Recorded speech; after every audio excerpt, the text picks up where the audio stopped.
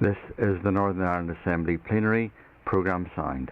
This is the Northern Ireland Assembly Plenary Programme signed. This is the Northern Ireland Assembly Plenary Programme signed. This is the Northern Ireland Assembly Plenary Programme signed. This is the Northern Ireland Assembly Plenary Programme signed. This is the Northern Ireland Assembly Plenary Programme signed. This is the Northern Ireland Assembly Plenary Programme signed. This is the Northern Ireland Assembly Plenary Programme signed.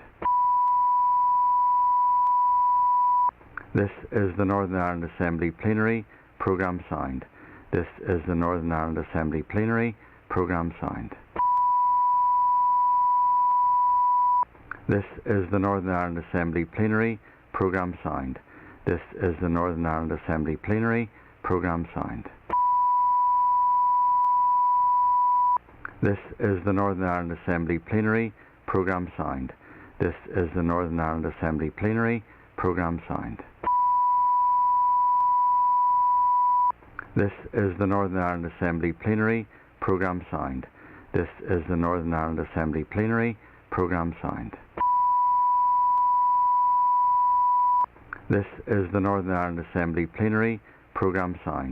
This is the Northern Ireland Assembly Plenary Programme signed. This is the Northern Ireland Assembly Plenary Programme signed. This is the Northern Ireland Assembly Plenary Programme signed. This is the Northern Ireland Assembly Plenary Programme signed. This is the Northern Ireland Assembly Plenary Programme signed. This is the Northern Ireland Assembly Plenary Programme signed. This is the Northern Ireland Assembly Plenary Programme signed. This is the Northern Ireland Assembly Plenary Programme signed. This is the Northern Ireland Assembly Plenary Programme signed. This is the Northern Ireland Assembly Plenary Programme signed. This is the Northern Ireland Assembly Plenary Programme signed. This is the Northern Ireland Assembly Plenary Programme signed. This is the Northern Ireland Assembly Plenary Programme signed. This is the Northern Ireland Assembly Plenary Programme signed. This is the Northern Ireland Assembly Plenary Programme signed. This is the Northern Ireland Assembly Plenary Programme signed. This is the Northern Ireland Assembly Plenary Programme signed. This is the Northern Ireland Assembly Plenary Programme signed. This is the Northern Ireland Assembly Plenary Programme signed. This is the Northern Ireland Assembly Plenary Programme signed. This is the Northern Ireland Assembly Plenary Programme signed.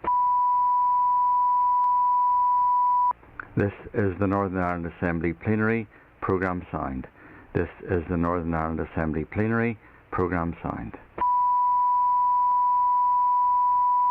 This is the Northern Ireland Assembly Plenary Programme signed. This is the Northern Ireland Assembly Plenary Programme signed. This is the Northern Ireland Assembly Plenary Programme signed. This is the Northern Ireland Assembly Plenary Programme signed. This is the Northern Ireland Assembly Plenary Programme signed. This is the Northern Ireland Assembly Plenary Programme signed. This is the Northern Ireland Assembly Plenary Programme signed. This is the Northern Ireland Assembly Plenary Programme signed. This is the Northern Ireland Assembly Plenary Programme signed. This is the Northern Ireland Assembly Plenary Programme signed. This is the Northern Ireland Assembly Plenary Programme signed. This is the Northern Ireland Assembly Plenary Programme signed. This is the Northern Ireland Assembly Plenary Programme signed. This is the Northern Ireland Assembly Plenary Programme signed. This is the Northern Ireland Assembly Plenary Programme signed. This is the Northern Ireland Assembly Plenary Programme signed. This is the Northern Ireland Assembly Plenary Programme signed. This is the Northern Ireland Assembly Plenary Programme signed. This is the Northern Ireland Assembly Plenary Programme signed. This is the Northern Ireland Assembly Plenary Programme signed. This is the Northern Ireland Assembly Plenary Programme signed. This is the Northern Ireland Assembly Plenary Programme signed. This is the Northern Ireland Assembly Plenary Programme signed. This is the Northern Ireland Assembly Plenary Programme signed. This is the Northern Ireland Assembly Plenary Programme signed. This is the Northern Ireland Assembly Plenary Programme signed. This is the Northern Ireland Assembly Plenary Programme signed. This is the Northern Ireland Assembly Plenary Programme signed. This is the Northern Ireland Assembly Plenary Programme signed. This is the Northern Ireland Assembly Plenary Programme signed. This is the Northern Ireland Assembly Plenary Programme signed. This is the Northern Ireland Assembly Plenary Programme signed. This is the Northern Ireland Assembly Plenary Programme signed. This is the Northern Ireland Assembly Plenary Programme signed. This is the Northern Ireland Assembly Plenary Programme signed. This is the Northern Ireland Assembly Plenary Programme signed. This is the Northern Ireland Assembly Plenary Programme signed. This is the Northern Ireland Assembly Plenary Programme signed. This is the Northern Ireland Assembly Plenary Programme signed. This is the Northern Ireland Assembly Plenary Programme signed. This is the Northern Ireland Assembly Plenary Programme signed. This is the Northern Ireland Assembly Plenary Programme signed. This is the Northern Ireland Assembly Plenary Programme signed. This is the Northern Ireland Assembly Plenary Programme signed. This is the Northern Ireland Assembly Plenary Programme signed. This is the Northern Ireland Assembly Plenary Programme signed. This is the Northern Ireland Assembly Plenary Programme signed. This is the Northern Ireland Assembly Plenary Programme signed. This is the Northern Ireland Assembly Plenary Programme signed. This is the Northern Ireland Assembly Plenary Programme signed. This is the Northern Ireland Assembly Plenary Programme signed. This is the Northern Ireland Assembly Plenary Programme signed. This is the Northern Ireland Assembly Plenary Programme signed. This is the Northern Ireland Assembly Plenary Programme signed.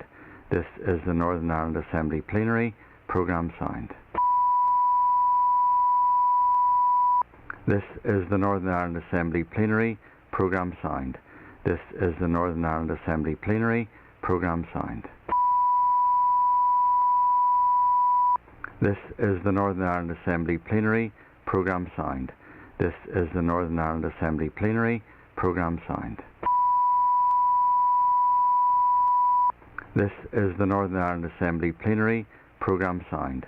This is the Northern Ireland Assembly Plenary Programme signed.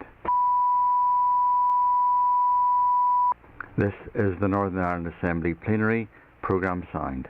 This is the Northern Ireland Assembly Plenary Programme signed. This is the Northern Ireland Assembly Plenary Programme signed. This is the Northern Ireland Assembly Plenary Programme signed. This is the Northern Ireland Assembly Plenary Programme signed. This is the Northern Ireland Assembly Plenary Programme signed. This is the Northern Ireland Assembly Plenary Programme signed. This is the Northern Ireland Assembly Plenary Programme signed. This is the Northern Ireland Assembly Plenary Programme signed. This is the Northern Ireland Assembly Plenary Programme signed. This is the Northern Ireland Assembly Plenary Programme signed. This is the Northern Ireland Assembly Plenary Programme signed. This is the Northern Ireland Assembly Plenary Programme signed. This is the Northern Ireland Assembly Plenary Programme signed. This is the Northern Ireland Assembly Plenary Programme signed. This is the Northern Ireland Assembly Plenary Programme signed. This is the Northern Ireland Assembly Plenary Programme signed. This is the Northern Ireland Assembly Plenary Programme signed. This is the Northern Ireland Assembly Plenary Programme signed. This is the Northern Ireland Assembly Plenary Programme signed. This is the Northern Ireland Assembly Plenary Programme signed. This is the Northern Ireland Assembly Plenary Programme signed. This is the Northern Ireland Assembly Plenary Programme signed. This is the Northern Ireland Assembly Plenary Programme signed. This is the Northern Ireland Assembly Plenary Programme signed. This is the Northern Ireland Assembly Plenary Programme signed. This is the Northern Ireland Assembly Plenary Programme signed. This is the Northern Ireland Assembly Plenary Programme signed. This is the Northern Ireland Assembly Plenary Programme signed. This is the Northern Ireland Assembly Plenary Programme signed. This is the Northern Ireland Assembly Plenary Programme signed. This is the Northern Ireland Assembly Plenary Programme signed. This is the Northern Ireland Assembly Plenary Programme signed. This is the Northern Ireland Assembly Plenary Programme signed. This is the Northern Ireland Assembly Plenary Programme signed. This is the Northern Ireland Assembly Plenary Programme signed. This is the Northern Ireland Assembly Plenary Programme signed. This is the Northern Ireland Assembly Plenary Programme signed. This is the Northern Ireland Assembly Plenary Programme signed. This is the Northern Ireland Assembly Plenary Programme signed. This is the Northern Ireland Assembly Plenary Programme signed. This is the Northern Ireland Assembly Plenary Programme signed. This is the Northern Ireland Assembly Plenary Programme signed. This is the Northern Ireland Assembly Plenary Programme signed. This is the Northern Ireland Assembly Plenary Programme signed. This is the Northern Ireland Assembly Plenary Programme signed. This is the Northern Ireland Assembly Plenary Programme signed. This is the Northern Ireland Assembly Plenary Programme signed.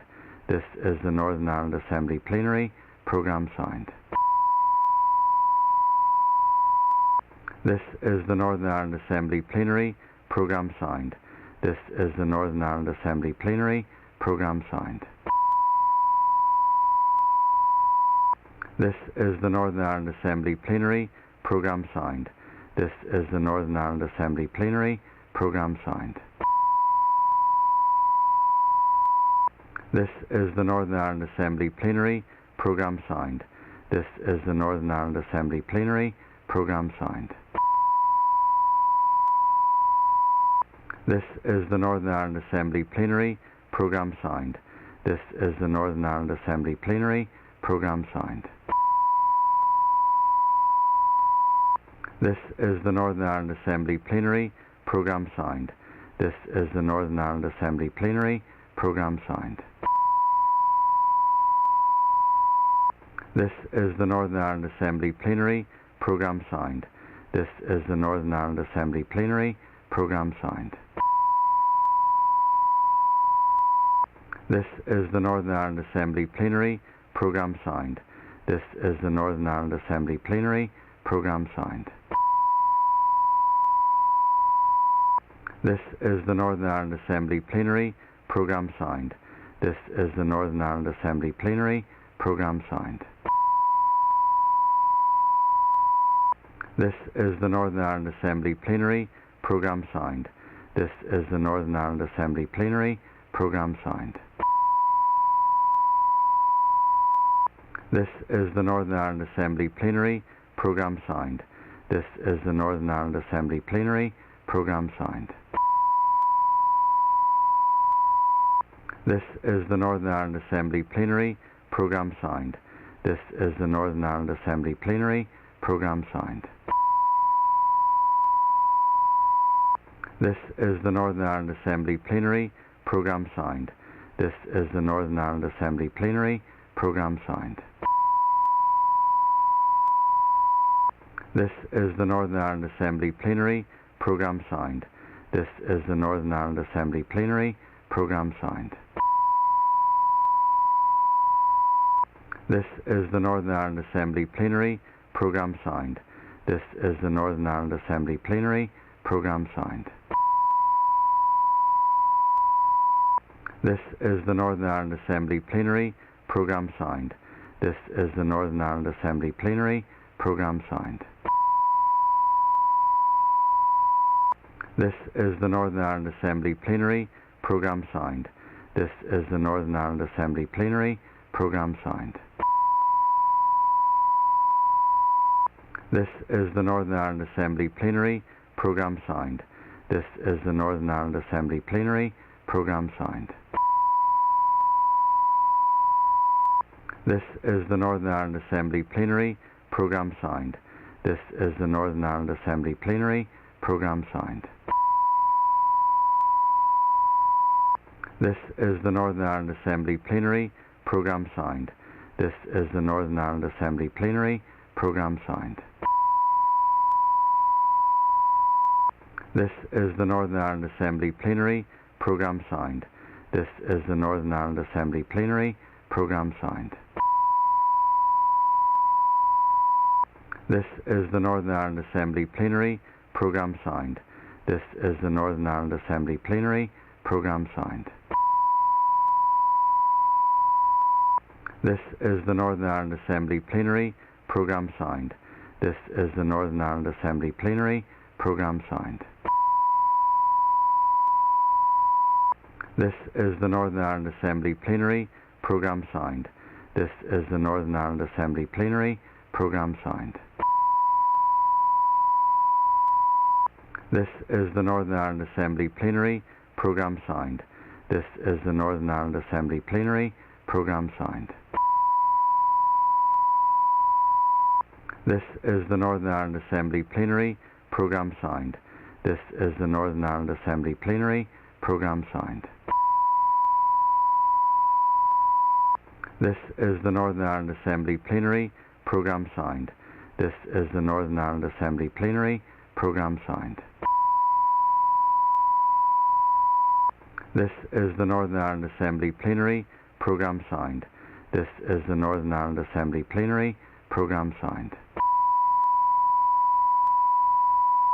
This is the Northern Ireland Assembly Plenary Programme signed. This is the Northern Ireland Assembly Plenary Programme signed. This is the Northern Ireland Assembly Plenary Programme signed. This is the Northern Ireland Assembly Plenary Programme signed.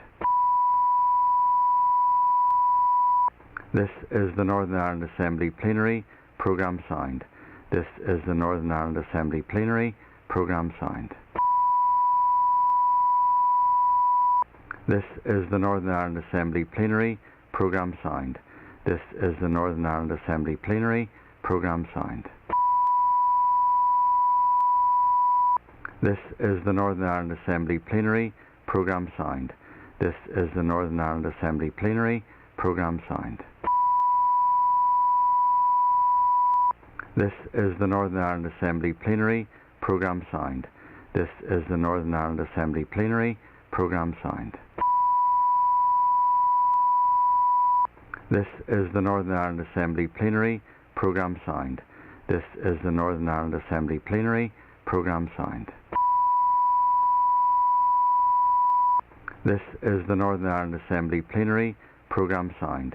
This is the Northern Ireland Assembly Plenary Programme Sound. This is the Northern Ireland Assembly Plenary Programme Sound. This is the Northern Ireland Assembly Plenary Programme Sound.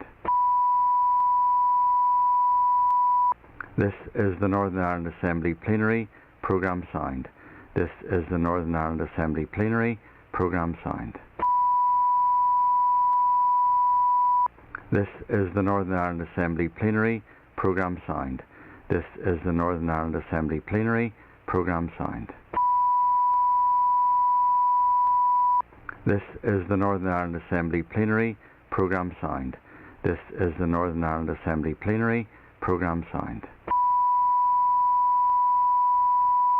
This is the Northern Ireland Assembly Plenary Programme Sound. This is the Northern Ireland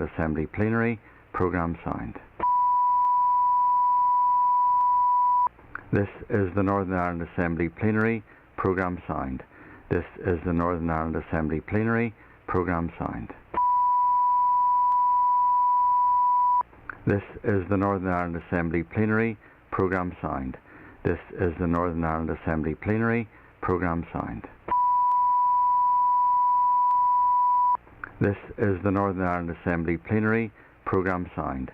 This is the Northern Ireland Assembly Plenary Programme Sound. This is the Northern Ireland Assembly Plenary Programme Sound.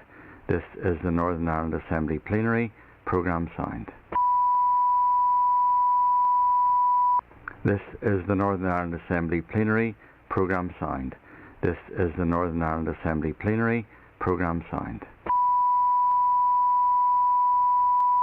This is the Northern Ireland Assembly Plenary Programme Sound.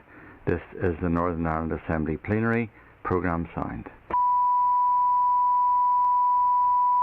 This is the Northern Ireland Assembly Plenary Programme Sound. This is the Northern Ireland Assembly Plenary Programme Sound. This is the Northern Ireland Assembly Plenary Programme Sound.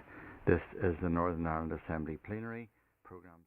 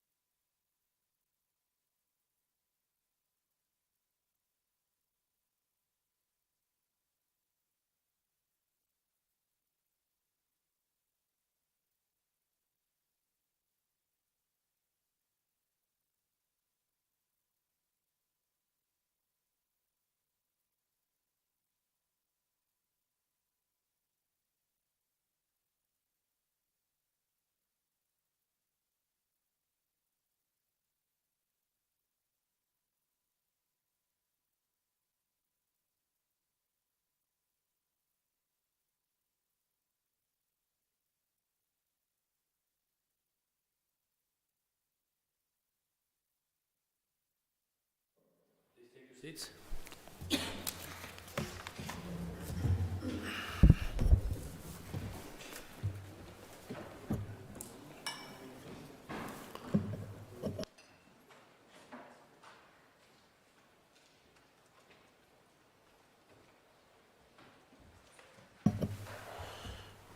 Members, the first item on the order paper is member statements.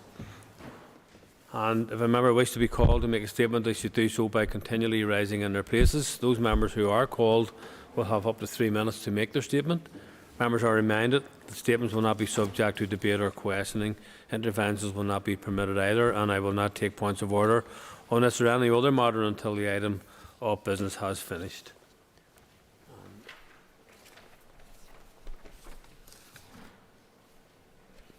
And I call Leah Flynn.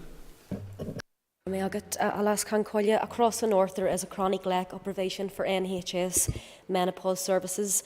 There is only one dedicated NHS menopause service in Belfast, and according to the department's data, there are only 2 menopause specialists across the entire north. Throughout trust areas outside Greater Belfast, women are treated for menopause symptoms by gynaecologists or GPs who quite often have no training in how to treat menopause, and women are not getting the understanding or the treatment that they need. There is clearly a need for more menopause services for women. These services can only be provided when doctors, nurses and other health professionals are given the education and the training that they need in order to treat and help women who are going through this often disruptive period in their lives. There are many good reasons to invest in menopause training for our medical professionals, and indeed to extend that training and knowledge to our wider society. And one of those reasons is the significant contribution that women make to our workforce and their impact on our economic well-being. According to the Office of National Statistics in Britain, menopausal women are the fastest growing demographic in the workforce, with women over age 40 being the fastest growing demographic here in the North's workforce. An ICTU survey in 2018 data shows that 98% of women surveyed didn't know if their workplace had a menopause policy. 49% says that menopause had been treated as a joke in their workplace. 96% says they would welcome a menopause workplace survey, and 97% said that they would welcome training for union representatives and managers so that they could support women experiencing menopause in the workplace.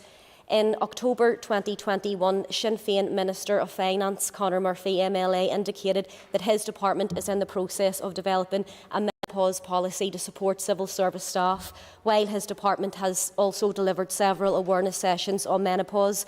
And I would like to finish by commending the Minister for this move, and I hope that others throughout the public sector and private sector can follow suit. Gormailgut. And I call Palm Cameron. Speaker, and I rise today to speak about VAT and care homes.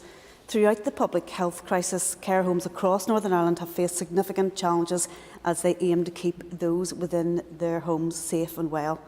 Our communities are full of examples where staff have gone above and beyond to protect residents, some even moving into these settings full-time. The problems witnessed at the start of the pandemic in relation to the supply of PPE, testing and availability of staff were reflective of the need for fundamental rethink of social care.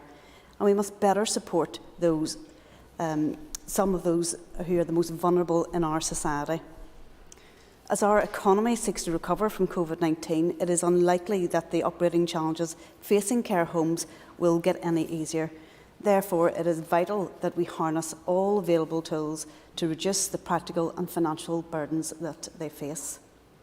The Care Act 2014 permits greater flexibility for state-registered care home providers to recover VAT or value-added tax on supplies and other expenditure related to care services across the United Kingdom.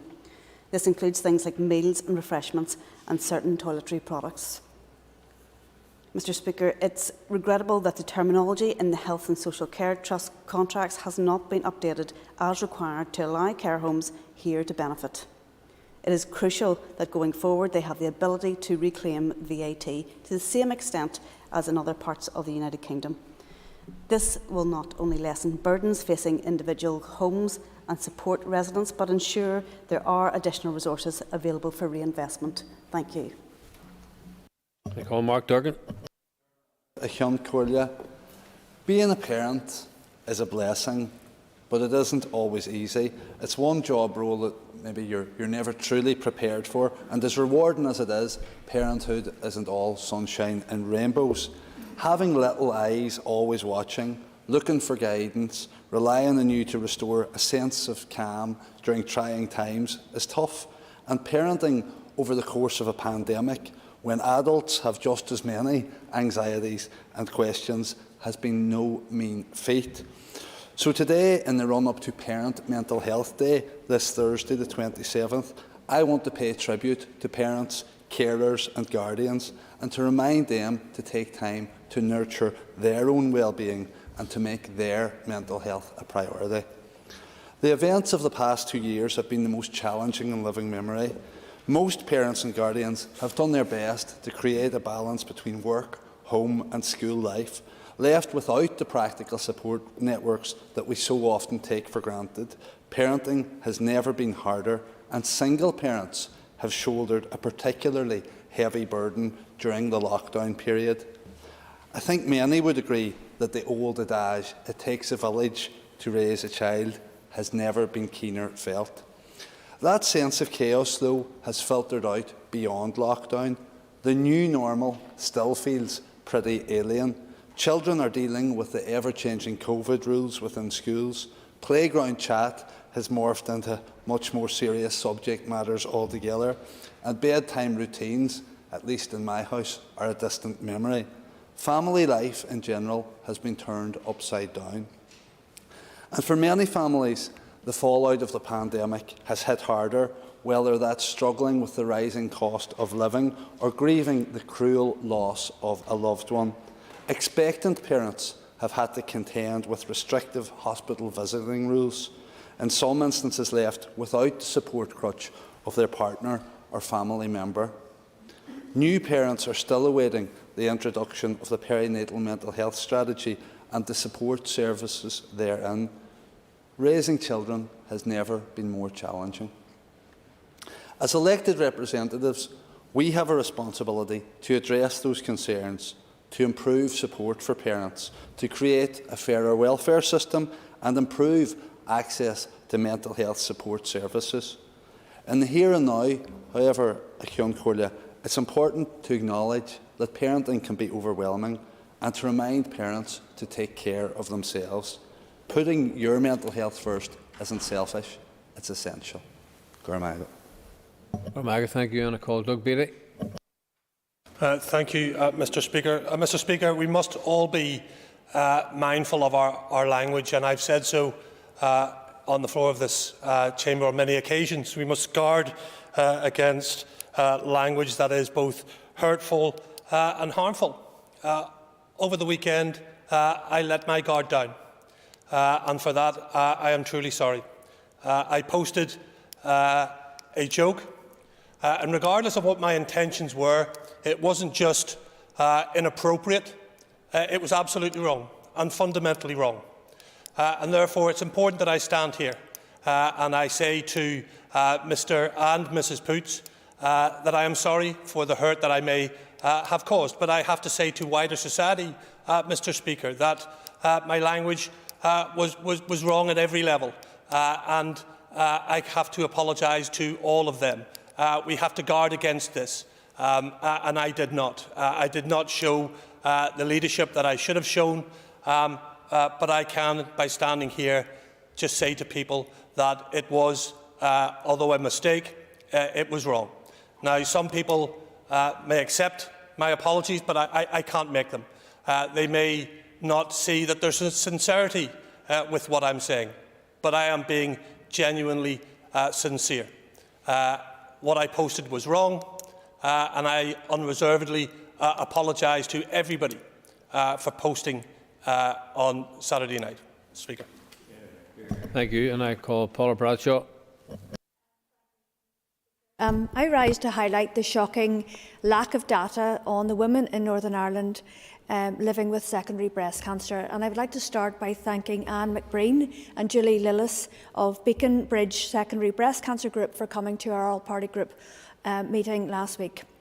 I know that of the MLAs who attended, it was a really, really powerful meeting, and we all very much appreciated their contributions and for them sharing their personal experiences. Mr Speaker, whilst we know that around 35,000 people are living with secondary breast cancer in the UK, this is merely an estimate, and without the accurate data, we cannot possibly provide the best care for these patients. Secondary or metastatic breast cancer is a truly devastating diagnosis for any patient, and women deserve the best possible care to prolong their life and spend their valuable time with loved ones. However, in Northern Ireland, we are failing these women, largely because our health service is not collecting the required data, and therefore there are gaps in the service. In May last year, thanks to the dedication of campaigners and charities, NHS England announced the first ever national metastatic breast cancer audit to collect accurate figures of the number of people who are living with secondary breast cancer in England. NHS Wales has also committed to participating in the audit, but unfortunately Northern Ireland will not be taking part. I wrote to the Health Minister in November last year to ask if he had considered joining the National Metastatic Breast Cancer Audit and was informed that we do not collect and organise the data necessary to carry out this audit.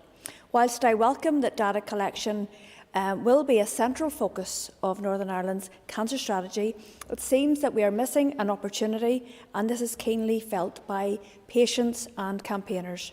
Trusts in England are required to record cases of secondary breast cancer. However, according to Breast Cancer Now, compliance is relatively low here. Therefore, I would question why our health service cannot undertake this audit, given we are in a relatively similar position to England. As the charity points out, this information is vital to the effective planning of services. Without it, we are unable to identify how we can make necessary improvements. Mr Speaker, for patients with this incurable diagnosis, the commitment contained within the cancer strategy to review the use of data seems like too little, too late. These women already feel disadvantaged compared to patients in England and have highlighted a lack of clinical trials in Northern Ireland, the additional administrative processes to access drug treatments, and that the first dedicated clinical nurse specialist for secondary breast cancer has only recently been appointed here. For these patients, every moment counts, and I would urge the Health Minister to take advantage of this opportunity and to re-examine the decision to not take part in the audit. Thank you. Thank you. And I call Rachel Woods. Mr Speaker, and I wish to speak about cervical cancer and screenings, which are one of the best ways to prevent cervical cancer, but over 1 in 4 do not attend their appointments when they're invited. And we know that tests can save lives, but they're not easy for everybody. Some people find them uncomfortable or embarrassing, and others face additional barriers, such as a disability or an experience of trauma. And reducing the barriers to this potentially life-saving test and encouraging uptake is something that we need to focus on. And last week was Cervical Cancer Prevention Week, and the charity Joe's Cervical Cancer Trust took the opportunity to highlight the importance of these tests, and they're opening up conversations about what comes after the tests, which is the results. And I know a number of people in here will know after receiving a screening, you receive the letter. I know what it looks like, and I know the feeling about opening it as well. And sometimes it can be really embarrassing. It can be ashamed, which we know a lot of people and women who have responded to Joe's Trust have said as well. But each year in the UK, 220,000 are told that they have cell changes following their routine cervical screening appointment. They're not cancerous, but they could develop into cancer if they're not monitored or treated appropriately. And treatment given to prevent the development of cervical cancer is highly effective, with a success rate of about 90%. And this makes examinations and treatment a crucial aspect of prevention. And recent research found out that 9 in 10 women knew a little or nothing about cell changes before being diagnosed, and more than a quarter were ashamed.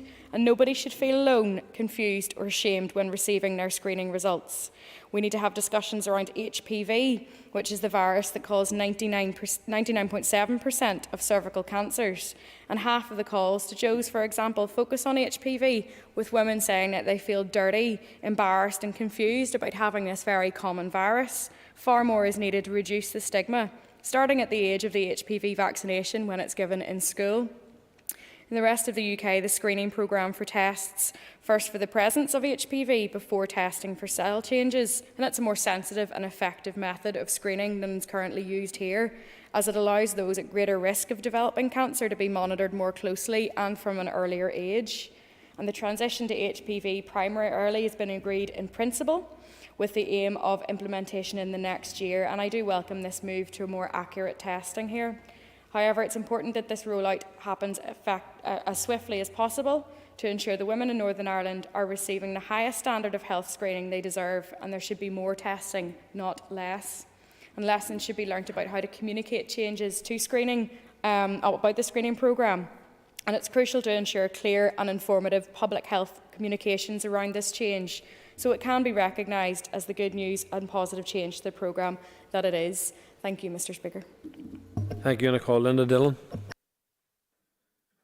Concordia, I want to speak today to the very welcome news last week by the Executive Office that the apology to victims and survivors of historical institutional abuse will be made in March of this year. I was elected to this Assembly in 2016 and became Sinn Féin spokesperson on victims just weeks before the Hart Report was launched. And I'll never forget attending that launch of the report and feeling the feeling in the room that these children who had been abused in many different ways now stood as adults, acknowledged and believed. And the shame was given to those who own it, to the institutions, to those that carried out the abuse and to the state. There have been many twists and turns, and it has been a long and difficult road to implement redress and support services.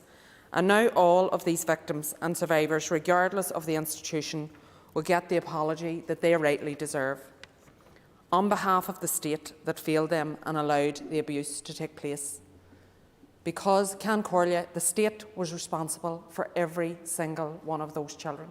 Regardless of where the abuse took place, the state had responsibility. They had responsibility to look after them, to care for them and to protect them, and the state failed them.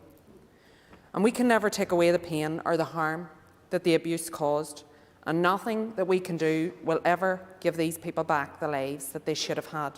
But it is right that we say sorry to them all. There are many who have not lived to see this day, including my own mother-in-law and her sisters. But if nothing else, I hope they can now rest in peace. If we do not fully acknowledge and address what happened, we leave the gates open for similar abuses to happen in the future. My thoughts, Concordia, are with all of the victims and survivors. This belongs to them. They own it. Gormagat. Thank you, and I call Deborah Erskine. Speaker, the reckless pursuit by some in this House of a net zero emissions target by 2045 is irresponsible and threatens devastation to the Northern Ireland economy, including our $5.2 billion food and drink industry. Let's not forget the Independent Climate Change Committee recommended an 82% reduction target for greenhouse gases by 2050. It stated in every scenario for achieving UK net zero that we have constructed, Northern Ireland would not get to net zero greenhouse gas emissions by 2050. The current private member's bill is out of step with this and out of touch with the practical reality. All you have to do is speak to the farmers in my rural constituency of Fermanagh and South Tyrone, where jobs and livelihoods are on the line with this private member's bill. Northern Ireland makes up 3% of the UK population, but provides around 20% of the food consumed in the United Kingdom. 50% of what we produce locally goes to Great Britain. Therefore, the reduction in herd numbers and food production that would be inevitable result of this bill would actually perversely leave a gap in supply that could only be filled via cheaper imports, which would have been produced to lower environmental and animal welfare standards. Sinn Féin TD Matt Cardy articulated the problem during a debate in the Dáil. He said, "When I talk to people in rural communities and ask them what climate change means to them, they tell me it means higher taxes, higher costs on products for which they have no alternatives, job losses and greater fear for their livelihoods, particularly in farming families. Tell me then what you will say to those in your constituency when you're looking at a 54% decrease in farm employment, which equates to 13,000 jobs. Not forgetting the decrease of 86% to the number of farms in the dairy sector, which the KPMG report explains. Perhaps the members opposite can explain why they don't share the same view in relation to the Green Party bill. It seems they are very happy to implement partition when it comes to climate change targets. I'm going to call Mike Nesbitt. Very much, Mr. Speaker. I declare an interest as a member of the Policing Board of Northern Ireland, as I wish to comment on correspondence published over the weekend from the Chief Constable to the Policing Board regarding budgets and his decision not to progress the planned recruitment drive this spring. When the Minister for Finance came to the House to announce the draft three-year budget, he mentioned ring-fenced allocation of £14.8 million to the police for staffing. However, the 2% overall cut in budget of £14.6 million largely and effectively offsets that money. Let's be clear that when the Chief Constable says I'm not recruiting, that doesn't mean that the police headcount stays static. It falls. It falls because annually the police lose around 300 officers for a variety of reasons, but largely through retirement. So if there's no money to recruit over the three-year budget period, the headcount will drop by 900, which will end up at around 6,100 or 6,200 at best. And yet we have a commitment, not just from Patton 20 years ago, but a New Decade, New Approach 2 years ago, to increasing the headcount to 7,500. Well, on the current budget projections, that's not going to happen because over the 3 years of this budget period, to increase the headcount from its current position to 7,500, the contribution would be north of £70 million that the Chief Constable does not have. So if we're going to go the other way and see numbers fall by 300 per annum, the Chief Constable has already made clear to the Policing Board in writing on the 7th of this month that dropping 300 in the financial year 22-23 would have, quote, a significant impact on frontline policing. And where would that impact most likely fall? Well, I suggest it's in neighbourhood policing, despite Patton's recommendation 44, which was policing with the community should be the core function of the police service and the core function of every police station. This is a very serious situation, Mr. Speaker. We are not giving the police the money they need to keep people safe. But finally, on a positive, I want to welcome what I heard on Radio Ulster this morning when the Minister for Justice discussed the police budget and the decision of the Chief Constable to postpone recruitment in March, because the Minister commented on operational matters, potentially for the first time that I've heard. So I welcome the precedent and look forward to more of the same from the Minister. I call Cara Hunter. Mr. Speaker, and I welcome the opportunity this morning to talk a little bit more about my concern for the North losing its best and brightest young people to other shores. Now, in December, a new report had revealed that an ongoing orange and green issues are as much to blame for Northern Ireland's brain drain as the economy. And in 2019, it was very worrying that over 17,000 young people left Northern Ireland for elsewhere. Among the reasons cited for our young people leaving Northern Ireland was segregation, poor community relations and stuck in the past political debates. Students in the study described themselves as sick of ongoing community tensions here. I believe we have already lost generations of people here due to our conflict, but now is the time to effectively address our current societal issues before we continue to lose any more. Every participant raised concerns about political instability, and not one of them expressed confidence in governmental decision-making. How sad is that? Students also voiced that they felt they were not represented by politicians or within our political debates here. I welcome the representation and engagement of our student unions across the North, who continue to turn their anger into action and demand better from our executive here. Looking at my own time under the age of 21, I too left Northern Ireland for elsewhere. I've lived in Liverpool, Dublin, Boston and California, looking outward for opportunity, looking beyond home for new starts and new chances. But that shouldn't have to be the case. We can provide those opportunities right here in our home. And I believe we must act today to provide for our young people's future tomorrow. The report also recommended that the Northern Irish Executive should develop a specific strategy to address the loss of our talented young people here. It is time to retain and regain the lost talent here. Let's diversify our university course offerings. Let's open a veterinary school. Let's create an appropriate and effective strategy to develop our universities. Let's invest in them and allow for that energy and that talent that young people bring. Let them create it and to stay here and to live here. Young people also said elsewhere had a broader range of higher educational courses, greater availability of places and higher quality student experience, which encouraged them to leave Northern Ireland. I believe one thing we can all agree on is that 2/3 of our young people leaving this island and never returning home is absolutely unacceptable.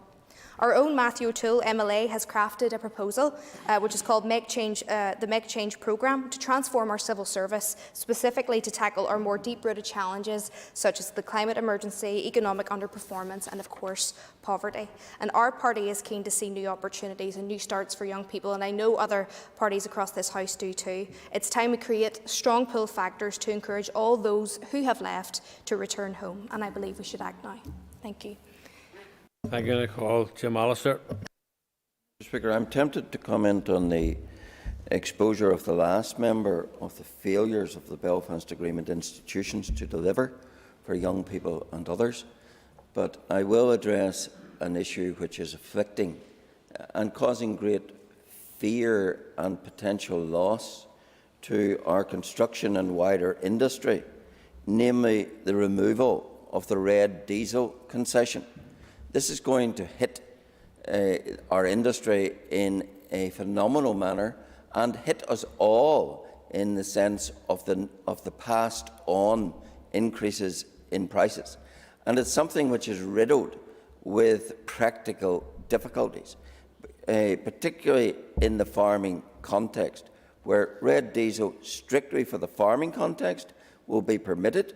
But if a farmer, for example, obliges a neighbour by taking his digger to dig out something, then he's regarded as being a contractor who must wash out the tank, fill it with white diesel and go and oblige his neighbour. That's just so impractical. It's not going to happen.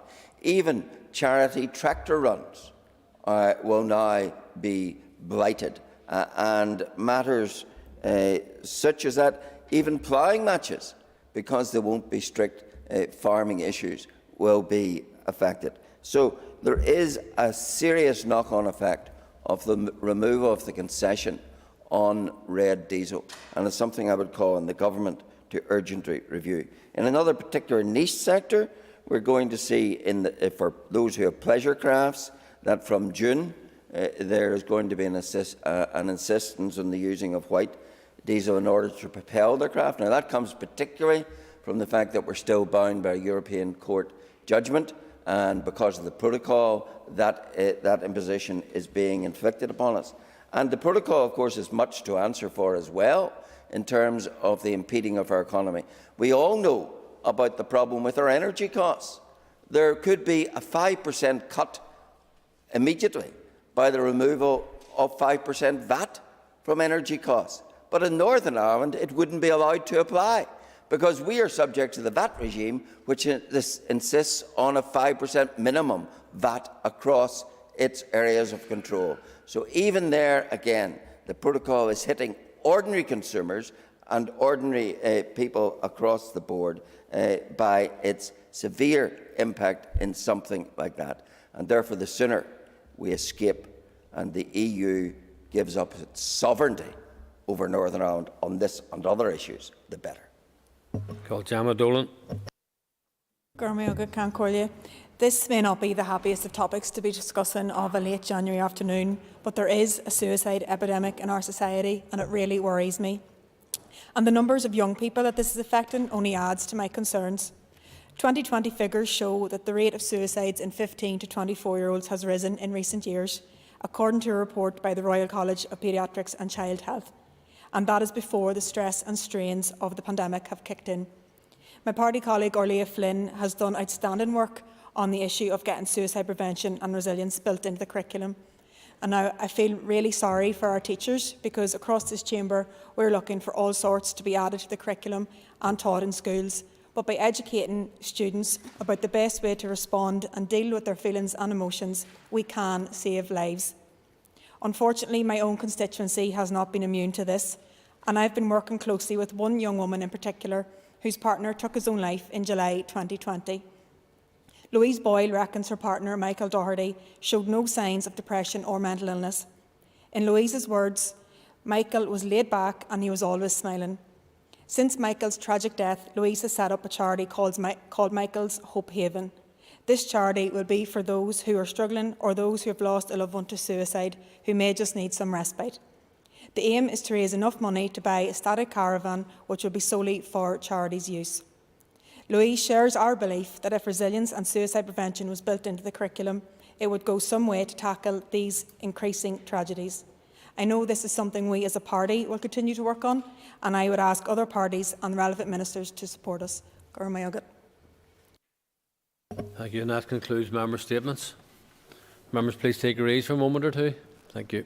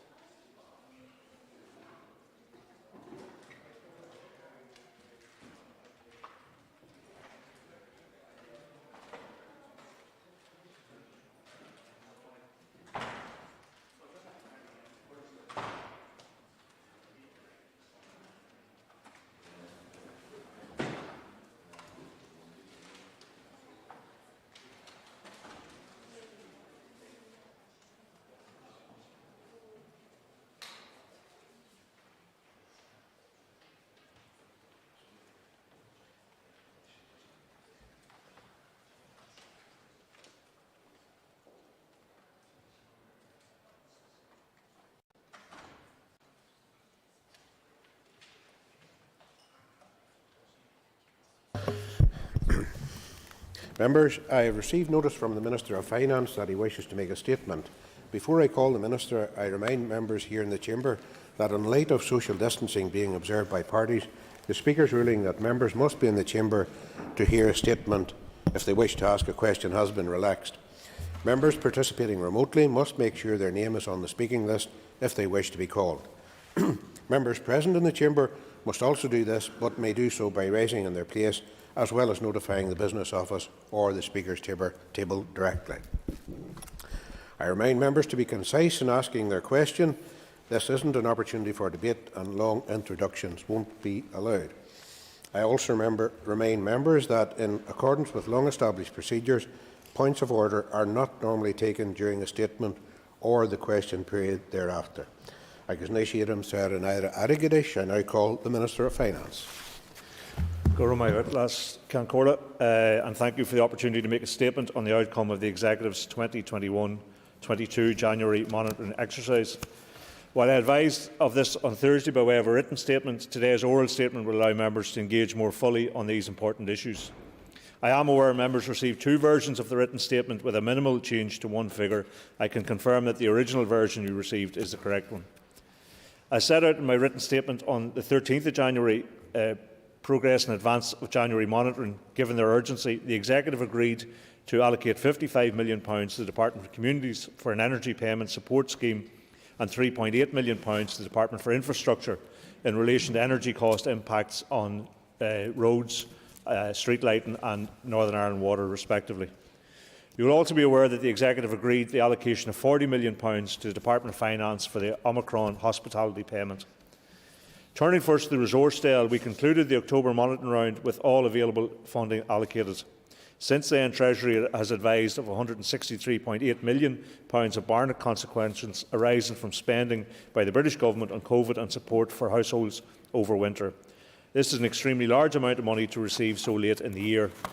Departments have also identified £140.5 million in reduced requirements.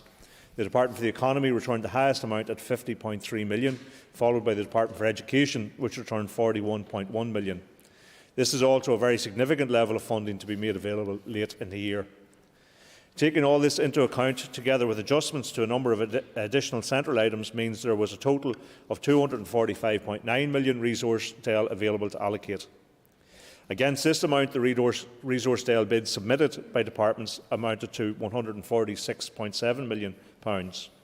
Full details of bids and allocations are set out in the tables which accompany this statement. However, I would like to highlight a few specific areas. The Infrastructure Minister is receiving £68.1 million in addition to the £19.8 million to help mitigate the impact of COVID on TransLink. A further £24 million has been provided to subsidise bus routes. £15.5 million has been provided for help with energy costs increases for Northern Ireland Water and roads. A further £4 million is made available to support the bus and coach industry. £2.7 million is allocated for penalty charge, notice debt write-off, and £2 million for the driver and vehicle agency. The Department for Education has been given £43.3 million.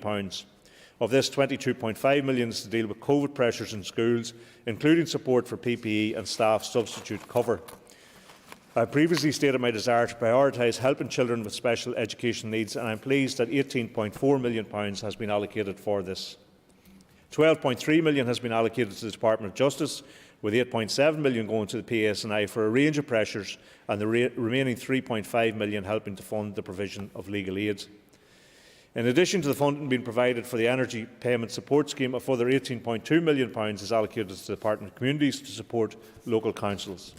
£4 million has been allocated to the Department for Agriculture, Environment and Rural Affairs to compensate those affected by the avian influenza outbreak. A further £31.9 million has been provided across departments to cover pressures arising from accounting charges for depreciation or impairment of assets. And following these allocations, there remains £70.5 million of unallocated resource DEL. In terms of capital, £100.5 million was available for allocation. This was as a result of £44.5 million of Barnett consequences and £57 million of reduced requirements from departments, along with some central adjustments. The Department of the Economy returned £16.7 million, the single largest amount. Departments submitted capital bids totalling £4.6 million, all of which have been met. This includes £3.7 million for the Department for Infrastructure in relation to costs associated with the A6. There is also £500,000 for the Department of Education for the supply of digital devices under the Fair Start report. Having met all the capital bids, there still remains £35.9 million capital DEL available for allocation. £72.7 million of financial transactions capital was available for allocation. With no bids have been submitted by departments, £71.1 million of this will be put towards repayments of future liabilities. This leaves £1.6 million available to carry over into next year. As a result of these allocations, we end the January monitoring round with £70.5 million resource DEL, £35.9 million capital DEL and £1.6 million of financial transaction capital unallocated. We are currently within our budget exchange scheme limit of £105.6 million carry forward of resource DEL by £35.1 million, and we are level with the £1.6 million carry forward limit for financial transactions capital. Carrying over money will allow us to meet more of the pressures facing us next year. However, it is important that we do not breach our limit and surrender money to Treasury. I have therefore asked ministerial colleagues to minimise year-end underspends to make sure we remain under our carry-over limit. I will keep this position under close review. As things currently stand, the amount of unallocated capital DEL already exceeds our carry-forward limit of £27.5 million. So I am extremely disappointed we received such significant levels of departmental reduced requirements at this late stage from executive colleagues which, if notified earlier, could have been utilised in other areas. I have already written to executive colleagues seeking further proposals that can utilise the remaining resources in the remaining months of this financial year. I have also pressed the Chief Secretary of the Treasury to allow more budget flexibility. It is hugely concerning that Treasury may not permit funding to be carried into next year, even if additional funding is confirmed at such a late stage that it prevents it being used most effectively. Last Concordia, I commend the January monitoring statement to the Assembly. I now call Steve Aiken, the Chair of the Finance Committee. Thank you very much indeed, and thank you very much indeed, Mr Deputy Speaker. I would again like to thank the Minister for his statement and for meeting with me and the Deputy Chairperson earlier today in order to discuss the key points of this briefing. I am sure the committee will greatly welcome the allocations of Resource Del to the hospitality sector for Omicron, to householders to meet energy costs, to education in respect of special educational needs, and to infrastructure for what appears to be unavoidable spend, again around energy costs and bus services. Mr Deputy Speaker, it is surprising that given the year that we have had, that the Executive finds itself underspent in terms of resource, FTC and even conventional capital. I think the committee will want to think carefully about the FTC and RRI payback measures, which have been employed as well as the use of non-ring-fenced DEL in order to meet ring-fenced pressures. Mr Deputy Speaker, the committee has repeatedly raised concern about the capital programme and the difficulty that departments appear to have in getting the money spent. I know that this has caused much frustration, especially in the construction sector. Can I again ask the Minister, given the significant underspend in capital, is there a systemic problem across the Executive in respect of capital project management and delivery? If there isn't, why is the capital so significantly underspent again? Mr Deputy Speaker, the Fiscal Council report on the budget indicates that the Executive has excess of £150 million of Omicron Barnett consequential funding in 21-22. However, if it spends beyond its Barnett share, the Executive will have to repay the difference to Treasury. Can I ask the Minister, how much Omicron money do you think the Executive will actually have to pay back? Has he withheld funding from other departments in January monitoring in order to cover this COVID payback pressure? Thank you, Minister. I thank the Chair of the Committee for his remarks. And can I say in relation to capital underspend, it is concerning because particularly at this late stage of the year, it's more difficult to allocate capital and get it spent out within the financial year than perhaps resource. And I don't think there's any endemic problem across the Executive, but I do think that departments need to be aware of what they may spend or not spend. Earlier, October monitoring, we had twice the level of bids than we had money to allocate, and money could have been, if earlier surrenders could have been allocated then, and now we have much more than the bids that have come in. So it's not a good way of doing business. I constantly do remind my Executive colleagues to make sure and manage the funding well, and to give us an early alert if funding will not be required. And so while it is concerning, I'm very hopeful that there will be further bids for that capital, because, as I said, we've already exceeded the carryover amount. And we will continue to press Treasury in relation to more flexibility in that regard. In relation to the payback of the Barnett consequences we got COVID, we have had conversations with the Chief Secretary of the Treasury, and I am confident that we will not have to pay back any of that money. That's the clear sense that we've got from Treasury, and I expect that to be confirmed in the near future.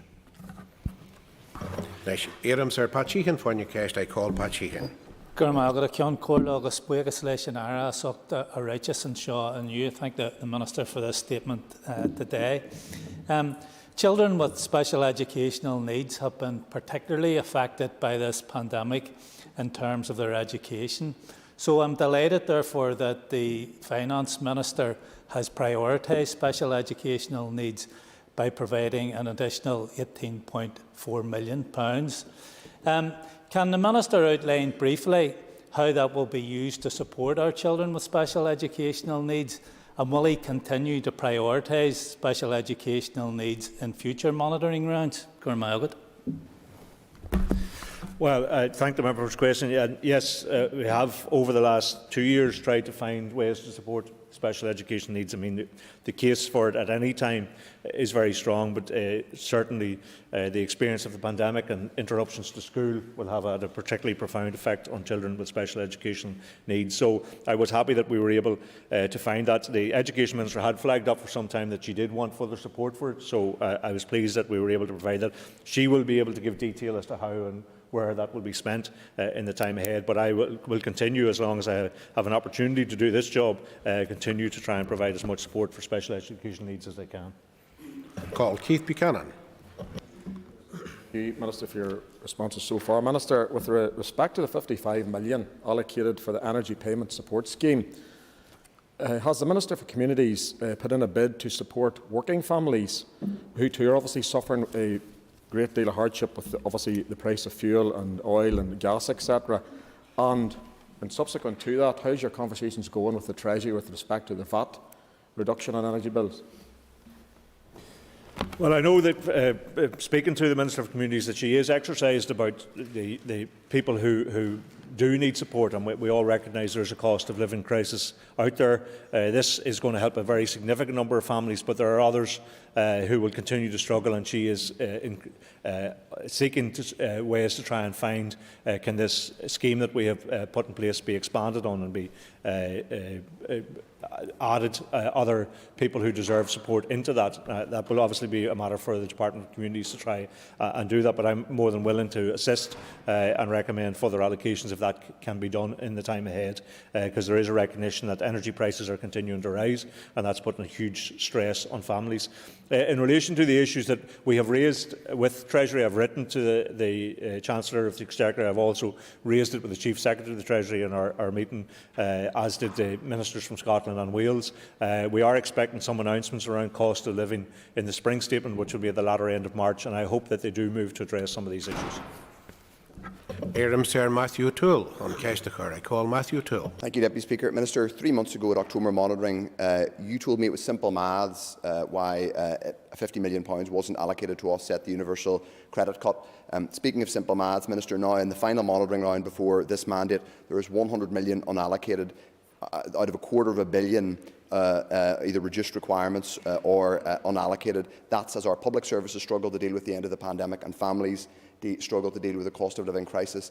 Minister, that £100 million that could be handed back, that isn't an indictment of your stint as Finance Minister. What is it? Well, if the £100 million came from the Department of Finance, it would be. But of course it comes from a range of departments, including your own colleagues' department as well, surrendering of money. It is late in the financial year for such a significant surrender, and I anticipate there will be further surrendering of money between now and the end of the financial year, and I have asked all executive colleagues to give us the earliest possible warning in relation to that. Of course, we can carry over £100 million resource and I think £27.5 million capital, and I think it would be beneficial to us if we can carry that amount, but we don't want to be in a position where other funding is surrendered back to Treasury. So there will be a need for further allocations between now and the end of the financial year. I've asked departments to come forward and bid for that. So while I have a responsibility for making the propositions around the allocations and trying to manage the money, I don't manage the money internally in each of the departments. And that's where the surrenders have come back from. And so I think the issue that he raises is best raised with those individual ministers who have made such significant and late returns. I call Andrew Muir. Mr Deputy Speaker, my question is in relation to capital funding, and at the outset I would declare that my stepfather is a quality manager for the A6 project. I put it to the Minister, and the Minister agreed with me, there is a systemic problem in being able to spend capital funding. We only got one bid from the Department of Infrastructure for capital funding, yet there are so many projects, bus, rail, active travel, roads maintenance, that are crying out for funding. Would the Minister provide an update on whereabouts we are in getting an independent infrastructure commission to address this problem? Because we're looking likely we're going to be handing money back to Treasury, and that is criminal, frankly. Well, it's not my intention to hand any money back to Treasury, and that's why I've asked for additional bids. There is one thing about capital spend being planned over in the normal circumstances. In this case, where capital has not been spent at the end of the year, it generally speaking is returned. That's a normal cycle within our public finances, and things, particularly remembering back to my own time in DRD, as DRD Minister, as it was then, roads would have stepped forward and used up quite a lot of unspent both resource and capital at the latter end of the financial year. So this is a cycle that has happened. We want to see, we're already above our limits in terms of capital, so we do need to see further bids coming in, and I've asked executive colleagues to look to see where they can spend that between now and the end of the financial year. The discussions on the Infrastructure Commission, I think, are ongoing with the First and Deputy First and the Minister for Infrastructure. Ciara Ferguson on Castachar. I call Ciara Ferguson. Thank you, Deputy Speaker.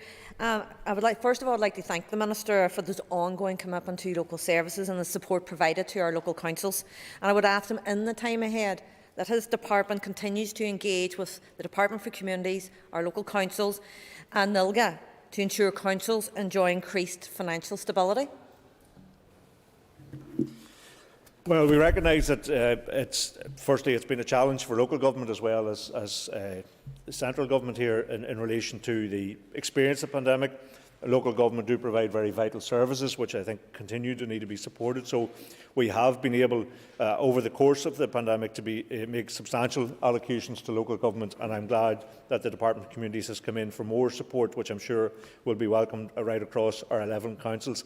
I do meet regularly with the councils on the local government partnership panel, which a number of ministers sit on, so we do hear first-hand from council representatives, and I do meet individual councils as often as I can, so we're very much aware of the pressures they face, and I'm sure they very much welcome the allocations that have been made as part of this monitoring round.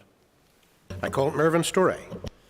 Thank you, Deputy Speaker. Although these bids for the PSNI have been fully met and the in-year pressures for the PSNI, obviously they've arisen as a result of the associated costs in regards to the protocol and the EU exit.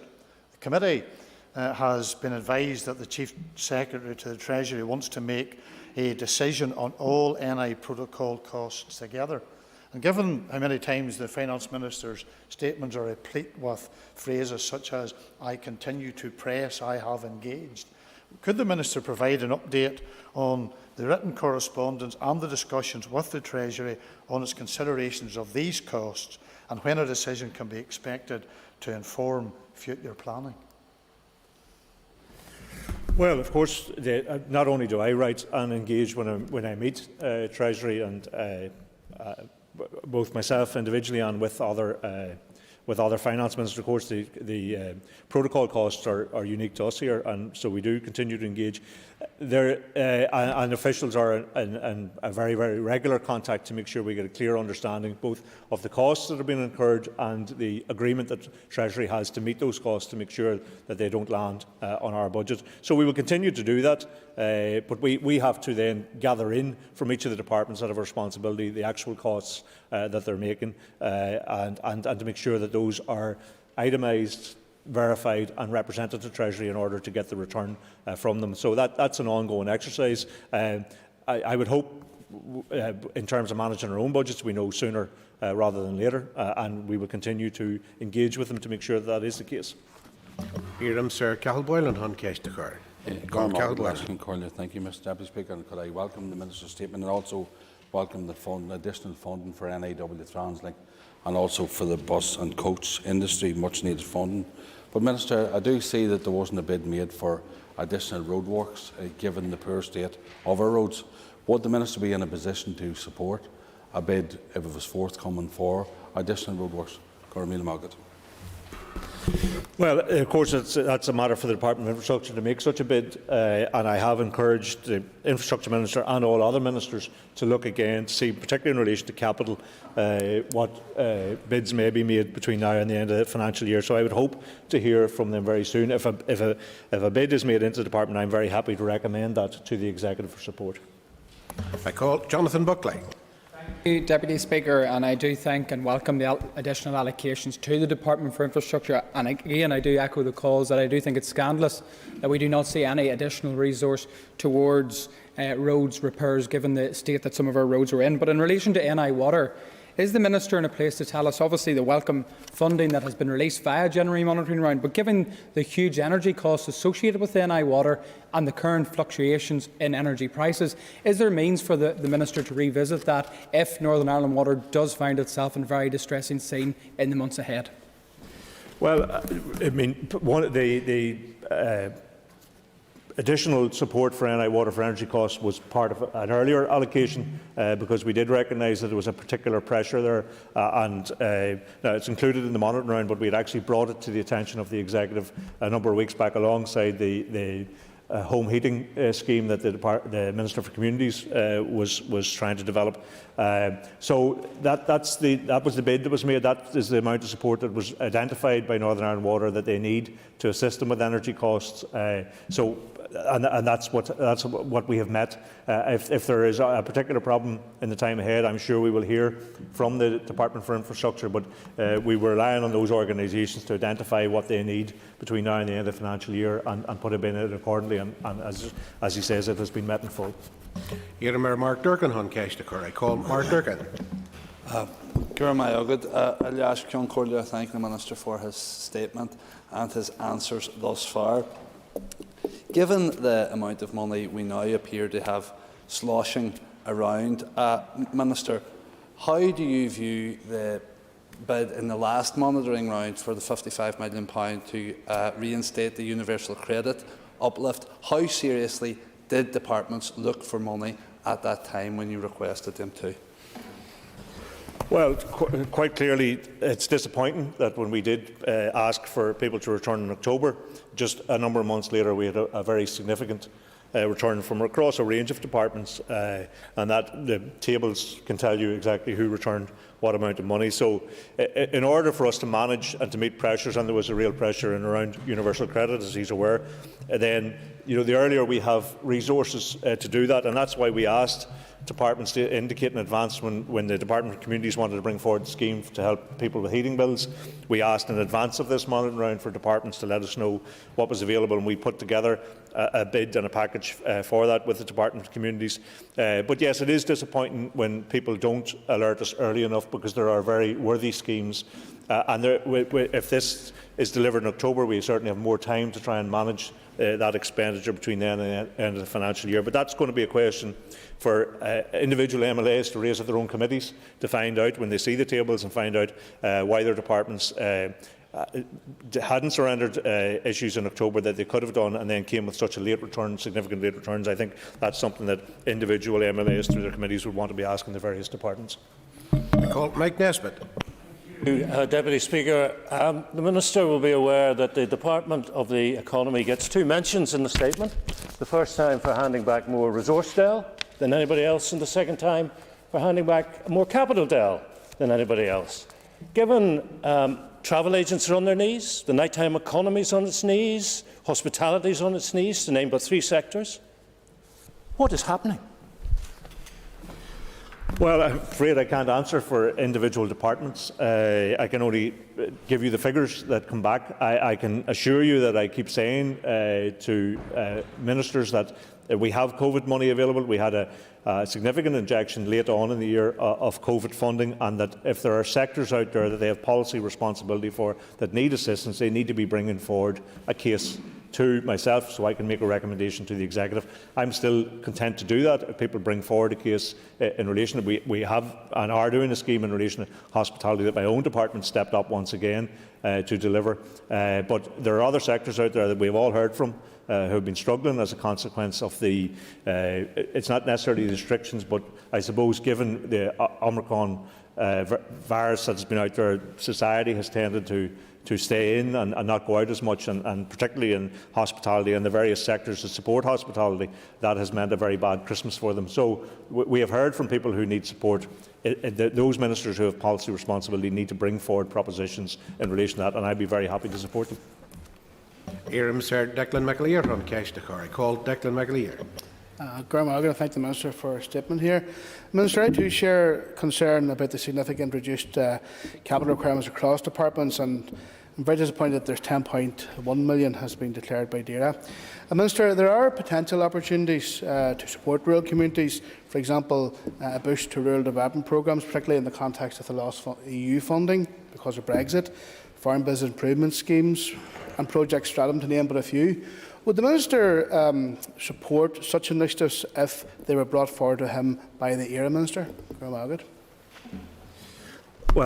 the Project Stratum would be a responsibility of the Department of Economy, but certainly as a rural dweller and as someone who represents a largely rural constituency, I'm very acutely aware of many of the issues that he's raised and the need for support in rural communities, particularly in relation to broadband issues and connectivity, which is a particular difficulty in rural areas, and then when you live in a border area, it's even more acute, I can assure you.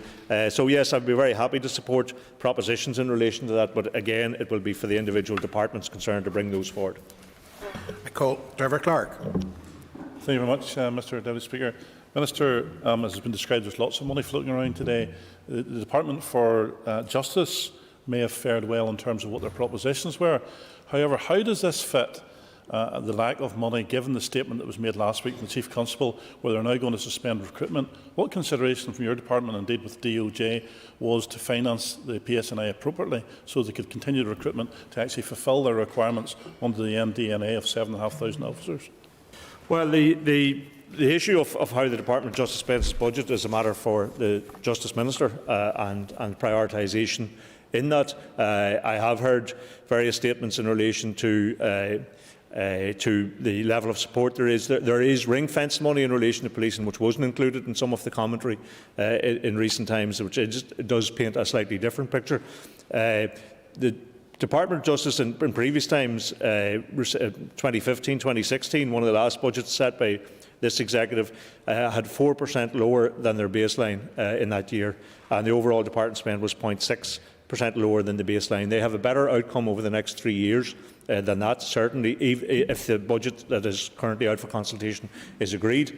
And we have to take a decision whether we decide to prioritise health and support that prioritisation by some allocations to enable health to conduct the transformation that is required there. So there are challenges across all departments, but there is an increase in spend year on year, and it's going to be up to whatever minister happens to be in the Department of Justice in the new mandate then to prioritise according to the budget that they have. I call Paula Bradshaw. Thank you, Deputy Speaker, and I'd like to thank the Minister for his statement today and to ask him, following on from that last question there, given that he set up the Northern Ireland Fiscal Council, to outline his response to that council's independent and expert view that the Department of Justice continues to be the major budget loser when it comes to allocations from monitoring rounds. Thank you. Well, I don't think it did say that it's a loser when it comes to allocation from monitoring rounds. They were talking about the 3-year budget that's out for consultation.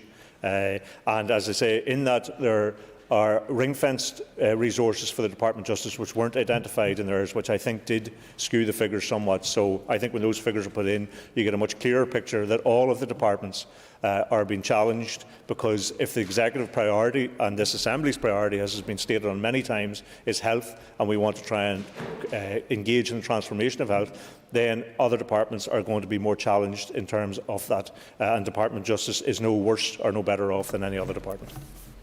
Éireann Melissa McHugh chun Ceisteiceoirí. Call Melissa McHugh. Good last Carla. Agus buíthas dús leis an éire fahanne the Ratchis, and at the outset I'd like to thank the Minister as well too for his statement.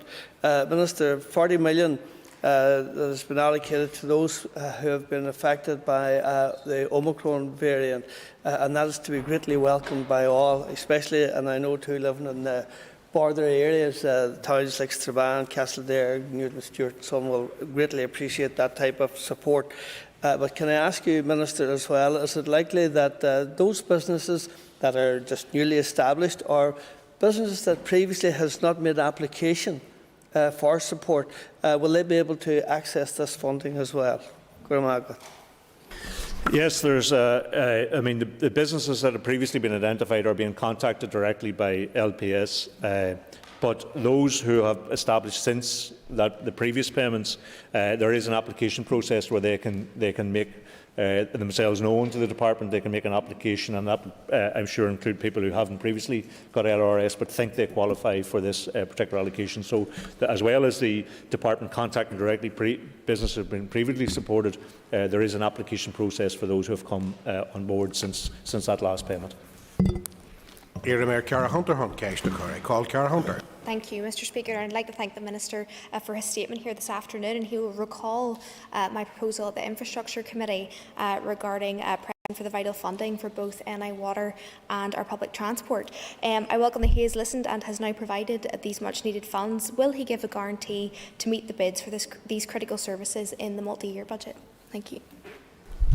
Well, as I say, the multi-year budget, the consultation's out. and people can respond to that and make the case. One of the things that I suppose should liberate all of us is that this is for an incoming executive, so none of us know whether we'll be here in May or whether the same people will manage the same departments, or what political party might have responsibility for a particular department. So we can approach this from a kind of, if you like, taken out of the departmental interest in relation to that. So that's why the central question is this in it, is are we going to prioritise health, as we have said repeatedly, and are we going to provide the funding to allow health to be prioritised and begin that transformation? And if that is the case, then that presents a challenge for all other departments. And that's a decision both the Executive and the Assembly are going to have to take in the time ahead, and that will then dictate as to what the budget will be in future years. I call William Irwin. Thank you, Mr Deputy Speaker, and can I thank the Minister for his statement, and can I say I welcome the $4 million for the avian flu compensation. It is certainly a lifeline to those farmers affected. In the Minister's view, does this budget adequately meet the needs of and targets set out in the Executive Climate Change Bill, in particular the challenges for Northern Ireland citizens, in particular agriculture and agri-food businesses? Well, I know we're straying on from the January monitoring round to next year's or the next 3 years' budget, but it will be a matter whatever the outcome in terms of the climate change bills that are currently proceeding, it will be a matter then for the department to prioritise according to the budget it gets. So the next Agriculture Minister will have the authority within his own budget to prioritise according to the needs that he establishes for the department. I call Peter Weir. Thank the Minister for his statement. Can I ask the Minister to expand on that part of his statement where he indicated that he's in discussions with Treasury to seek greater level of flexibility in terms of end-year flexibility, particularly in light of the problems that have been raised on the restrictions that are there in terms of capital, and whether any approaches being made are being done in a coordinated fashion with other devolved institutions? Yes, they are. And the last meeting we did, I think it was perhaps the week before last, with the quadrilateral engagement with the Scottish and Welsh and the Chief Secretary of Treasury, we consistently, and we have consistently raised this across each of the devolved areas, that because there's quite often late allocations from Treasury, and it is a challenge to spend them. And you know, while there are many deserving schemes out there that will welcome some support even if it's late, it's not the best way to manage money to try and spend out at the end of the year and have a kind of a rush, and he will know from his own experience in the Executive. So yes, we consistently raise this. It is a very small amount, certainly in terms of capital. £27.5 million is all we can carry over, about £105 million resource. So we continue to press for that. I have to say Treasury have never as yet given any indication that they are willing to move that, but we will continue to press in the time ahead. Pat Catney, I call Pat Catney. Deputy Speaker, thank you, Minister. Minister, many small businesses are suffering from the consequences of Omicron. Even if they were not subject to restrictions, I'm thinking of travel agents, many suppliers to the hospitality trade, and others involved in the nighttime economy. Given there's £100 million still unallocated, surely you and the Economy Minister should get together and find ways in order to try and support those businesses that are on their knees. Well, can I say I'm happy to get together with any minister who wants to bring forward a proposition, and I've said to them time and time again, and I continue to say to them, that if they have a proposition to bring forward for a sector that is struggling, and I have heard, as he has heard, from many sectors that are continuing to struggle, that I'm very happy to make a recommendation to the Executive on that basis. They have to bring it forward to me. I can't reach into a department and do that. I'm very happy to work with all ministers, including the Economy Minister, to do so. I call Pam Cameron. Thank you, Mr Deputy Speaker, and thank the Finance Minister for his statement today to the House. The Health Committee recently heard that the Department of Health has had to examine additional ways of outsourcing fertility treatment to independent providers. Meanwhile, the delivery of the IVF NDNA commitment seemingly lies dormant. So has the Minister had any discussions with the Health Minister around bids for the funding needed to deliver this very time-sensitive NDNA commitment? No, the short answer is no. I haven't heard from the Health Minister in relation to that, and I wouldn't be, as a matter of course, be going to departments and suggesting issues that they should be funding. But what I do say to them is if they have something that requires funding in year, that there is, particularly now, we have resources available. I'd be very happy to hear from the Health Minister or indeed any other minister if there's a particular issue that they want to try and find funding for in the next number of months. I call Stuart Dixon. Mr. Speaker, Minister, thank you for your statement. Given that the height of criticism in this chamber today has effectively been of the £50 million odd returned by the Department of the Economy, what responsibility do you bear, Minister, in respect of that as the Minister for Finance, with overall responsibility to ensure that our monies are spent effectively and efficiently? And I share the concerns of others in respect of that money being returned in economy, and that businesses and particularly small businesses have been crying out for support and resource. Well, each department has a responsibility for their own budgets and a very significant degree of autonomy. That's part of the Good Friday Agreement, and the infrastructure of this institution is that ministers were given a very significant degree of autonomy within their own departments. And I'm not making any proposal to change that. What I want to do as a finance minister is to get early indications from departments if they are not going to spend out the allocations that they have, because it's much better to try and if we have an early sense of that, to either put together other schemes or to make sure that the spending is done in a way which is effective and can reach areas that are badly in need of it, including some of the areas that he has mentioned. So the difficulty for me is when departments surrender in a very late in the year, that I have to try and find a way to manage that. So I have essentially a responsibility for managing what comes back, but I can't dictate to departments how they spend money or whether they return it early. All I can do is exhort them to do so. But I will certainly put my mind to it, and I hope to get cooperation from across departments to try and ensure that we do spend what we need to spend, that we don't return any money unnecessarily, and that we carry over the maximum amount we can carry over so we can assist the budgets for next year. I call Jim Wells. The Minister has made the very welcome decision to distribute money to the Department of Communities for an increment to social welfare payments in March, and that's very welcome. It strikes me that if he has a resource surplus, as it were, at the moment, that a very quick way to get rid of that would be to add a further enhancement to those March payments, which could be paid within this financial year. And secondly, the Bryson House charitable money has been a lottery. I think every MLA has had a lot of complaints about the system, about people not being able to access the portal, about very arbitrary decisions being made. Surely, in addition to an increment to the £200 grant in March, he could take that money that's been allocated to Bryson House and add that to that as well. I'm going to try and explain some of these schemes, but it's not my area. But my understanding was that the Bryson House scheme was for people who were in a very immediate danger of having services cut off to them for inability to pay. So it was quite a limited scheme. When it came out in advance of the £55 million scheme, a lot of people then came in to try and access support in it, but were more suited to the much larger scheme. So it's my understanding that put severe pressure on the system of trying to respond to people, and I hope it's now more clear that the larger scheme will reach a very significant number of people in terms of support. So the Department for Communities, I know, are looking at other issues that if his resources available towards the end of the year, that they may be able to step in with some other issues and see can they make good use of that. So I'm very happy to work with the Community Minister in the time ahead to make sure that we don't end up with unnecessary returns to Treasury at the end of the financial year. I call Jim Allister. There was £246 million of resource funding available to spend.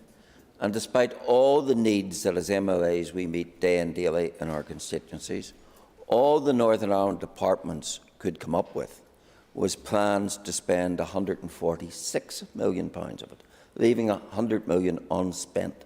Does that not speak to severe financial mismanagement across the executive? And given that there was also £200 million further Barnett consequential, are we not now in the territory where the Minister's constant refrain of Tory austerity is bearing very thin indeed? Well, of course, factory austerity is a fact, and it has impacted on our public services and continues to impact on our public services. And the reason we're having such a debate about the next 3-year budget is because, in order to prioritise health, we have to then squeeze other departments to do that. And the reason we have to do that is because the outcome from the spending review is not what we would have wanted. Of course, it is disappointing when departments surrender money later in the year than they perhaps should have.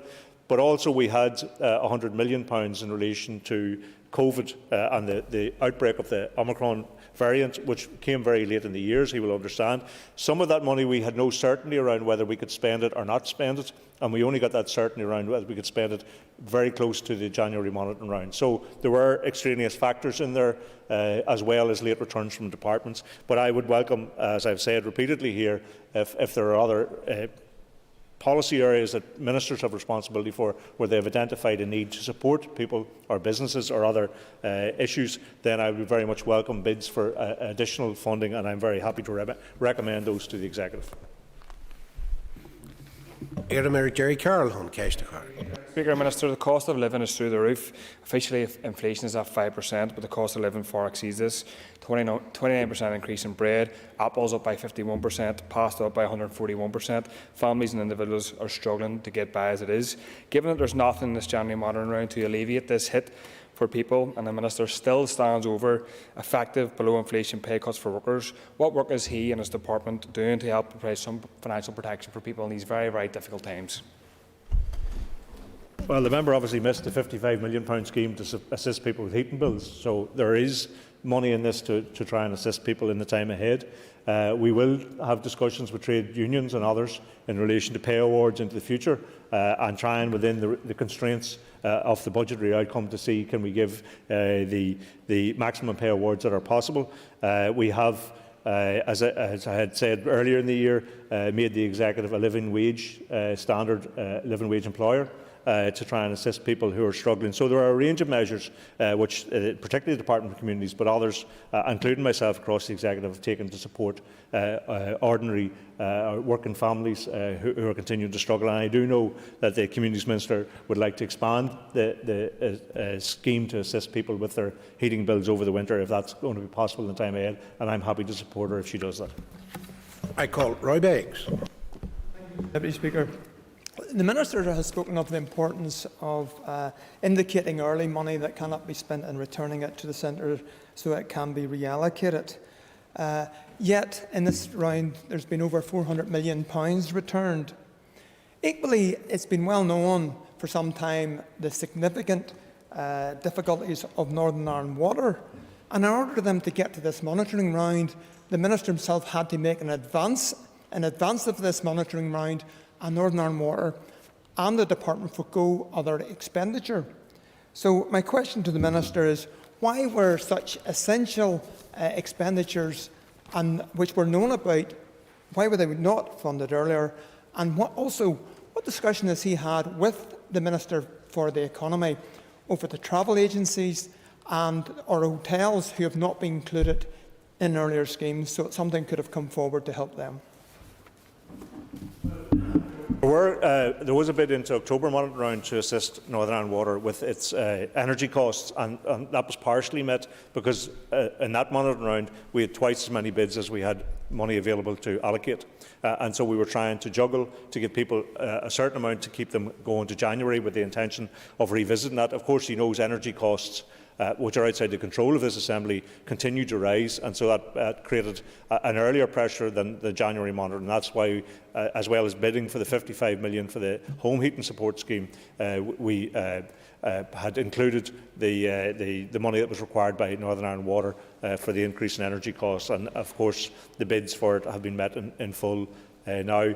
In relation to the other schemes, can I say that it is the responsibility for whatever minister has policy responsibility for those matters to bring forward a case, should it be travel agents, which have been supported in the past, and I'm very happy to look at a case for them in now and into the future, or indeed hotels. And I have only got material in relation to support for hotels over the weekend, and I do intend to bring a paper to the Executive this Thursday and to try and include hotels in the hospitality scheme that the Department for Finance has put together. But we don't have that information. The Department of Finance have the addresses of where all these business premises are, but we don't have the information in terms of what support they need, and it's up to the department that has policy responsibility for that to bring forward the case. I have now got the one for hotels, and I'm very happy to try and include those, and that will be a decision for the Executive on Thursday, but I'm very happy to try and include those in the hospitality scheme that we've been rolling out. But if there are other sectors, should it be supply chain sectors, should it be travel agents or others who have been seeking support in recent times, then the department with responsibility has to make the case for that. If that is done, I'm very happy to recommend support to the Executive. Members, that concludes questions on the statement. And we'll now move to the next item on the order paper, which is a motion to suspend Standing Orders 10.2 to 10.4. Clerk, would you please read the motion?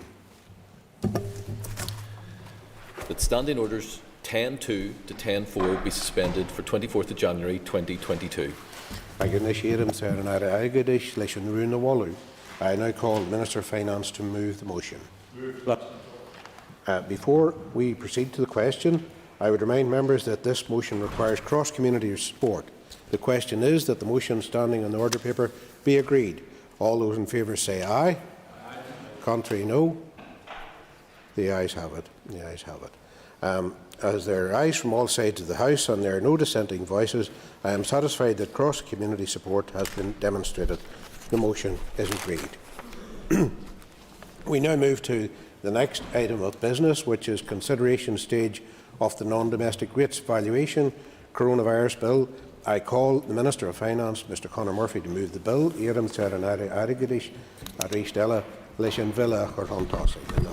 Ask Concord, I beg to move that the consideration stage of the non-domestic rates valuations coronavirus bill be agreed. Thank you. No amendments have been tabled to the bill. I propose, therefore, by leave of the Assembly, to group the two clauses of the bill for the question on stand part, followed by the question to agree the long title. The question is that clauses 1 and 2 stand part of the bill. All those in favour say aye. Aye.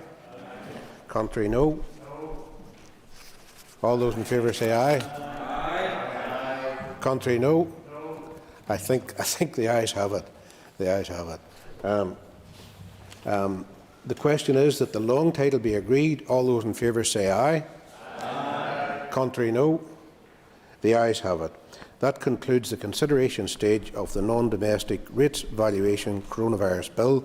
The bill stands referred to the Speaker. Members, just take a moment or two and we'll have a pause to move to the next item. Thank you.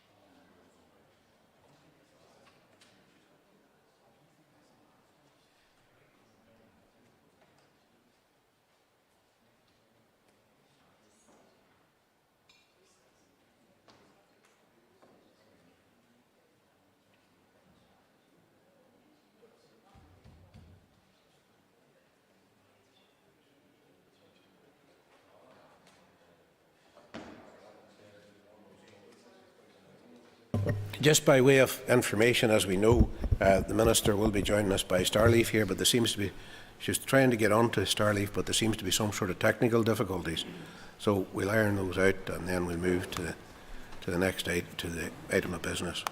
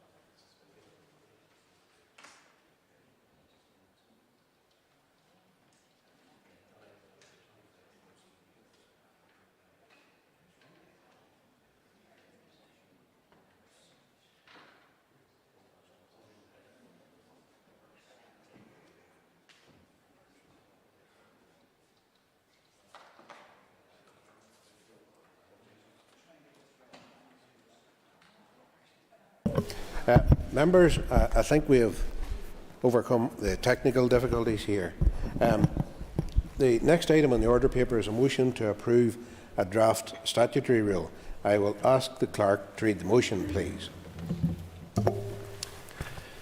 That the draft Grants to Water and Sewerage Undertakers Order Northern Ireland 2022 be approved. Thank you. Agus Naishiram Sir and Ira Infrastructure Relation Runa Wallow. I now call the Minister for Infrastructure to move the motion. I beg Minister. to move. Thank you. The Business Committee has agreed there should be no time limit in this debate, and I call the Minister to open debate on the motion. Please. Minister. Thank you, Mr Deputy Speaker. The order I am bringing forward today extends the power for my department to pay a grant to Northern Ireland Water in lieu of domestic water charges. Members will be aware that it is the current executive's policy, and indeed that of previous executives, that domestic consumers should not pay a separate charge for water and sewage services. Instead, that is currently funded through a subsidy paid by my department to the water and sewage undertaker, which is Northern Ireland Water. The subsidy to Northern Ireland Water is currently paid under Article 213 of the Water and Sewage Services Northern Ireland Order 2006, as amended by the Water and Sewage Services Act Northern Ireland 2016, which has an end date of the 31st of March 2022. On the 7th of October, the Executive agreed to the continuation of the policy of not implementing water charging for domestic use. Therefore, to give effect to the Executive's decision to continue to bear the cost of water charges on behalf of domestic customers for the next 5 years, a new statutory rule is now required. Therefore, I am bringing forward the Grants to Water and Sewage Undertakers Order Northern Ireland 2022, which proposes to extend the period during which a subsidy may be paid to Northern Ireland Water to the 31st of March 2027. The order is subject to the draft affirmative resolution procedure, the purpose of the debate today. This 5-year extension until the 31st of March 2027 gives the next executive time to consider the future of how our water and sewage services should be funded. Northern Ireland Water is regulated by the utility regulator and operates according to its licence. The regulator sets prices through its price control processes, which ensures that Northern Ireland Water has the funding to maintain high-quality drinking water supplies and to deliver environmental and customer services at the lowest reasonable overall cost. The utility regulator has determined that Northern Ireland Water will require investment of around £2 billion in water and wastewater services over the 6-year price control period from 2021 to 27. Sustained and secure levels of investment by the executive over multiple price controls will be required. This financial year is the first year in many years that Northern Ireland Water has been fully funded in line with the price control, and I want to stress the importance of the need for Northern Ireland Water to continue to be fully funded in future years to improve the water and wastewater infrastructure here. Clearly, a lack of funding would see these critical services become suboptimal, risking public health, curtailing economic growth, and putting our environment at risk of pollution. I commend the motion to the Assembly and ask that it approve the order. Thank you, Minister. I now call Jonathan Buckley, the Chair of the Infrastructure Committee. Thank you, Mr Deputy Speaker, and at the outset can I, on behalf of the committee, wish the Minister a speedy recovery. Mr Speaker, I wish to take the opportunity to speak as Chairperson of the Committee for Infrastructure on the statutory rule relating to the Grants to Water and Sewage Services Undertakers Order Northern Ireland 2022. The purpose of the rule is to extend the period during which the Department will pay a subsidy to NI Water in lieu of domestic water charging. The Minister has adequately provided a detailed explanation of the content of the statutory rule, and I don't propose to repeat that. The Department made the Committee aware of the proposal for the statutory rule on the 18th of October 2021, and it was considered by the Committee at its meeting on the 24th of November 2021 with a briefing from departmental officials. Mr Speaker, as members are aware, the subsidy in lieu of water charges is an executive policy, and the Committee supports the statutory rule. However, in line with the scrutiny role of the Committee and with due diligence, members were rigorous in their engagement with officials on the detail of the rule. I will briefly outline the Committee's considerations here. The Committee sought assurances from departmental officials about the rationale in relation to the 5-year subsidy period. Officials explained to the satisfaction of the Committee that the 5-year time period is to tie in with the election cycle of the Assembly and to give the Department and ultimately the Executive time in the next mandate to instigate the necessary work to consider alternatives to the subsidy and to bring forward legislation should that be considered appropriate. The Committee also sought clarification regarding how the amount of the subsidy is calculated. Officials advised the Committee that the subsidy is calculated in agreement with Northern Ireland Water and the utility regulator through the price control process. The Committee was content that the subsidy agreed drafted between the Department and Northern Ireland Water with the agreement of the utility regulator is based on a clear methodology and in regulation. Furthermore, the Committee was satisfied to hear that the subsidy methodology is based on what is affordable for customers and what is necessary to deliver water and sewage services in an efficient way. Officials advised the Committee that no consultation had been carried out on the legislation as there is no change to policy. One of the major concerns of the Committee was the impact of the current energy prices increase. Members may be aware that Northern Ireland Water is Northern Ireland's largest consumer of electricity.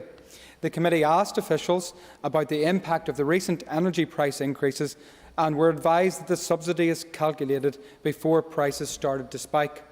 The Committee explored with officials and in writing what actions Northern Ireland Water can undertake to reduce their energy consumption. The committee has been advised that NI Water has delivered a number of energy efficiency and cost reduction projects over the PC15 period and continues to develop and implement opportunities for improvement within the current regulatory time period and price period. These projects include measures such as time of day optimisation to avail of electricity at off-peak times in order to support the reduction of curtailment of wind energy and avail of cheaper electricity prices. We are advised that NI Water has invested in renewable generation capacity with 57 solar sites now installed across Northern Ireland, alongside existing hydro capacity and generation of electricity from sludge. The committee was pleased to hear that NI Water generates approximately 13 gigawatts of electricity per annum from outside sources, and its energy-related projects have delivered an additional 4.5 million to 5 million of annual recurring benefit from the PC15 period for the business. Northern Ireland Water has advised that energy is identified as a key business improvement focus area, with a range of efficiency measures and revenue-generating opportunities being delivered and explored. This is an issue that the committee will continue to explore in some detail, given the huge costs involved in the production of clean water.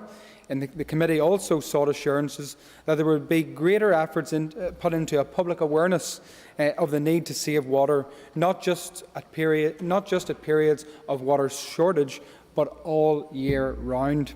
Mr. Speaker, the funding of NI Water is a live issue, and one which my committee is very cognisant of and has continued to explore at every opportunity. The committee will hear from Northern Ireland Water next week on its own financial situation and continue to drill down into that budget. However, Mr. Speaker, the Committee for Infrastructure supports this statutory rule. Thank you. Agus Nishiram Sir Cahill Boylan on Cancha called Cahill Boylan. Agus Boylan, Lord Evaver, our son, and Ryan Shaw. I speak in favour of the motion in the order as well. Mr. Deputy Speaker, the purpose of the order is to extend the period during which the Department for Infrastructure may pay a subsidy in place of charges for domestic water and sewage services until March 2027.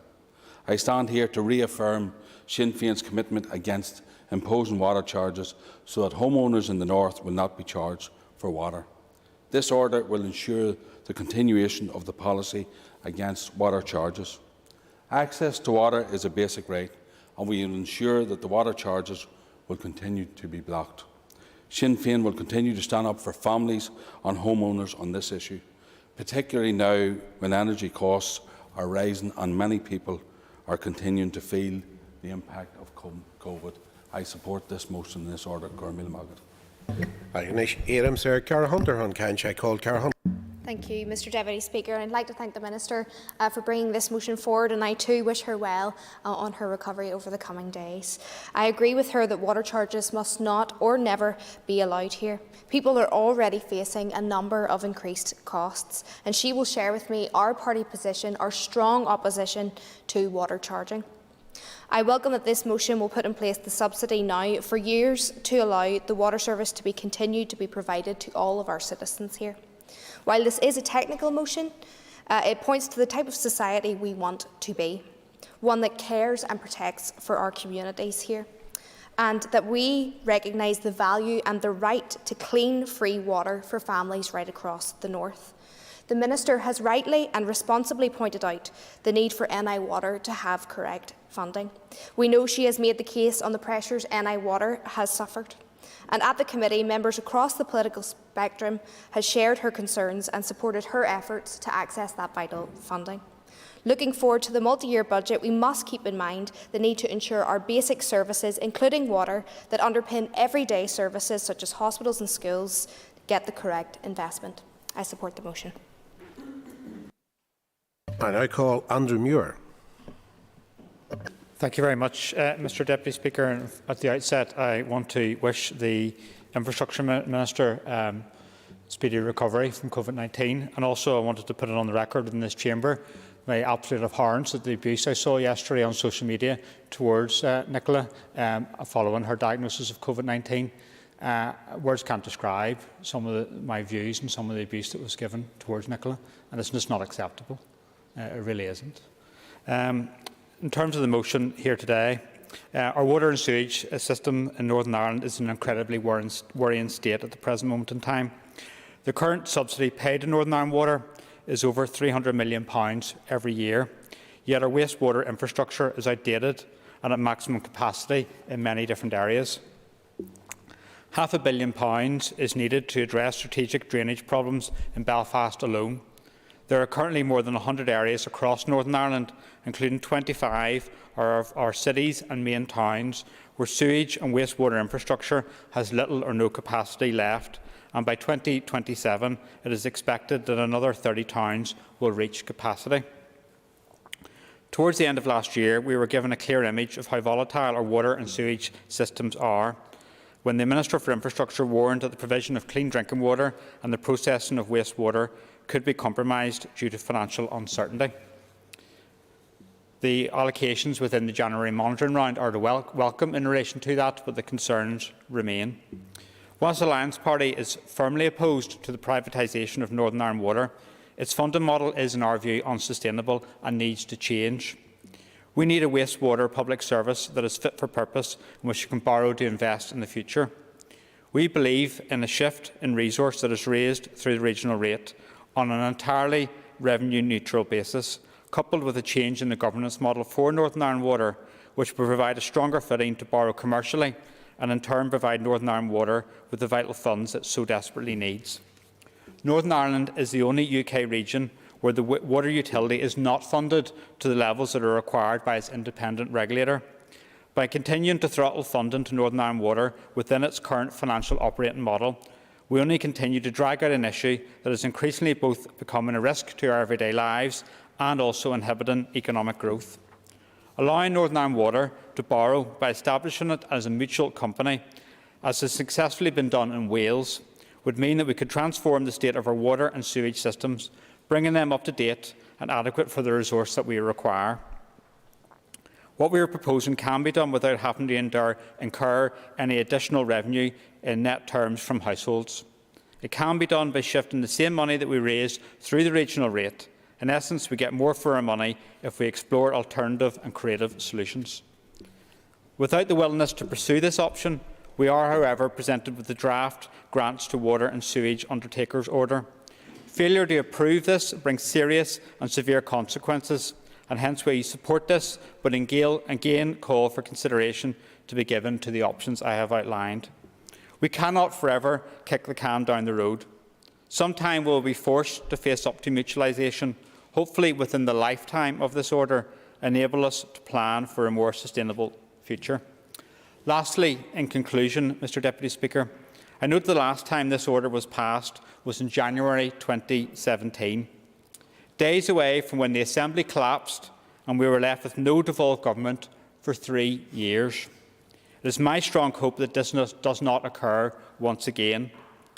The people of Northern Ireland deserve a government, both before and after the election, delivering for everyone, not the politics of crisis, standoff and stalemate. Thank you, Mr Deputy Speaker. Before I move to the next member, I would like to thank the member for drawing to our attention the anonymous trolling on the Minister. I wasn't aware of it yesterday, but I think all of us would join here, and I know Mrs Dodds has come through something similar as well, in just outright condemnation of these despicable anonymous trolls, irrespective of what party or indeed members of the media or other public figures are subject to. It is awful and despicable behaviour by cowardly people who just deign to keep themselves anonymous and troll and come off with some of the most awful of comments. So our solidarity with you, Nicola, as a friend at this moment, and I know we've already expressed that to you too, Diane. We'll now move to and I'll call the next person, next member up. That's Mr Jim Allister. I join in wishing the Minister a full and speedy recovery and join in the condemnation of the trolling. Some of these trolls, they really are more suited to the sewers that Northern Ireland Water has responsibility for. They are beyond description. This measure today is another stopgap measure, which just keeps somewhat in limbo Northern Ireland Water in terms of a lack of strategy. When you go to the 25-year strategic plan for Northern Ireland Water, that which is supposed to take us up to 2046, amongst other things, you will read this: our status as both a government-owned company and a non-departmental public body is recognised as less than ideal for a provider of infrastructure investment. We require a sustainable funding model to support delivery of our strategy. There is a growing risk that the level of service to our customers in Northern Ireland will fall behind the water companies in the rest of the UK, against which we are benchmarked by the utility regulator. The current executive policy is that the funding arrangements will remain in place. This was written at the time when it said 2022. Now the current executive policy seems to be this will remain in place until 2027. Now the problem is not just a theoretical one about what sort of Northern Ireland water you should have. It has real and lasting and damaging practical consequences. My own constituency of North Antrim, as I've raised with the Minister before, we have a series of villages where the capacity has been reached, where in consequence for years there has been no new building possible, and the Minister in previous replies has indicated the earliest that something might happen about that for the villages of Armoy, Dervick, Mosside and Cervical, and also, I might add, a good part of Ballycastle. The earliest that something might be able to be done about that is post-2027. That is just not acceptable. And it is a consequence of the funding inadequacies and arrangements which affect Northern Ireland Water. And it also manifests itself in other day-to-day issues. Last Tuesday, and again last Friday, raw sewage was flowing across the green area behind Main Park in Galgorm. Now, that is appalling that things are in that state. And therefore I do say to this House that simply replicating this limbo land for Northern Ireland Water is not forward-looking or not sufficient to take us where we need to get in terms of realistic funding in respect of dealing with our substandard infrastructure. 100 villages and towns in Northern Ireland where the wastewater capacity is experiencing difficulties. That's an astounding indictment. So I do say, yes, no doubt, as a further stopgap, yet again, this statutory instrument will have to be approved. But are we simply going to be back here, if we're here, in 5 years with another proposition of this nature? One thing just, which maybe the Minister could cast some light on, it's more an esoteric point than anything else. When I looked up the website, www.legislation.gov.uk, to take a look at the 2017 order, I read these words: "This is a draft item of legislation and has not yet been made as a Northern Ireland statutory rule." Can that be right? 5 years on, it has never been made? Or is that very diligent website, legislation.gov.uk, got it wrong? Perhaps the Minister can tell us.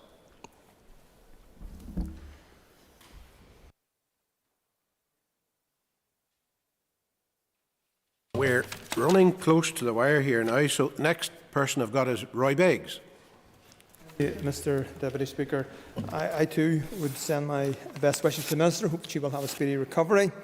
And regarding trolling, it is important that we as Assembly condemn this, but also ultimately take action that we can and encourage action at a higher level if it's necessary to unroot it and stop this ongoing difficulty. It is regrettable that we are now coming near the end of this Assembly term and having not made any significant alternative consideration to Northern Ireland Water funding. There are more efficient methods. There are too many sewage treatment works and investments not occurring. And it is vital for our economy that this does happen. It's vital that this legislation is passed. Otherwise, we may face the difficulties of Northern Ireland Water not being able to operate. We have no choice. So I would be supporting the regulation. It is regrettable that alternative arrangements have not been considered by the Executive as a whole, and to ensure that there was better long-term funding arrangements in place. So I will be supporting the regulations as it proceeds, but urge that something in long-term planning would occur in the future. Thank you. As question time begins at 2 o'clock, I suggest the House takes its ease until then. The debate will continue after question time, when the next member to speak will be Jerry Carroll. Thank you, members.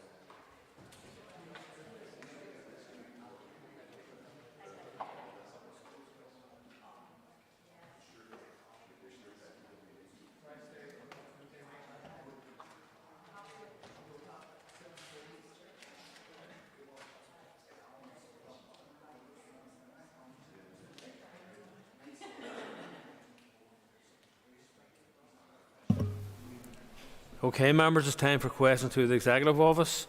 Question 3 has been withdrawn, and I call Matthew O'Toole to ask the first question. Matthew O'Toole. Thank you, Mr. Speaker. Question 1. To date, no proposals on the implementation and the application of the protocol have been raised to the Specialised Committee via the NSMC. The NSMC will, however, keep this matter under review and will consider utilising Article 14b to refer proposals to the Specialised Committee should it be appropriate to do so. Supplementary, Matthew O'Toole. Thank you to the Deputy First Minister for that answer. Deputy First Minister, we've heard repeatedly from the First Minister and his party that people aren't being listened to, and their party isn't in particular being listened to when it comes to the operation of the protocol. Protocol, I should say, that most people in this place support, certainly a majority of the parties in this Assembly support. Isn't it ridiculous that, given the actual text of the protocol provides for the North-South Ministerial Council to make representations on behalf of the Northern Ireland Executive, that there hasn't been that hasn't happened yet, and why hasn't it happened? From a party political point of view, to concur with the comments that have been outlined by the member, and it is ridiculous that one crucial component part of the apparatus of the Good Friday Agreement is not being operated. And indeed, the courts have had their say on that matter in terms of the lack of attendance by DUP ministers. It's not acceptable, and the courts themselves have said that it's unlawful. So obviously we urge that position to be reversed. And when people talk about listening, it's important that they understand listening, and that it's not just about hearing their view, it's actually about hearing what is the right thing for the people here. And when it comes to the protocol, making the protocol work, the rest of us have our face turned towards trying to find remedy, trying to make the protocol work, trying to make sure it's smooth operation, whilst the DUP find themselves on the wrong side of that debate, on the wrong side of the best interests of the people who live here. Call Padraig Delargate. Can the Joint First Minister confirm that any legal requirements of the protocol, including checks and associated infrastructure at local ports, are determined by Westminster and EU legislation, and that any deviation from these would be a contravention of existing executive policy and legal obligations? Can I thank the member for that question? And as the member knows, it was the executive collectively that previously agreed that the Department of Agriculture was the designated competent authority and that they would perform the checks and controls on behalf of the executive. And that also that it is the executive policy that we are legally obliged to fulfil our responsibilities under law in areas of the withdrawal agreement and the protocol, which are within the devolved competence of the Assembly, and that does include performing checks and the provision of associated infrastructure at our local ports. And for that reason, the Agriculture Minister knows that any interference with checks and controls would be a breach of executive policy, a breach in terms of the rule of law and the statutory duty that is upon ministers. So at a time of economic uncertainty, rising energy costs and the cost of living, these cynical stunts by the DUP do nothing to positively influence the negotiations in the protocol. And what we want to see is an agreed way forward. So I'm committed to maximising the opportunities of the protocol in terms of our access to the EU single market as well as the British market, and I encourage others to join with those of us that have the best interests of the people at the forefront of our minds. Call Christopher Stalford. Mr. Speaker, having called for the rigorous implementation of the protocol, the Deputy First Minister now assures us that she is seeking ways to change it to make it better. The Deputy First Minister will be aware that the operation of these institutions arises out of New Decade New Approach. New Decade New Approach contains within it a commitment which she signed up to, as well as all other parties to that, to frictionless trade within the United Kingdom. Does the Deputy First Minister accept that there will be no return to as you were until that commitment is fulfilled? No, I don't accept it, and I don't accept the mantra from the DUP repeatedly on this issue. You have helped to deliver the hardest possible Brexit that our people are having to live through. The implications of Brexit are being felt right across our community as we speak here today. The implications in terms of the protocol, we wouldn't have a protocol if we didn't have Brexit, and protocol provides a solution. So I still maintain the position of rigorous implementation within the framework of the protocol, within the framework of the protocol, because despite the utterances of the DUP, the protocol isn't up for negotiation. And as we speak here today, there are talks ongoing between the EU side and the British Government, and I really hope that there's momentum built upon, which we saw before Christmas in terms of the medicines issue. And there was some movement, a forward movement there. So let's be pragmatic, let's be reasonable. And why don't you and your party turn with the rest of the parties here, working for the best economic interests of the people who live here? What we want to find is a way forward that allows, within the framework of the protocol, all these issues to be ironed out. I believe in East-West trade. I want that to continue. I have said I want to see access to both markets. There's huge potential here, but the DUP are so blindsided you cannot see it. I thank the First Minister for her remarks so far. One of the things that the First Minister will be aware in some of the discussions she has, both on the north, south and east-west dimensions, is of course the issue of VAT and VAT on fuel. The Minister will be aware that in the rest of our nation it looks as if we are going to be in a position when we can remove VAT on fuel. But because we're saddled with the protocol, we're in a situation where we would be in breach of EU regulations if we went for zero rating on VAT on fuel as well. Would the Minister care to comment on whether this is an equitable situation, or should we be pushing for the good of everybody in Northern Ireland to get to the lowest rate of VAT on fuel as possible? Well, firstly, let me say that, and the member knows he's had a bit of an in-out approach to the issue of Brexit. You were against it, you were for it, you're against it. You know, you can make up your own mind on any given day. But let me say this. I want to see the protocol work. I want to see the full implementation of it. I want to iron out all the issues that have arisen as a direct result of Brexit and the outworking of that and what it means for the new trading realities that we now face. And I also want us to avail of all the opportunities that we now have, and that is access to two markets, both the EU market and the British Government market. But the member's right to be concerned about the cost of living crisis. The member's right that we should be looking towards finding ways to lift this burden, in terms of what we can do, in terms of a local assembly. But also, Conor Murphy's been very clear in calling on the British Government to ensure that they do remove the VAT.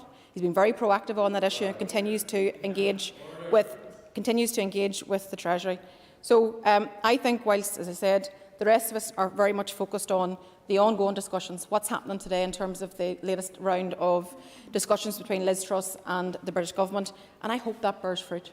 I hope for the good of people here, for the good of stability, for the good of certainty, for the good of building our economy, for the good of creating jobs, for the good of grabbing onto the protection and the job creation that actually the protocol has given us, then I hope that there's a positive outcome.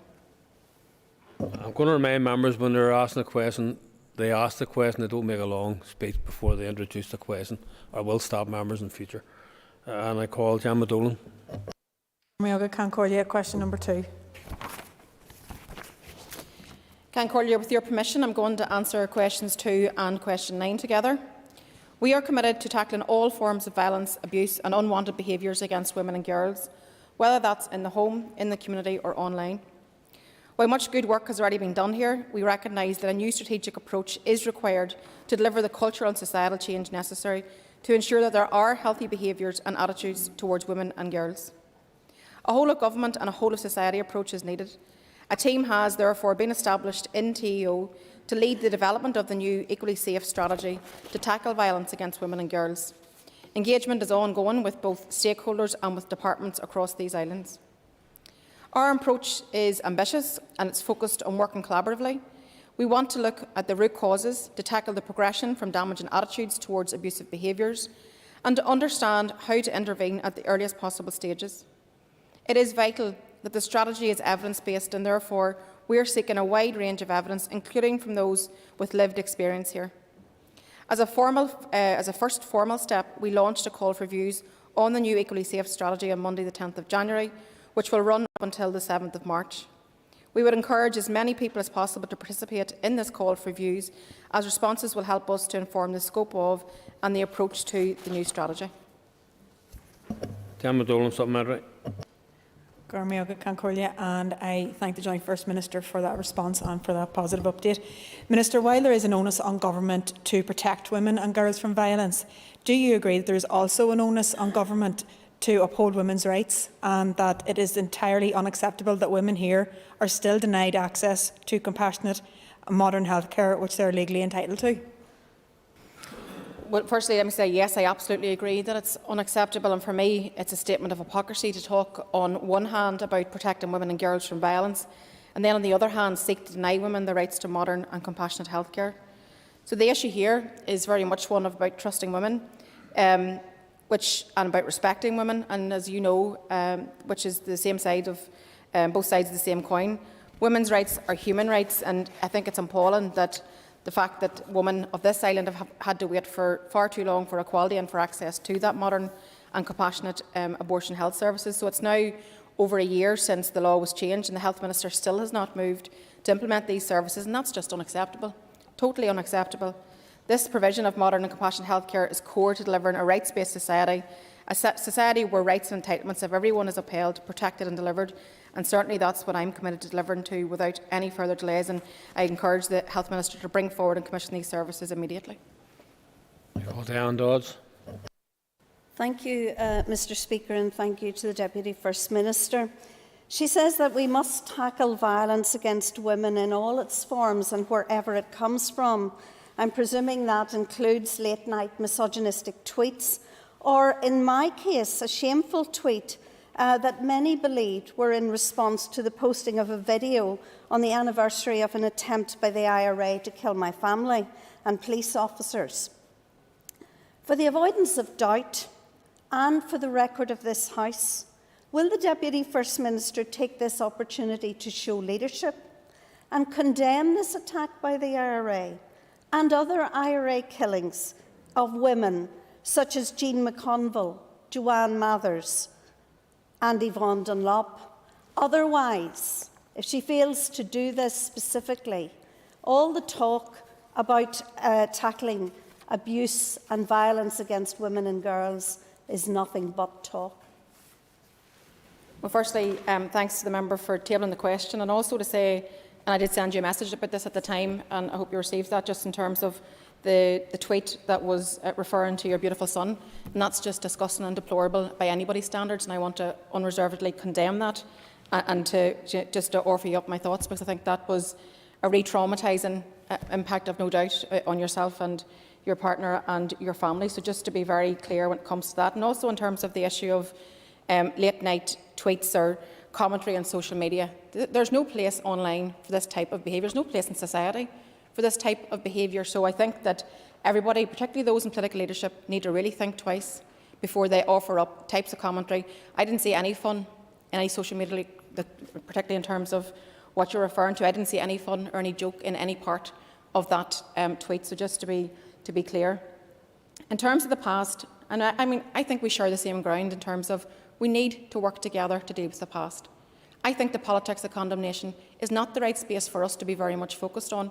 I would encourage you to work with me, because I want to ensure that we do heal the wounds of the past, that we do work together to properly deal with the past, because otherwise we're burdening today's generation with carrying that same thing through, and we know it's intergenerational. So join with me, and I will join with you in terms of trying to deal with the past sufficiently. We had a way to do that before.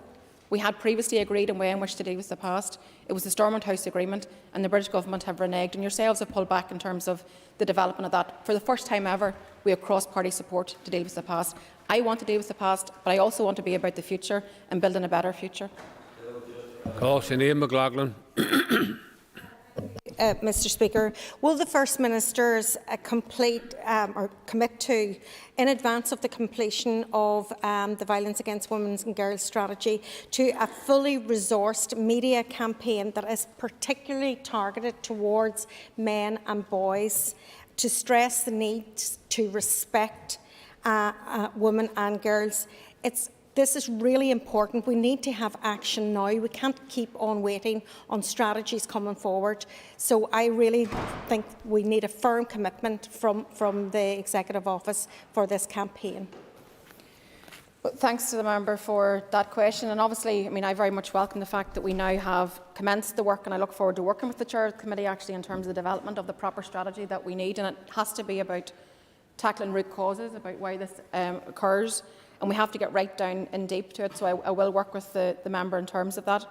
I think that suffice to say that whilst we're addressing this strategy, and it's one of a number of strategies, there are sister strategies, of course, also being brought forward at this time. So I think that we need to keep considering all options and all things that potentially that we can do, including the area where you've talked about educating men and young boys and looking at are there opportunities for us to do that in the media. I'm absolutely open to that. So we've asked officials to continue to look at what we can be doing even in advance of getting to the final point of having a strategy and an action plan. And one of the things that I'm very clear on is that we can't stand still on the issue.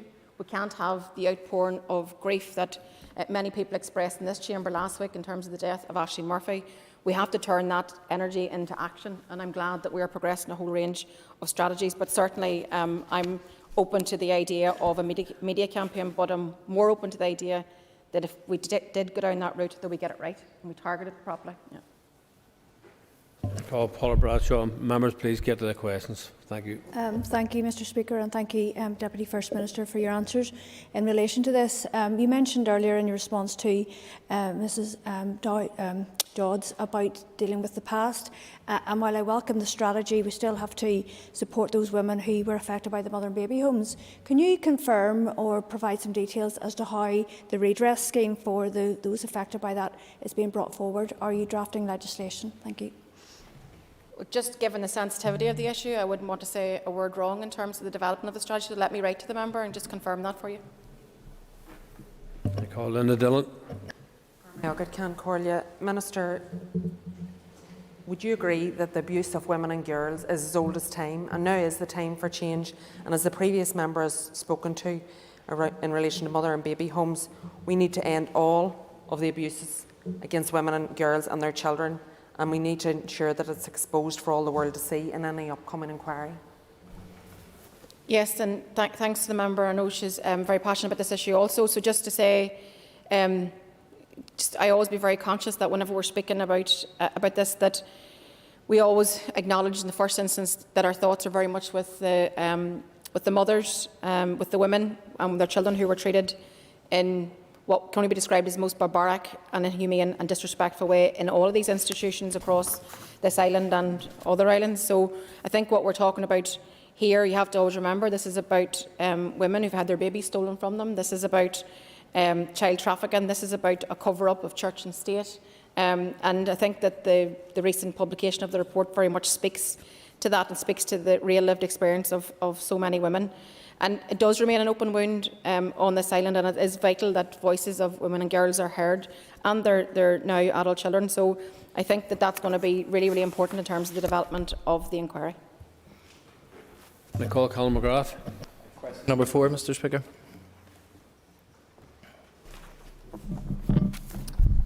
We welcome the EU's proposal of the 13th of October 2021 for enhanced engagement with authorities and stakeholders here on the protocol, and its corresponding recognition that we need to be more engaged in shaping and bringing into force EU legislation applicable here. However, further clarity is needed as to how proposed arrangements would fit into the existing governance structures and also the role of the executive itself.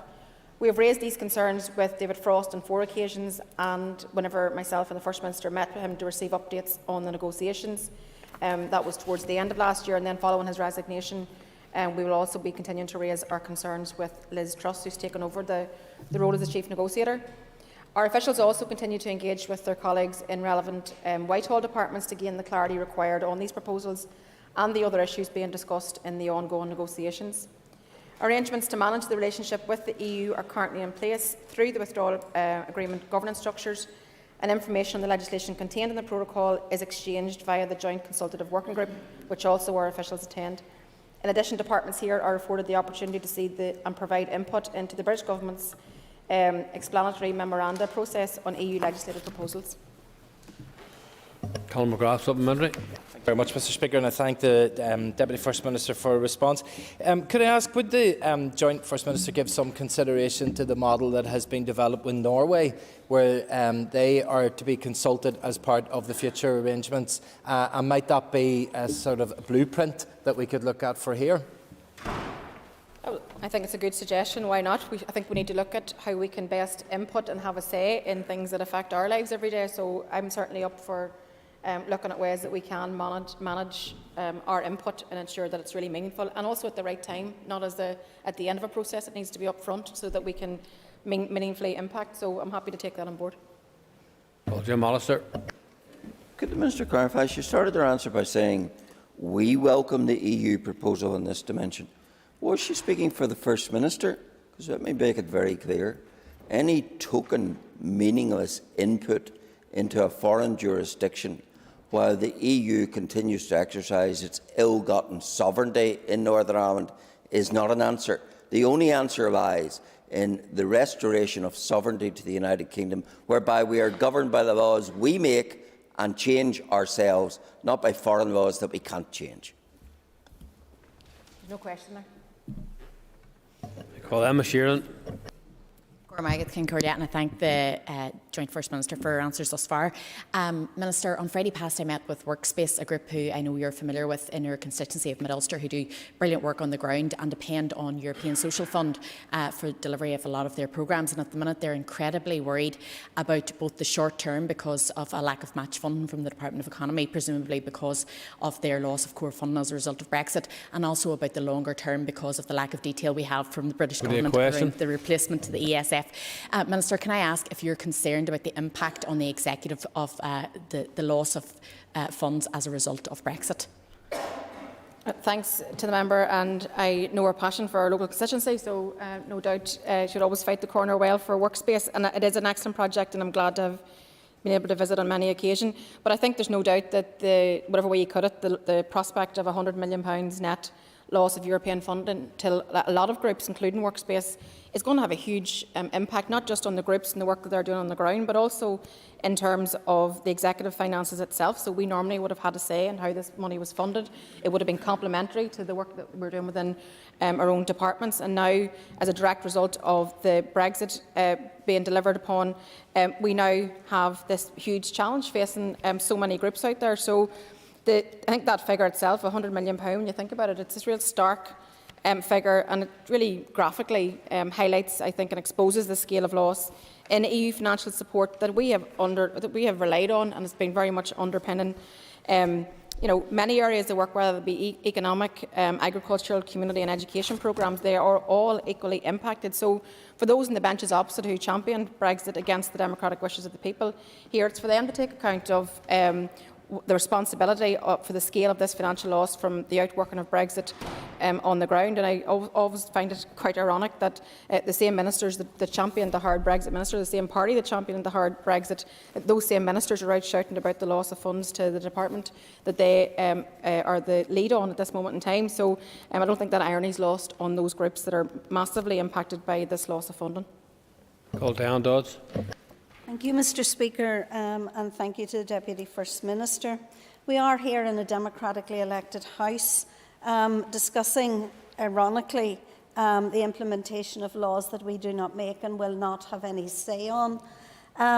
Does the Deputy First Minister also recognise that as the rest of the United Kingdom moves away in issues such as subsidy control from the very difficult and tight laws of the EU, that Northern Ireland firms will be less competitive and that the burdens on Northern Ireland firms will be more onerous because we are stuck with EU legislation on this particular area? And of course we're stuck with Brexit because you helped to deliver it, you and your party helped to deliver it, but we've been trying to mitigate the worst. And of course, the majority of this democracy in this House are opposed to Brexit and for the making the protocol work, and for certainty and stability, and for job creation, and for a more prosperous economy, and for what's the best interest of the people who live here. There's no doubt that divergence is going to increase over time because we've been dragged out of the EU against our wishes. That's going to become hugely problematic for us to manage. And our officials are continuing to work to develop a whole list of actions and key tools to mitigate and limit the potential impact of policy and regulatory divergence, but that's going to increase over time, direct outworking of Brexit. But anyway, we will get on with trying to work to manage that as best we can, and we have been working our way through that and will continue to work our way through that. Recall Christopher Stalford. That last answer was a fine example of the esprit de corps that undercuts this coalition. Question number 5. With your permission, Cairn Corley, Junior Minister Kearney will answer that question. Our international relationships are hugely important for the Executive and for our people. As we seek to rebuild our economy and revitalise our society, it will be crucial for us to maximise opportunities from overseas investment and partnerships. We have had discussions on the development of the next international relations strategy with officials and with a number of stakeholders, and we are now considering proposals in parallel with our COVID recovery plans and the emerging programme for government. The international relations strategy will build on what has achieved success for us in the past, including the work of our Overseas Bureau and our global relationships with governments and organisations. It will also strengthen collaboration with InvestNI and key partner organisations, including councils, businesses, education institutions, NICO and others, to strengthen our economic position, increase trade, investment, tourism, education and research connections, and support best practice in public services. Supplementary, Christopher Stalford. Thank you, Mr. Speaker. The conduct of foreign policy is clearly not a devolved matter, but we can decide who we do business with. Does the junior minister agree with me that it is important to have an ethical policy, one in which we are very careful about engaging with countries with appalling human rights records? I thank the member for his supplementary, and you're quite right. The issue of foreign policy is an accepted matter, and we have no influence over that. But we are at one in relation to the importance of ensuring that we have an ethical and a rights-based approach towards whom we do business with, the relationships that we develop, the importance of ensuring that insofar as our international work brings a dividend back to this place, both in economic, cultural and educational and in-person relationship terms, that we are sending a very clear message also internationally to all of our partners and prospective partners, that particularly on the basis of the experience of our peace process, we have an institutional memory, and I believe as a people, as a friendly people, as an inclusive people, when you consider the work that we've done with respect to assisting those fleeing, coming here, fleeing wars from other places, our Syrian refugees, those coming here seeking asylum, that we have actually demonstrated an important role in relation to how this place can act as a model of best practice. And I think that must be a key component of how we take forward our approach to all of the decisions that we make in respect of all of our international relations going forward. I call Matthew O'Toole. Speaker, first, to the Junior First Minister, we have Northern Ireland bureaus in Washington DC and we have one in Beijing. In both instances, those organisations work very closely with both the Irish Embassy and, of course, the British Embassy. They seek to maximise the benefit from the duality of this place, a duality which too often has been a hang-up for us. Isn't that the model for how we should approach our representation in Brussels, where we have dual access to both the EU single market and the British market? Shouldn't that be a cornerstone of our international strategy in relation to relations with the EU, and will the Executive Office take that forward?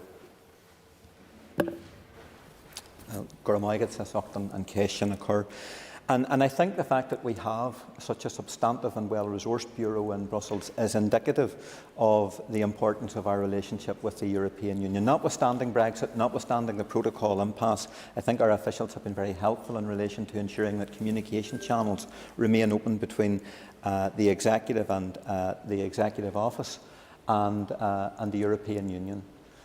But we do have the unique competitive advantage now available to us through the proper implementation of the protocol. And for that reason, I think it's essential that we do indeed have the type of focused relationship that you speak of with the European Union and the European Commission. And an earlier question alluded to the issue of how we should continue to be given a special status, not just in terms of our economic realities and the new trading realities that we have to navigate, but to ensure that there is no democratic deficit impacting upon our political arrangements here. And therefore, to that extent, I think we have to be very imaginative and very strategic about how we create a greater policy convergence and strategic relationship and partnership with the European Union and the European Commission, specifically going forward. Members, that ends the period for this question. We now move on to 15 minutes of topical questions. Topical question 3 has been withdrawn, and I call Christopher Stalford. Thank you, Mr. Speaker. The Executive is due to meet this week. I wonder, could the Deputy First Minister give us perhaps a sense of where she thinks we're heading in terms of the easement of coronavirus restrictions? Yes, the member's right. We will meet on Thursday afternoon, and it's not intended at this point in time to lift any further restrictions at this point in time. We have identified the date of the 10th of February as being our next point, but I think it's fair to say there's a fair degree of optimism, cautious optimism, in terms of where we're at this moment in time. We were able to make some strides forward last week. I hope we continue in that vein, but there's certainly, as I keep repeating, that there's a lot of uncertainty surrounding a pandemic, but things do look like we're following a more hopeful path, and hopefully we can all see that light that people talk about at the end of the tunnel. But the 10th of February is our next review of what is left in terms of restrictions. Of course, we had baseline restrictions in place up until the 23rd of February. We brought in additional measures. They have now been drawn back. So 10th of February will be our next staging post. Supplementary, Christopher Salford. I thank the Deputy First Minister for that positive-sounding answer. In the context of heading in the right direction, would she agree with me in that context that the renewal of further powers, restrictive powers, that reside presently with the Department of Health should not be undertaken? Well, I think we have to learn to walk before we can run, and I think that health have been guiding us the whole way through this in terms of the need and effectiveness of those restrictions. We don't want to have to use restrictive powers. We don't want to be in that space, and if we can avoid that, then we will. We've always said we'll only keep things in place for as long as they're necessary. So let us get to the 10th of February meeting and actually review all these things. But you know, this pandemic has thrown us many curveballs, and I hope that we get no more. But I think we have to have the mind and the ability to respond if, for example, that was to happen. But let's just hope we don't have to resort to any additional measures again in the future, and that we keep going in one-way traffic here. I call Alan Chambers. Mr. Speaker, can I ask the Deputy First Minister if she can confirm that her Executive Office received correspondence dated the 1st of December 21 from Mr Gerard Lowther, Chief Executive of the Northern Ireland Football League, in relation to the release of the sub-regional stadia funding? I don't have a list of my correspondence in front of me, so I'll have to confirm to the member in writing if we've got that correspondence, but I'm more than happy to do so. Supplementary, Alan Chambers. Thank you, Deputy First Minister.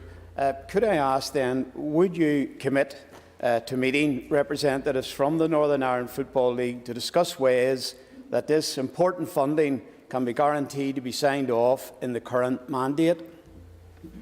Again, I'm more than happy to look at the correspondence. I have a very open door policy and meet many people, those I agree with, those I don't agree with, but I'm no doubt I'm more than happy to talk about how we can invest in our sports, and I'm more than happy to take a look at the correspondence. I call Kelly Armstrong. Thank you, Mr. Speaker. Deputy First Minister, it's inevitable at this stage in a mandate we start to look back over what should have been delivered. And as part of your department, the Executive Office delivering social change, there were 6 initiatives. One was parenting programmes. Can I ask, has there been any thought in increasing those parenting programmes to help those carers who have been abandoned by the system? In terms of where we're at with the programmes, again, I would want to write to the member just to give you more accurate information. But yes, I'm all for expanding those types of programmes. I think that these are crucial interventions that help people, you know, particularly in those early years, and we know how informative those early years are. So I am more than happy to look at that. And also, can I just concur with you? I think that as we are in a more positive position, if you like, a more hopeful position with the pandemic, I think the situation surrounding carers needs to be urgently reviewed.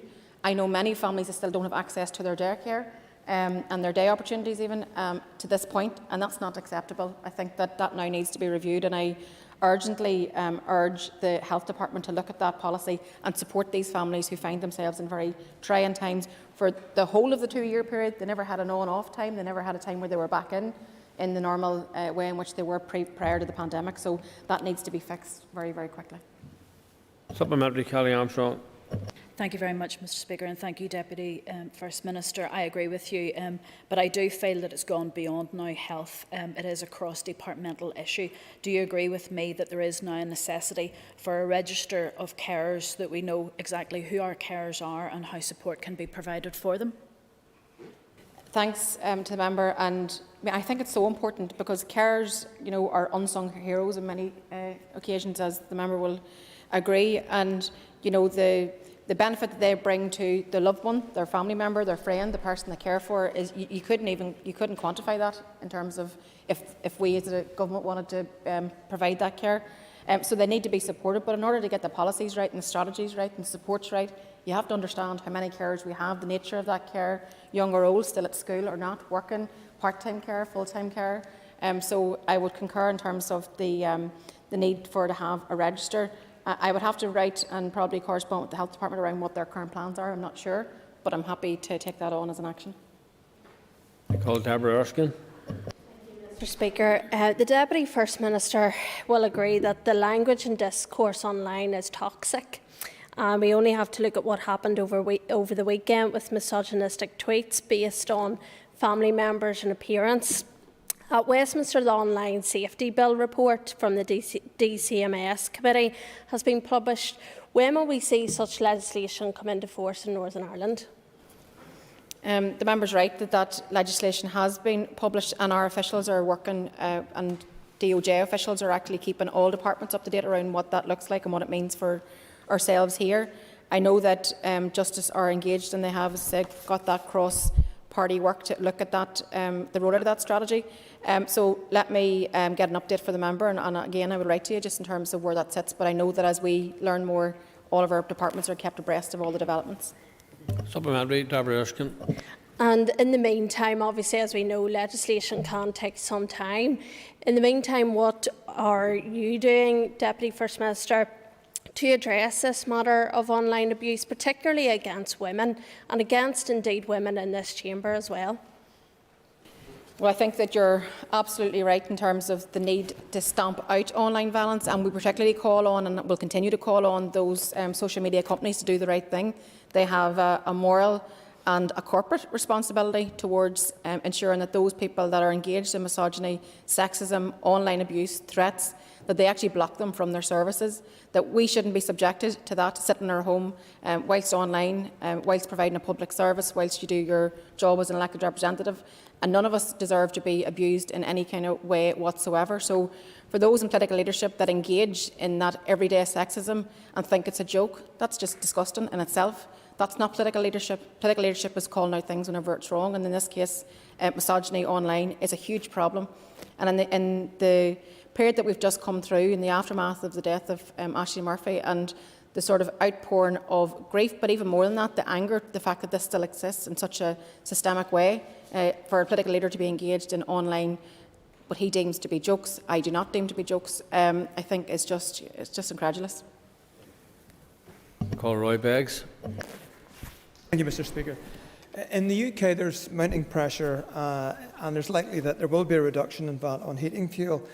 Given the record prices and the associated fuel poverty, does the Deputy First Minister believe that the EU, through the Northern Ireland Protocol, should be continuing its role and potentially blocking the reduction of our heating costs? Your colleague raised this issue earlier. As I said, the Finance Minister, Conor Murphy, has been calling for a reduction in VAT. That is doable. It can be done, so there's no reason for it not to be done. So I urge the British Treasury to do it.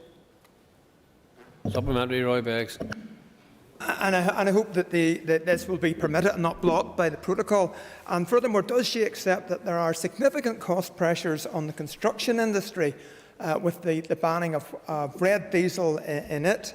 And in addition to that, there will be increased isolation in the agricultural sector, who will not be able to go on tractor runs and go to ploughing matches using red diesel in their tanks. Has the First Minister and Deputy First Minister made representation on that issue? Just to concur and acknowledge the challenge that's been faced, particularly in the agriculture sector, so there does need to be more done here, and certainly as a political party we have written. I don't think jointly we haven't written, but I think that's something that perhaps that we could do together. Call Jacqueline McAleer.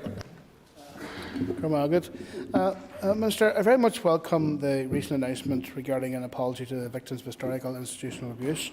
Can the Joint Prime Minister provide an update on the other recommendations of the Hart report? As the member knows, the date for the public inquiry has now been set for the 11th of March, and I was glad that we were able to announce that last week. So that's going to be now on the 11th of March.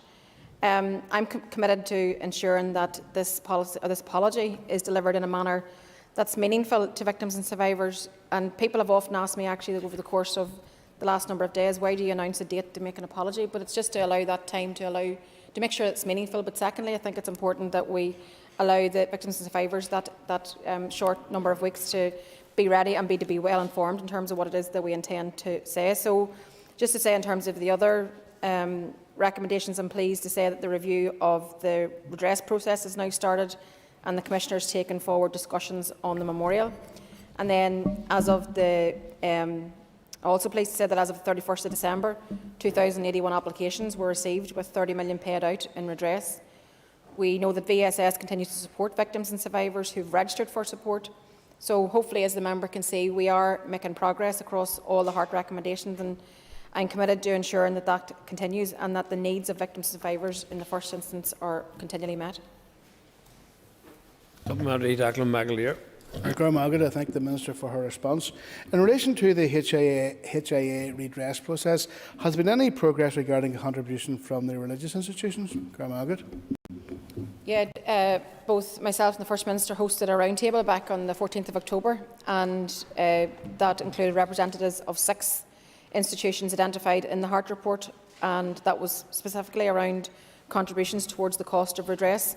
Since that meeting, the independent facilitator, Paul Sweeney, has undertaken a series of bilateral discussions with the respective institutions, and we've received a preliminary report from Paul Sweeney, and we've agreed that further work should now be undertaken on a proposed framework to seek contributions towards the cost of redress. So it's an ongoing piece of work and a necessary piece of work.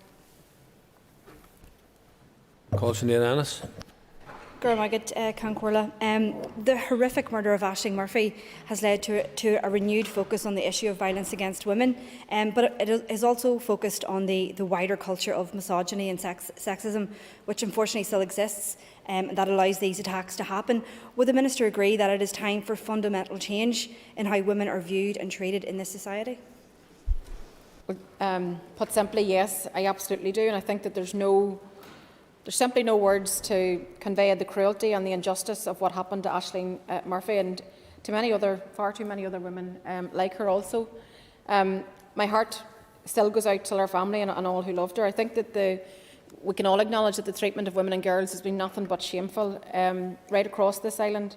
And you know and I know that we need to call that out whenever we see it. But I feel that we're at a tipping point, I think maybe is the way to put it. I feel like we're at a tipping point.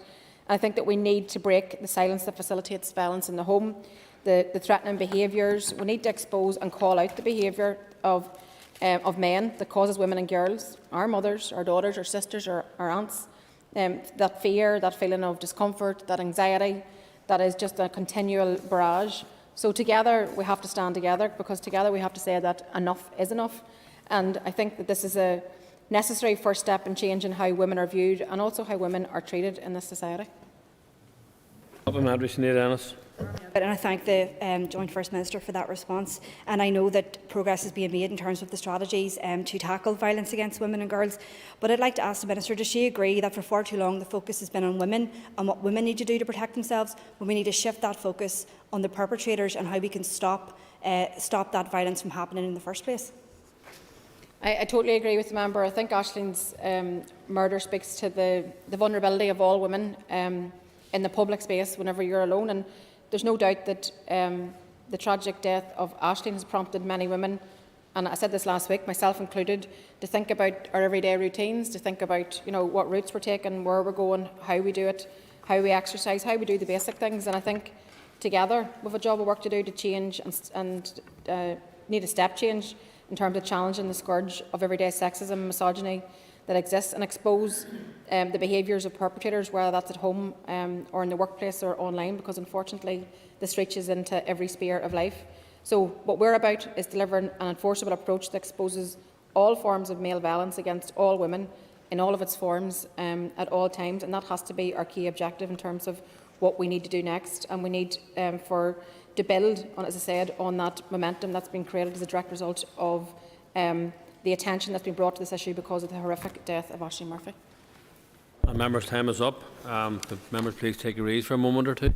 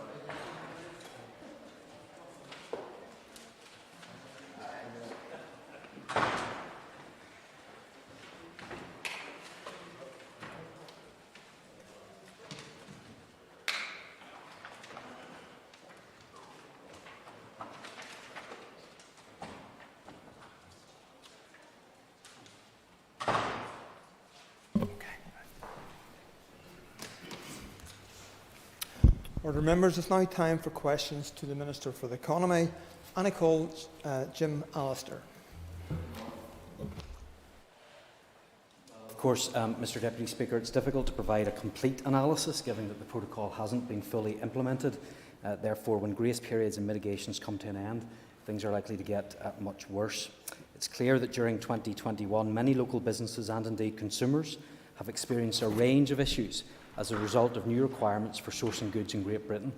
I've spoken personally to many of those businesses and have received correspondence from members across the Chamber who alert me to problems businesses in their own constituencies are facing, including members who publicly called for the full implementation of the protocol, yet privately acknowledge the damage that it is doing to our economy. In respect of costs, Dr Esmond Burney, an economist appointed to the Northern Ireland Fiscal Council by Finance Minister Conor Murphy after agreement of the Executive, reports that frictions on our trade with GB could cost the Northern Ireland economy in the region of £900 million. Other published studies consistently point to the profound economic consequences of disrupting trade with GB. It is clear that tinkering around the edges will not cut it. We need action from the Government now and permanent and complete solutions that remove these frictions in GB to NI trade. I call Jim Allister for a supplementary. So, the crippling costs of approaching £1 billion a year to our economy is really unsustainable, I suspect. Back on the 13th of September, the Minister said this: "If there is a choice between remaining in office or implementing the protocol, then the only option for any unionist minister would be to cease to hold such office." When is he going to make that choice? Well, Mr Deputy Speaker, I'm certainly not implementing the protocol, and I agree with the point that the member has raised. It's £900 million of a cost to our economy. But we have to remember that this is all taking place when we have extensive grace periods and mitigations in place. Now, it is up to the Government and the EU to take action. I hope that they will. I hope that they will follow through on the concerns that they have expressed in their command paper. We haven't seen that progress being made, but that progress needs to be made and action needs to be taken. The Minister clarify, was the grouping question one with other questions? Apologies, Mr Deputy Speaker. I will group questions 1 and one other question, I think, number 15, with your permission. If it's not. Okay.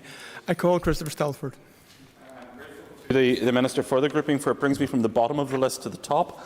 The Minister has detailed the economic cost of £900 million, and we all know what our health service could do with £900 million, but there's also a political dimension to this. Can the Minister confirm that there's not a single unionist elected representative in this Assembly that supports the provisions of the protocol, and we never, ever will? Well, I can absolutely confirm that is the case, that these are extraordinary arrangements that are in place in Northern Ireland without the support of unionists. I think that's in direct contravention to the Belfast Agreement. In fact, the Belfast Agreement had to be changed in order to allow the consent mechanism to be put in place.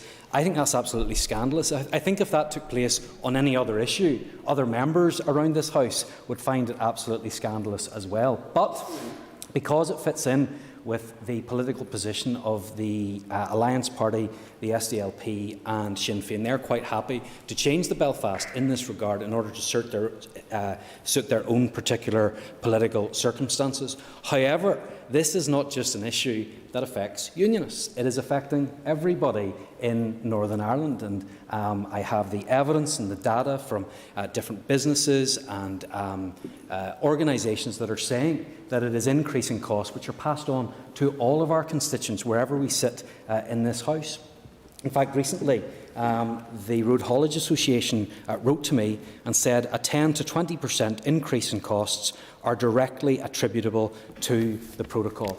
That is having a real impact on people in Northern Ireland. We are already in a cost of living crisis. Inflation is already making things difficult, and the protocol is making it worse. And I wish Mr Deputy Speaker, that there was a recognition of that and that this is not the way to sort out this issue, but instead we should look at some of the other arrangements that have been highlighted, the other arrangements that could work, rather than putting a border in the Irish Sea, which is having an impact on everybody, whatever your constitutional position. I call Kiva Archibald. Thank the Minister for his response so far. And the Minister and his colleagues are fond of cherry-picking figures. I see he's not quoting the bit in the same study about how substituting imports from the EU and the rest of the world, because we can, under the protocol, could reduce the impact on GDP by half. But anyway, a recent manufacturing NI survey showed the biggest issue facing businesses is the shortage of labour. Protocol down their list of priorities. 2/3 of businesses do want the protocol to be made work, and 40% want the executive to maximise opportunities. So does the Minister accept that, just like with Brexit, he and his party are out of step with the majority of businesses here on the protocol? Well, absolutely not. In fact, I would say to the member that it is actually her party and the parties on the other side of the House that are out of step with the public, and public polls are showing that people recognise the issues that the protocol is causing and the impact that it is having. That's clear, and it's clear to me, but it's also clear to members on the other side of the House, because I have the letters here. I have letters from members on the other side of this House. Here's one complaining about the checks that a business in his constituency, been in business for over 24 years. Every single item which needs to be brought in has to be declared. A supplementary declaration with a consignment number. She must declare the item weight before and after packaging. This is resulting in countless hours of phone calls, all of which feel unnecessary to her. Is there any help or guidance which your department could provide? So we have here correspondence from members on the other side of the House. I'd be very careful if I were the member, because it's actually someone from her party that wrote to me. And she may complain about Brexit, but ultimately it's the protocol that is the problem. Absolutely right. It is the protocol which is causing the protocol, not only that they reluctantly accepted, but that they called for the rigorous implementation of. I call Matthew O'Toole. Mr Deputy Speaker. Minister, first of all, I have a letter too. You named Esmond Birney and his claims around the cost of the protocol. I have a letter from the Fiscal Council which makes clear that it's not from that organisation. I note Mr Birney, Dr Birney, has failed to publish his claims in any reputable peer-reviewed journal, so you should be aware of that before you start banding it about on the floor of the Assembly. Can I draw your attention, Mr Deputy Speaker? Can I draw your attention, Mr? Can I have a question, please? Specific statistics. 60% rise in increase in exports from Northern Ireland to the EU single market and the Republic. 2/3 of Northern Ireland Chamber members see the protocol as an opportunity. 80% of manufacturing and Order. Would the member take a seat? Listen, I've asked for a question. If you ask the question now, I will let you. If you do not, I will move on. Question, please. Mr Deputy Speaker, I was getting to my question. I was listing the very real actual opinion of businesses in Northern Ireland. Order, please resume your seat. I call Steve Aiken. Okay. Thank you very much indeed. And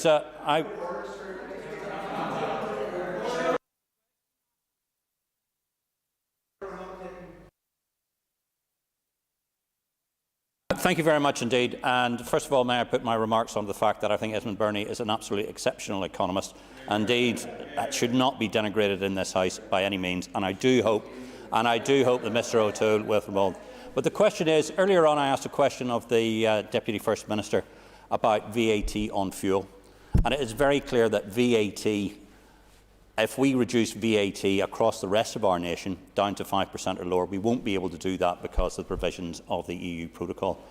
What has the Minister done about engaging directly with the Finance Minister, indeed the rest of the ministers across the United Kingdom, to make sure that Northern Ireland is not disadvantaged by this ridiculous protocol methodology? First of all, can I agree with the member in terms of what he has said about Dr Birney? I don't think that it is appropriate at all to denigrate somebody or their work simply because we disagree with it, simply because it doesn't line up with our own political view, and I think that that's unfortunate that took place, and I think we should listen to those, not just to those that agree with us, not just to those that share the same view as ourselves, But I think it would do other members well to listen to the real concerns that actually exist. Unfortunately, the issue that the member raises is yet again another consequence of the protocol. Another one, perhaps, that was unintended, perhaps that some people didn't see coming, but here we are yet again with another consequence of the protocol and another way in which it limits us having control over those issues. Although it is an issue for the Minister of Finance, because all issues around taxation and rating is an issue between the Department of Finance and Treasury, it is an issue that I recognise is a concern and absolutely believe it needs to be dealt with. I call Stuart Dixon. Deputy Speaker. Thank you, Minister, for your answers so far. Minister, did I hear you correctly when you said in response that you weren't implementing the protocol? Can you tell the House how you're actually doing that and why you're avoiding meetings of the North-South interparliamentary business between you and your counterpart in the Republic, when it is very clear to everyone in Northern Ireland that the shelves in our supermarkets are well packed in comparison to the rest of the UK, and that Brexit is the problem. The problem is not the Northern Ireland Protocol. The reality, Minister, clearly is that you need to be encouraging. There's a very clear question. The question has already been asked, Mr. Speaker. The question is to the Minister. What action he is taking with regards to avoiding the protocol? Minister. Mr. Speaker, here we have yet another member who refuses to acknowledge the impact that the protocol is having. And here we have, I can read you out lists of businesses and of people that have got in contact with me telling us about the problems that the protocol is causing. And it's here and in black and white, and unfortunately it's not only what we're experiencing now that worries me, it's what's coming down the track. And when we think of all the grace periods that will end, the mitigations that are due to end, and remember all of this right now is being held together by a £500 million trader support service, which will go at the end of this year, and what has eased some of the issues that we are facing will then be gone. So, look, I understand the truth is difficult for some members here. I understand they're feeling sore, perhaps because they called for the rigorous implementation of the protocol. But the truth is that it's having an impact, and we need to get it sorted out. Moving on, I should have advised members that question number 4 has been withdrawn, and I call Dolores Kelly. Question 2. Mr. Deputy Speaker, following the skills strategy consultation exercise, my officials have now revised the strategy to reflect stakeholder views in conjunction with the recently established Skill Council and other departments across the Executive. Whilst the draft strategy was broadly endorsed through the consultation exercise, some amendments have been made to reflect key points of feedback. In particular, this focused on enhancing interventions related to economic and social inclusion to ensure relative parity to the strategy's focus on delivering against our economic ambitions. I am currently considering the final draft with a view to presenting this to Executive colleagues for final approval. However, I am concerned that the draft budget settlement will impact upon our ability to deliver the recommendations in the new strategy. This is not simply a fallout from EU exit, and so I would encourage members opposite to stop falsely blaming the budget situation on this. Instead, I ask you to back me in securing the finances needed to help young people from every background and every community get the right skills to allow them to secure a good job, and to help those from the most disadvantaged backgrounds to take their first steps towards a more prosperous future. I call Dolores Kelly. Thank you, Deputy Speaker, and thank you, Minister, for your response. And I particularly welcome the economic and social inclusion measures. Will that mean then, Minister, that you will not stand by your department's proposal to withdraw EMS support? As you know, many young people from a working class background rely upon that funding to enable them to attend studies and enhancing their skills. Well, first of all, Mr. Deputy Speaker, can I just remind the House that these are certainly not proposals of my department. They're not recommendations from my department. The truth is that we are facing a very difficult budgetary situation as a result of the draft budget that's been allocated to my department. I'm not very happy with how that has worked out. I think that the executive needs to look at that again and recognise what its priorities are. I don't want to have to take any of those actions, and I hope that we can get a budget settlement that means we don't have to. I call Peter Weir. Mr. You had? Sorry, I believe you were asked a supplementary. No, I want to ask a supplementary. I haven't asked it yet. I thought you already did ask the supplementary. I call Peter Weir. Well, thank you, Mr. Deputy Chair. I've only got one question. The Minister's obviously highlighted the impact in terms of on the skills strategy of the potential of the draft budget. The Minister would be aware of the Fiscal Council, which was established by the Finance Minister, which was highly critical of the draft budget. Does he agree with their conclusion that the draft budget lacks strategic direction? I think that is a fair assessment by the Fiscal Council. And I would note that the parties in the executive, for example, did want to prioritise health. That absolutely was a priority for us. However, it's wrong to say that we only deal with the issues that we all face around health by dealing with the health budget. Because it's certainly the case that in my own department, for example, when we're increasing the skills of our young people, when we're increasing opportunity for our young people, when we have jobs for our population, when we have that investment, then we're in a place to ensure that we have better health outcomes overall. And that's where I feel that this budget is lacking, and it will have a particularly detrimental impact on my own department. It doesn't have that strategic focus, as the Fiscal Council have rightly pointed out. I call Nicola Brogan. Last and Corland, thank the Minister for his answers so far as well. Minister, a major problem with the skills system is the fact that we rely heavily on English awarding bodies who provide qualifications that aren't always relevant to the needs of local employers. So will your skills strategy address this by delivering more vocational qualifications through local providers? Mr. Deputy Speaker, those are, of course, issues that she will understand were looked at in the draft strategy, and in particular the need for the qualifications that we offer and that we have here in Northern Ireland reflect where the job market is and where those opportunities are as well. So absolutely, it is the case that we need to make sure that we have those qualifications for our young people. Moving on, I call John Blair. Deputy Speaker, question number 3. With your permission, Mr. Deputy Speaker, I wish to group question numbers 3 and 6. And I may wish to avail of some extra time on this question as well. Mr. Deputy Speaker, I want to thank the member for his question, for giving me the opportunity to respond to some of the misleading and simplistic narrative from some of his party colleagues. Even a basic understanding of mathematics would demonstrate that even with EU funds, many areas of the work within the department would need to stop because of the Finance Minister's budget settlement. The UK Government has made a commitment that it will replace, at a minimum, the level of EU funding that flowed into Northern Ireland. The real challenge that we face is that additional funding for Northern Ireland is being managed by Westminster. If Mr Toole has a question, he can maybe rise for a supplementary instead of chuntering from his seat. So although this additional funding for Northern Ireland is being managed by Westminster, it may not necessarily align to the Executive's priorities. Therefore, funding for core DFE services, such as apprenticeships and grants for innovation, were the subject of a significant bid, which has to date been declined by the Minister of Finance. It's also worth noting that the Department of Finance has been leading on the issue of EU replacement funding on behalf of the Executive.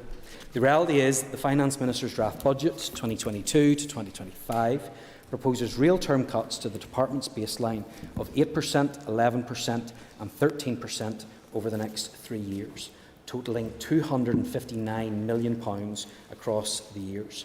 I'm sure the member would wish to join with me to encourage a rethink about disinvesting in young people, skills and widening participation. I call John Blair.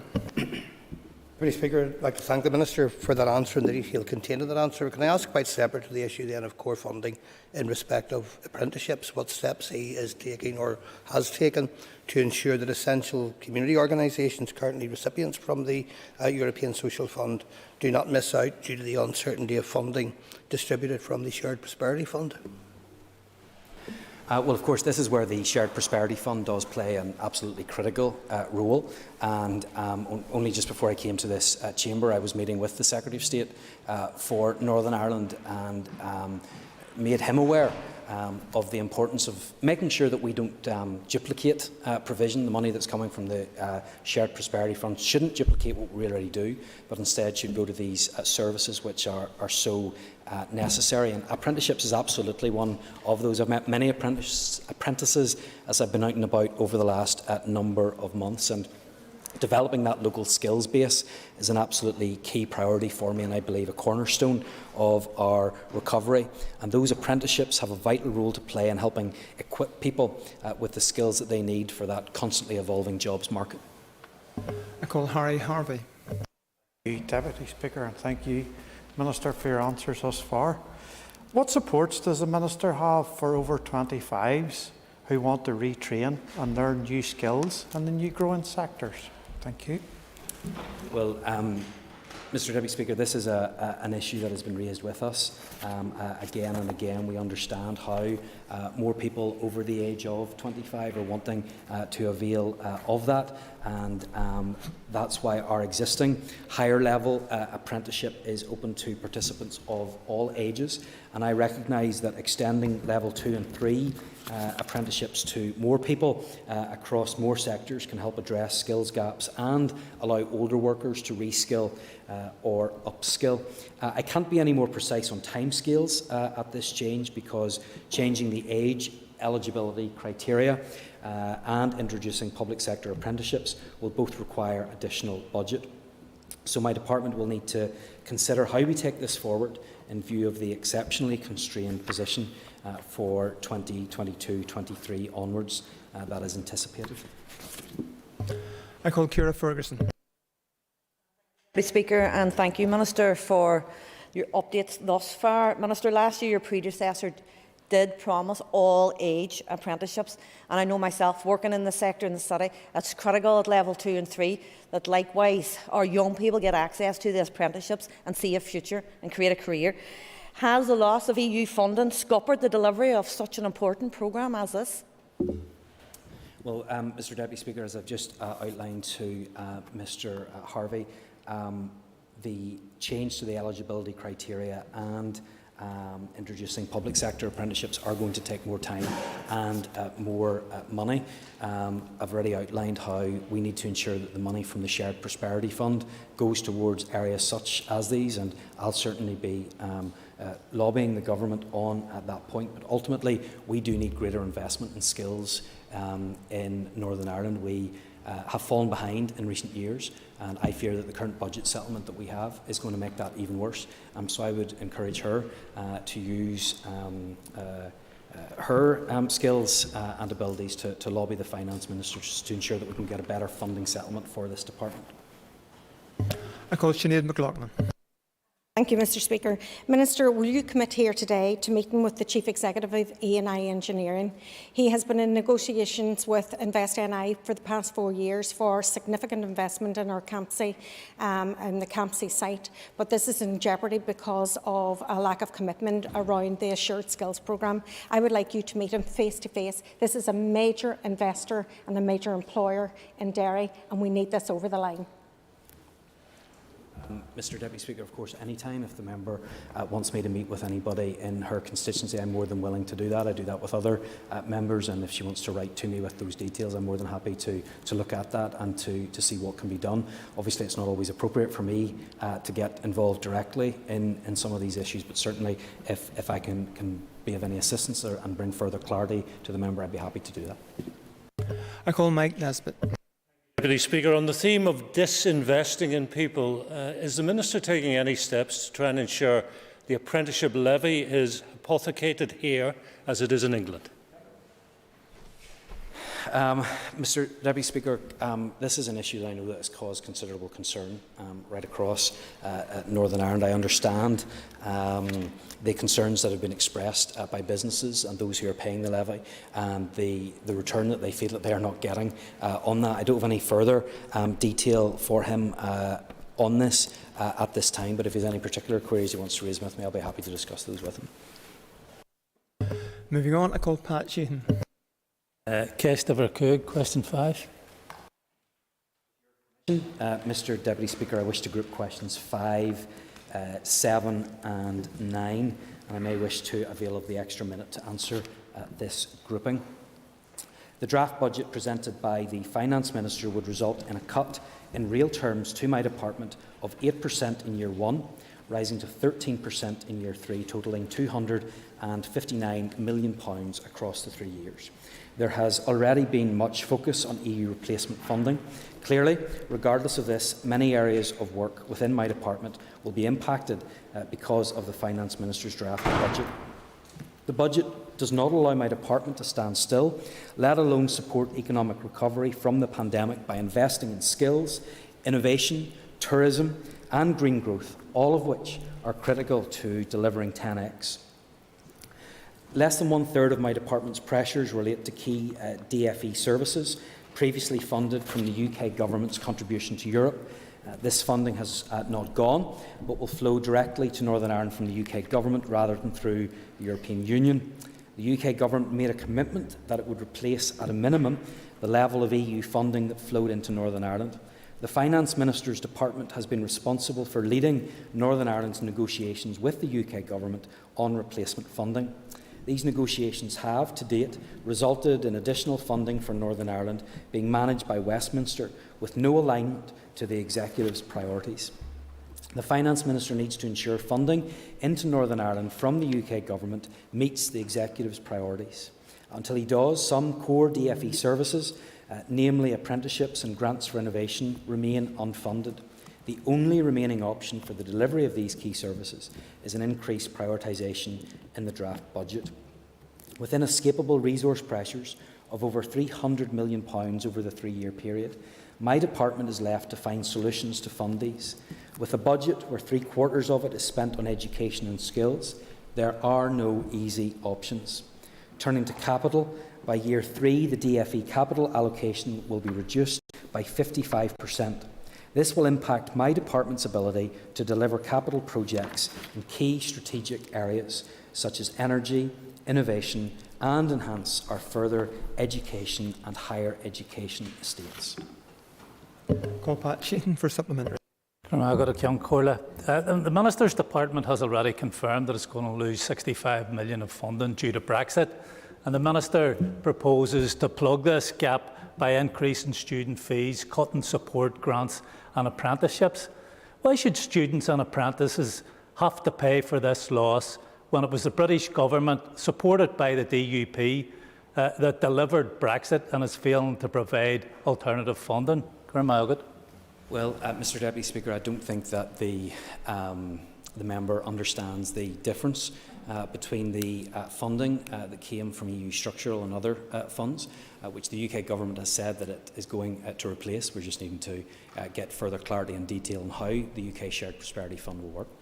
And then the difference between the difficulties that we're facing as a result of the Finance Minister's budget. So if he is concerned about issues in relation to tuition fees, if he is concerned about the number of student places, can I encourage him, like I encouraged his party colleague beforehand, to speak to the Finance Minister in relation to that? I call Stephen Dunn. Speaker, thank the Minister for his answer. Can I ask the Minister which will have the greatest impact on the Minister's budget, the loss of EU funds or the huge cuts as a direct result of Conor Murphy's draft budget? The member's right to ask the question and highlight the fact that it is the issues that we're facing as a result of the draft budget from the Finance Minister, because although the EU funds will be replaced through the UK Shared Prosperity Fund, there is no remedy for over 2/3 of the budget that is going to be lost as a result of the draft budget settlement. So that is the difficulty that we are facing. I see an awful lot of anger around the House and outside of this chamber over the last number of weeks whenever the true impact of the Finance Minister's budget settlement became apparent.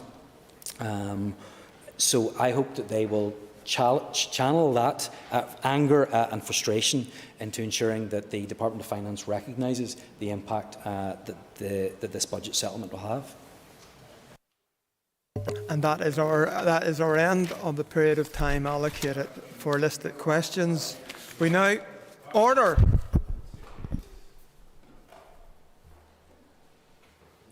I'm endeavouring to carry out my duty as a Deputy Speaker, guided by the clerks, trying to be as fair on everyone. Unfortunately, everyone cannot get speaking. We now move on to topical questions, and I call Orlia Flynn. Minister, I understand that your department has plans to carry out a consultation shortly around debt relief orders. And I wanted to ask, what proposals will the department bring forward to support those who are struggling financially? Well, these will be there will be consultation on this in due course. I'm not exactly sure what the member is wanting to know in particular, but maybe in her follow-up questions she can ask for some specifics. If there is some way that we can make sure that measures that we are taking better address the problems that our people are facing, of course we'll listen to that. But she may already have a supplementary in mind. I call Orlia Flynn for something. Yes, thank you. And I suppose it was really just around the scope of the consultation itself. I know that recently the Consumer Council had done a piece of research that found that people in the north have relatively low levels of savings and disposable income. So just in relation to the cost of living crisis, that there may be more at risk. And it was to ask really around, could the department even look to extending the remit of the consultation beyond debt relief orders, that might be able to consider some other measures that can try and help and support people, actually prevent them from falling into debt in the first place? Mr. Deputy Speaker, I'm more than happy to look at that, but of course as the consultation goes out I would encourage people to respond to that consultation. We don't just do these because we have to. We are genuinely interested to hear what people think, and so through that consultation process people should respond if they think that there's ways in which this can be made better. I suppose if there is one message that I would send to people who are struggling at this time, and we know that this can be a difficult time of the year, I would say to people that help is available, and encourage people not to put their head in the sand, because there are those that are out there that want to help. I think that's a really important message that we can send from here today. There are fantastic organisations both in the public and the private sector that can help Christians Against Poverty. I know of a fantastic track record of helping people who are in debt and financial difficulty, and we would of course encourage people to realise that help is available and get that help as well. I call Stephen Dunn. Speaker, can I ask the Minister how important are the creative industries to our local economy, especially in light of the general UK release of Sir Kenneth Branagh's Belfast film last week? Mr. Deputy Speaker, it's hugely important, and I'm absolutely delighted in the growth that we have seen in the creative industries in Northern Ireland over the last decade. I think it's fantastic to see the progress that has been made and the new opportunities that open up for people here in Northern Ireland. I was delighted to have been invited to the premiere of Belfast in Belfast a few months ago. I think first of all it's a reminder of how far we have come as a society. I think why it has impacted on people here so much is that many people recognise that time, recognise what went on. We're now in a very different place. And so I think it's fantastic to see a film like Belfast, and Northern Ireland Screen actually was involved in the early shaping and support of this film. We also can look at Game of Thrones, we can look at Line of Duty and see the huge impact that Game of Thrones and television shows like that have had here and much more widely on the creative industries. And I call Stephen Dunn for supplementary. Mr. Deputy Speaker, and thank the Minister for his answer. And indeed, the creative industries have made a very valuable contribution right across our country. Can I ask the Minister what further opportunities exist for supply chain jobs within this important industry?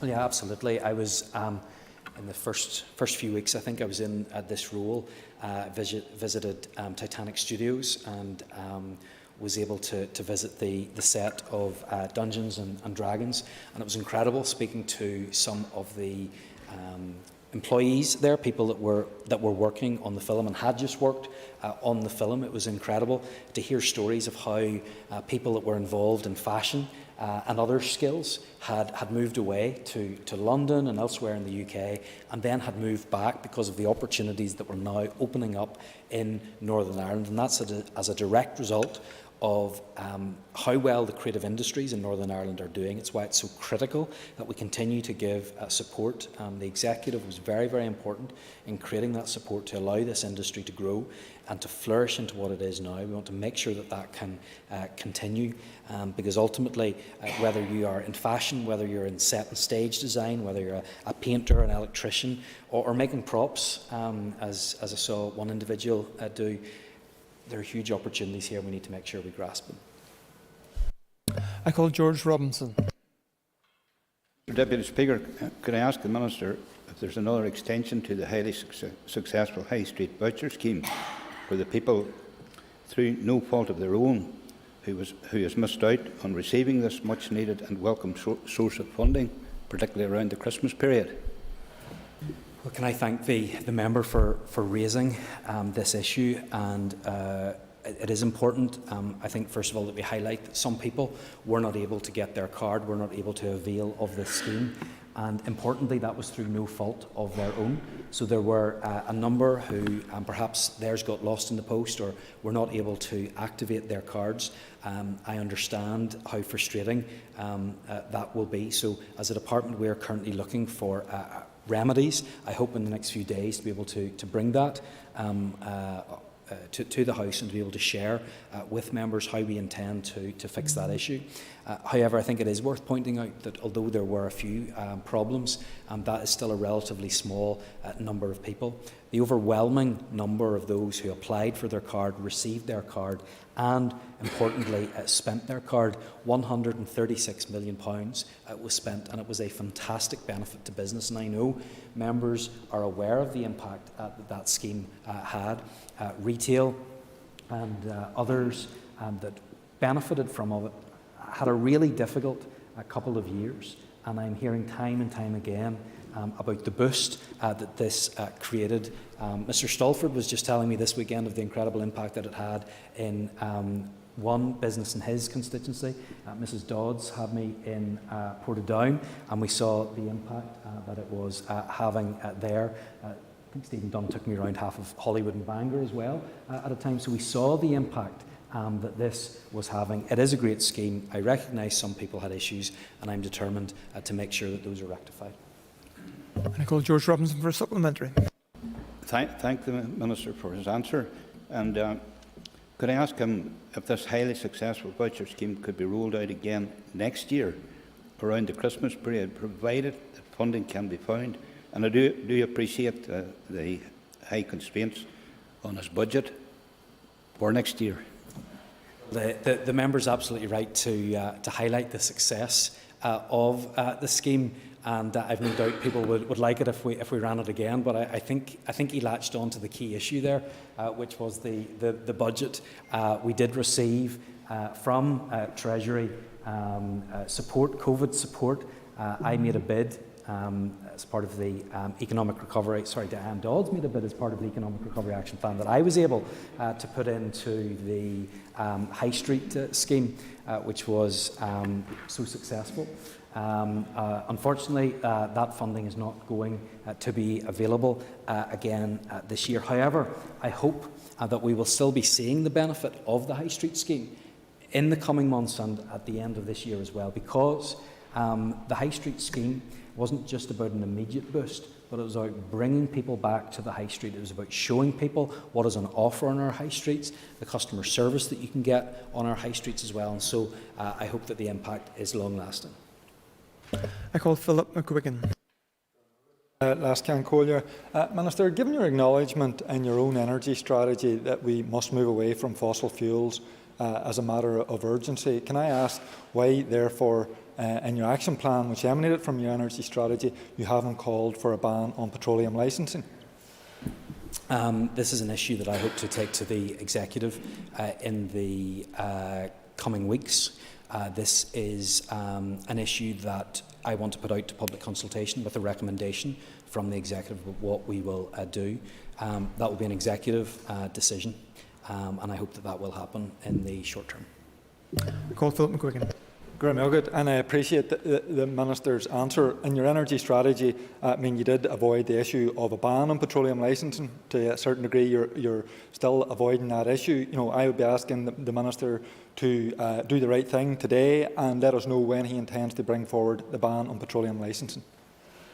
Well, first of all, the energy strategy, I was keen to get that out. I was keen to make sure that we were able to show people how we have a plan for more affordable energy and from a more secure supply of energy as well. The issue around licensing on oil and petroleum is an issue that I've said that I will be bringing to the executive, and I think it's important that we consult on that. There was a long period of consultation for the energy strategy. It was only right that that took place. On this issue, I think the member would agree that it's right that we consult on that as well, that we listen to the views of people, that we understand what they think. However, I will be bringing a paper to the executive with a recommendation. It will be up to the executive to decide what they want to do. I call Minister McHugh.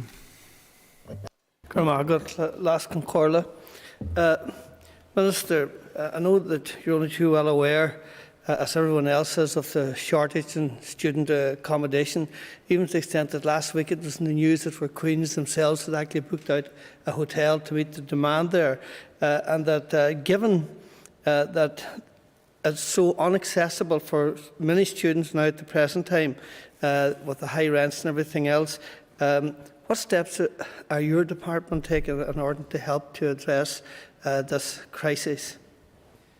Well, Mr Deputy Speaker, I understand the concern that has been expressed by many in relation to student housing.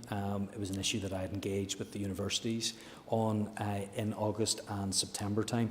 Ultimately, I have to say that universities are autonomous institutions, and it's right that they develop their own policies, and it's not something that I can or should dictate to those universities about. However, I do know that the universities took all action that they could. They saw that this was an issue that was coming. They looked at the options that were available, including encouraging other means of accommodation. They looked into other private accommodation providers and indeed hotels as well. So look, it clearly remains an issue. I hope it will not be an issue next year, but ultimately it is an issue for the universities themselves. Colin Lisa McHugh. Good morning. Thank you, Minister, for your answer so far. Minister, just the cost of living has increased as well too, and the severe financial prices that are now bearing on students in relation to the increased rents and so on is forcing them towards the hardship fund. I ask you, Minister, what steps again has your department taken, given that in fact you have actually handed back money, unspent money from the student maintenance grants and bursaries, rather than relocate it to support students? Well, Mr Deputy Speaker, I would need to check the figures on that, but I am aware that having gone out to my department and asking them where they believed these funds could be used, we didn't receive any responses or any acknowledgement that that is somewhere else, that there was a high demand. If there is an issue, if there is a problem, it's more than something that I would be willing to look at, and whether that's if there are issues with the hardship grant, I'll be more than happy to look into that. I call Pat Sheehan. Corla, the Minister will be aware that the New Decade New Approach Agreement contained proposals to strengthen workers' rights, including the ending of zero-hour contracts. Can the Minister tell us when he intends delivering on those commitments? Well, look, the member will be aware that the department rightly was dealing with COVID-related issues for most of this mandate. I understand that there was a desire to make sure that these issues had been progressed and that they had the opportunity to discuss this on the floor of the Assembly. There are a number of competing priorities, or were a number of competing priorities for the department over the last number of months. My focus had been on getting the Parental Bereavement Leave and Pay bill to its conclusion, and that's where my focus is at. I think there are a lot of issues in and around employment law that we need to deal with. Unfortunately, I think those are going to have to be now for the next mandate, and I think we're going to have an awful lot of employee-employer issues to be dealt with through that bill. But quite simply, the answer to his question is that there wasn't the time in this mandate to get those completed. Unfortunately, we've run out of time. That is the end of our period for listed questions. Point of order. Mr. Deputy Speaker, I appreciate the point of order. If I may clarify my remarks, Mr. Deputy Speaker, in our previous session it was suggested that I was denigrating an individual economist. I wasn't. I was simply attempting to correct what was the implication from the Finance Minister that the Fiscal Council had somehow endorsed a view in terms of economic analysis from Dr. Burney. The Economy Minister had said that the Fiscal Council, had endorsed a position. They have not. That is clear. I did not denigrate the Economist. Please, we're in danger of having a speech once again. We had question time where I'm trying to enable as many people as possible to place a question. This detailed explanation you're given is way beyond the point of order. But you have made some comments which are on the record. I'd ask members to take their ease for a few moments.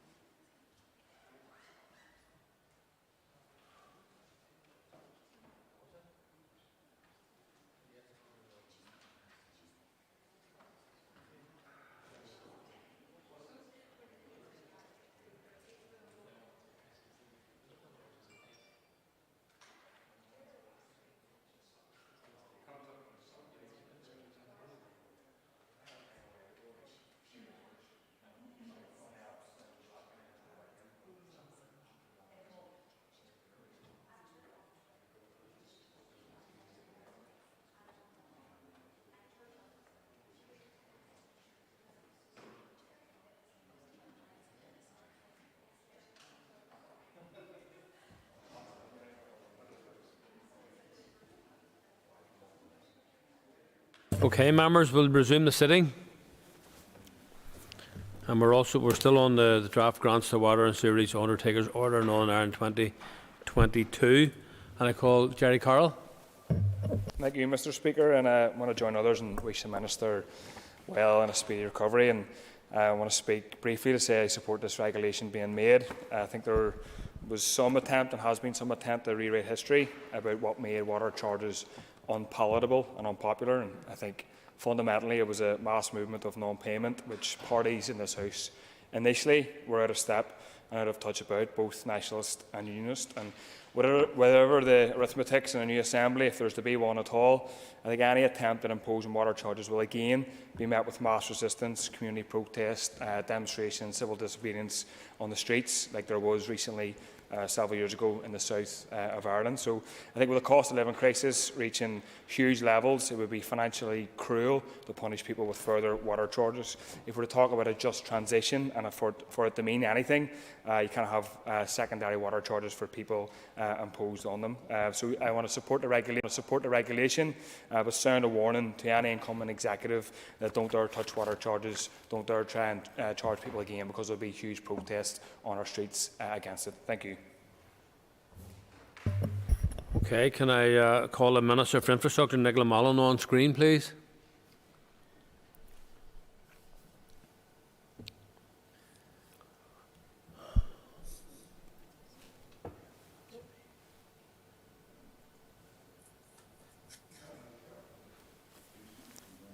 Can I also wish the Minister well in the recovery from the COVID virus?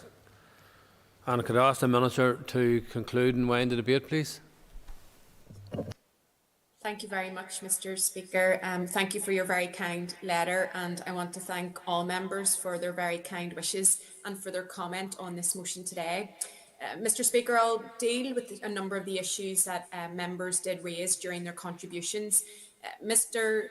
Jim Allister queried in respect of the statutory rule, whether that had been made or not. I can confirm that the 2017 statutory rule, the Grants to Water and Sewerage Undertakers Order 2017, was made on the 24th of January 2017 and came into operation on the 1st of April 2017, and it's known as the SR 2017 number 33 statutory rule, and it is confirmed in the legislation.gov.uk website. I also just want to mention briefly the issue of capacity constraints. Mr. Allister rightly identified the fact that there are around 100 areas across the north where we're either operating near or above intended design capacity, either at the wastewater treatment works or within the sewer network. And if Northern Ireland Water is fully funded for PC21, it plans to remove 49 of those areas from constraints. There are several key projects in Northern Ireland Water's PC21 wastewater treatment upgrade programme, which includes works to wastewater treatment plants at Belfast, Kinnegor, Green Island and Newry. However, given the increasing pressure on the wastewater and sewer network, Northern Ireland Water has identified a further 30 economically constrained areas which may emerge during the PC21 period. Therefore, the sustained and secured ongoing provision of investment over multiple price control periods will be required if we're to recover from the historic underinvestment in water and sewage services that has created the current situation of capacity constraint in so many locations across Northern Ireland Water. Members will know that the delivery of water and sewage services is a collective responsibility for the Executive, as it is a key part of commitments within New Decade, New Approach, Programme for Government Outcomes, and it is central to the ambitions of the many areas we seek to deliver on for citizens and the services upon which they rely to thrive. For the 2021-22 financial year, my department allocated Northern Ireland Water €136.6 million in Resource DEL and €221 million in Capital DEL. This is the first time in a long time that Northern Ireland Water has started the year with a full funding settlement. However, the lack of in-year budget flexibility has exposed the continuing constraints with funding water and sewage services through public expenditure. Members also identified the fact that as the largest consumer of electricity, Northern Ireland Water has faced huge financial pressures to the tune of £18 million in terms of inescapable rising energy costs.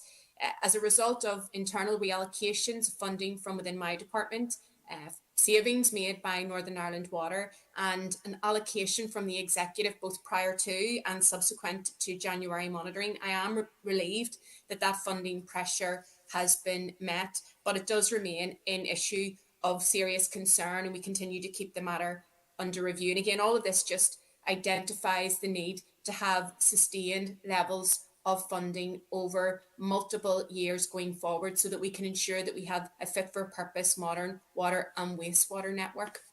What I want to just address very briefly, Mr. Speaker, is the issue around funding models. I think it's very important to point out that my department has worked closely with Northern Ireland Water, the Department of Finance, and the Strategic Investment Board to explore alternative funding models and options which may be permissible under the current governance and water charging policy.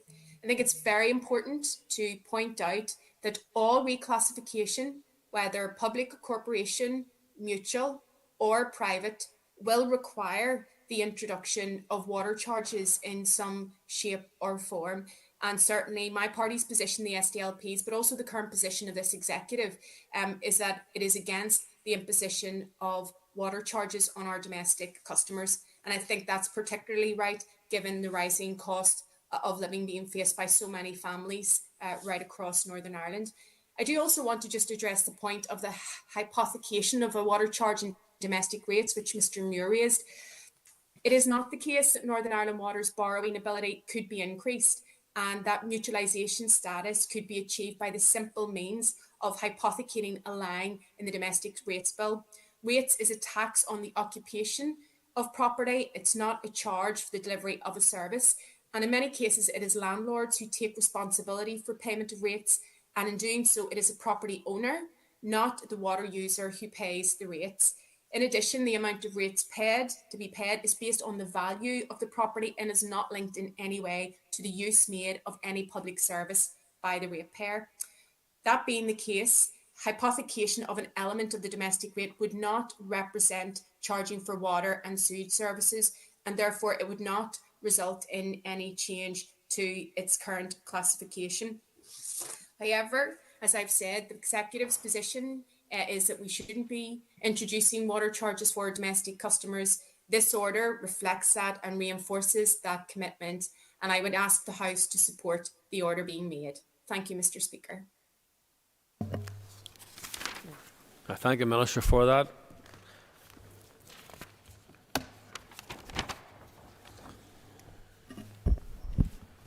Members, then, the draft grants to water and sewerage Undertakers Order NI 2022 be approved. All those in favour say aye. Aye.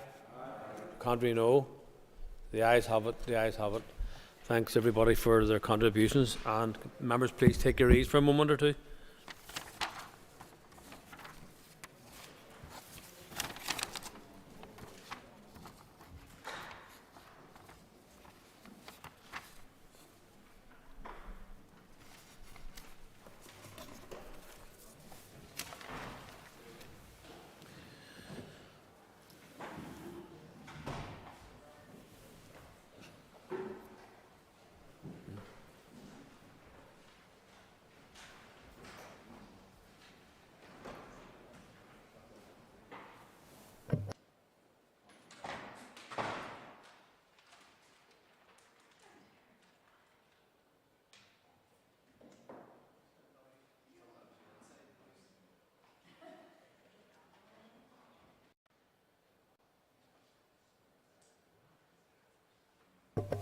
Okay, members.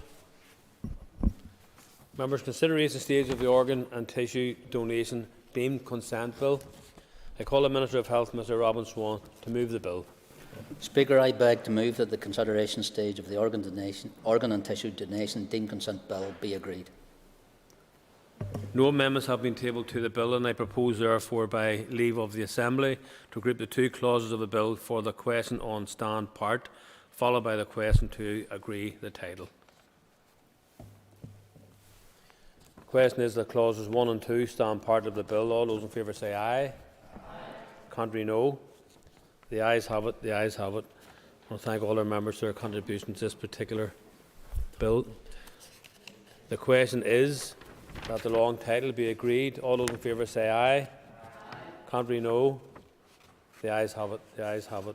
And that concludes the consideration stage of the organ and tissue donation deemed consent bill. The bill stands referred to the Speaker. Thank you very much, everybody. Members, take your ease for a moment.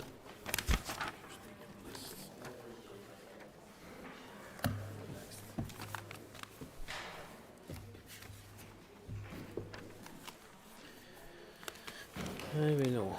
We know.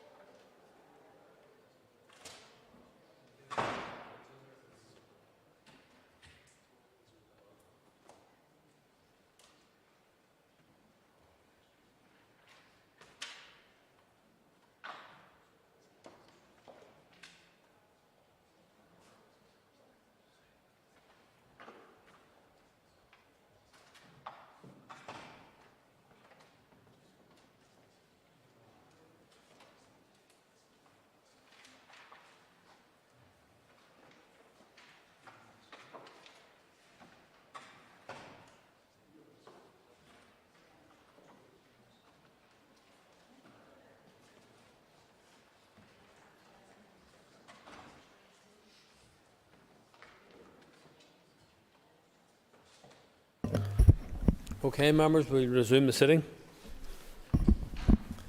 Further consideration stage of the Parental Bereavement Leave and Pay Bill. I call the Minister for the Economy, Gordon Lyons, to move the bill. Members will have a copy of the marshalled list of amendments detailing the order for consideration. The amendments have been grouped for debate in the provisional grouping of amendments selected list. There is a single group of amendments, Amendments 1 to 25, which are consequential amendments to parental bereavement and miscarriage leave and pay. Once the debate on the group is completed, any further amendments in the group will be moved formally as we go through the bill, and the question on each will be put without further debate. And if that's clear, then we shall proceed. Okay. Members will note that the marshalled list was reissued, and it is marked in red print on the front page that it was reissued. Members will have received both printed and electronic copies of the document. Please note that the correct order of amendments 16 and 17 as per the revised marshalled list. We now come to a single group of amendments for debate. With Amendment 1, it will be convenient to debate Amendments 2 to 25. Within this group, Amendment 3 is mutually exclusive to Amendment 2. Amendment 4 is mutually exclusive to Amendment 3. Amendment 7 is mutually exclusive to Amendment 6. Amendment 8 is consequential to Amendment 5. Amendment 9 is consequential to both Amendments 2 and 4. Amendments 11 and 12 are mutually exclusive to Amendment 10.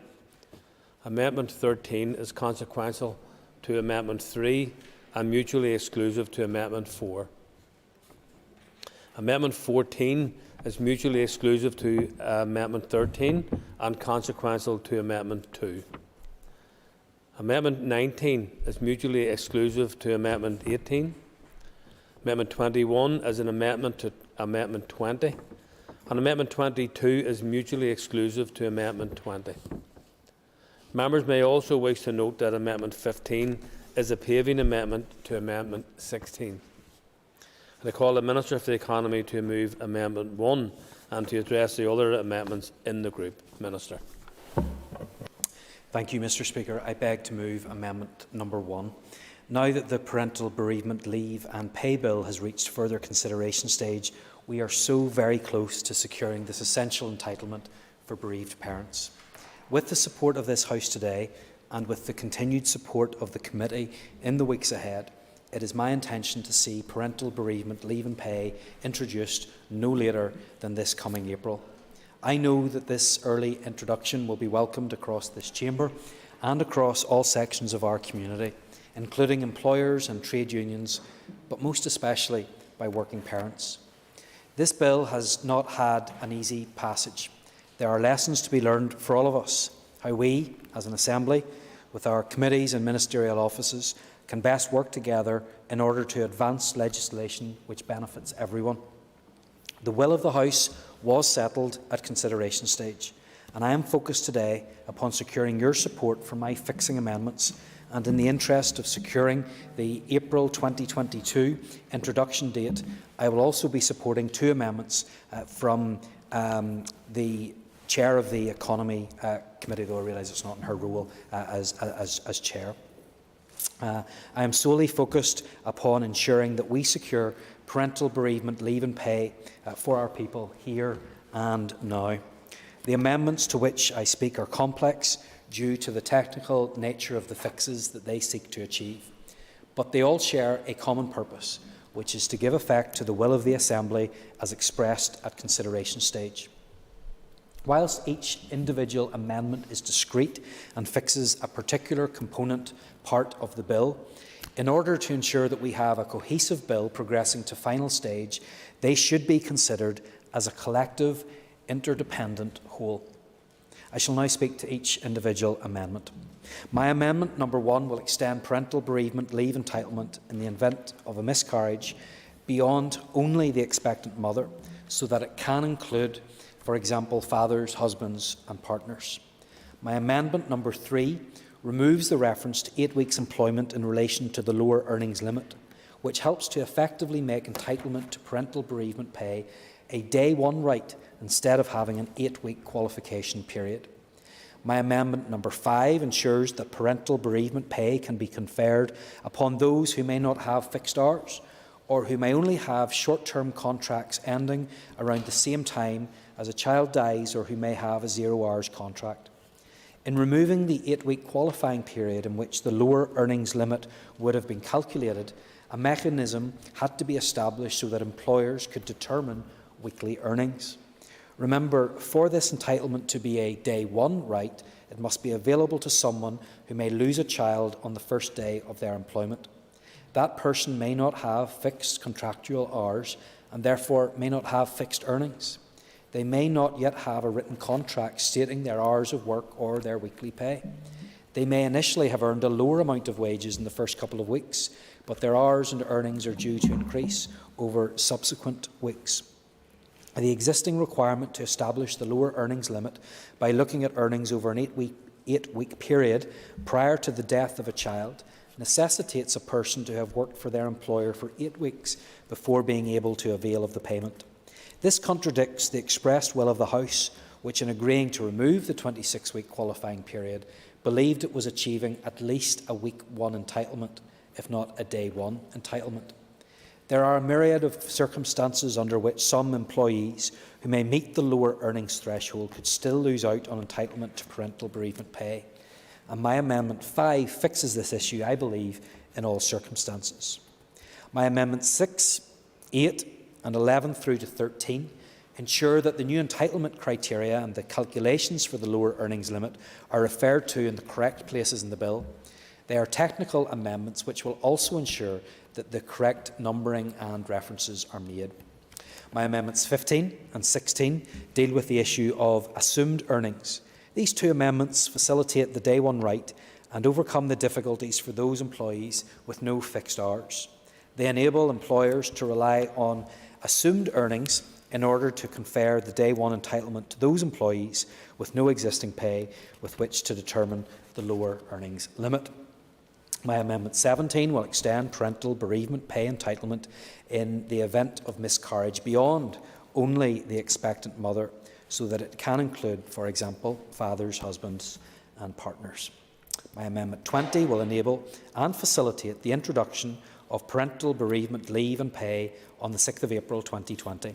Whilst it also allows the Department to determine when miscarriage provisions apply to parental bereavement leave and pay, I acknowledge that this will be subject to Dr Archibald's Amendment 21, which will require miscarriage provisions to be applied by no later than April 2026. My Amendments 23 and 24 both deal with Assembly control procedures. They will allow for the first set of miscarriage regulations to remain draft affirmative, but in the interest of pragmatism and in keeping with custom, will remove the draft affirmative procedure from any subsequent regulations. My final Amendment 25 simply reflects the inclusion of miscarriage within the title of the bill. Following consideration stage and the expressed will of the Assembly to remove the 26-week qualifying period and extend provisions to encompass miscarriage, I instructed my officials to bring forward fixing amendments in order to give effect to that expressed will of the Assembly. In working towards bringing forward these amendments and giving effect to the will of the Assembly, my officials discovered fundamental operational flaws in some of the amendments that were passed at consideration stage. The complexity of my fixing amendments stand testament to the problems they created. Working intensely over the Christmas and New Year period, my bill team was able to arrive at solutions which fix the flaws in the amendments from consideration stage. Had these amendments not been fixed, then such was the wording of provisions contained within the amendments that entitlement to parental bereavement pay would only have extended to a woman who suffers a miscarriage and would not have extended to the father or the husband or the partner. My amendments fix this oversight by creating the power to extend entitlement to include fathers, husbands and partners.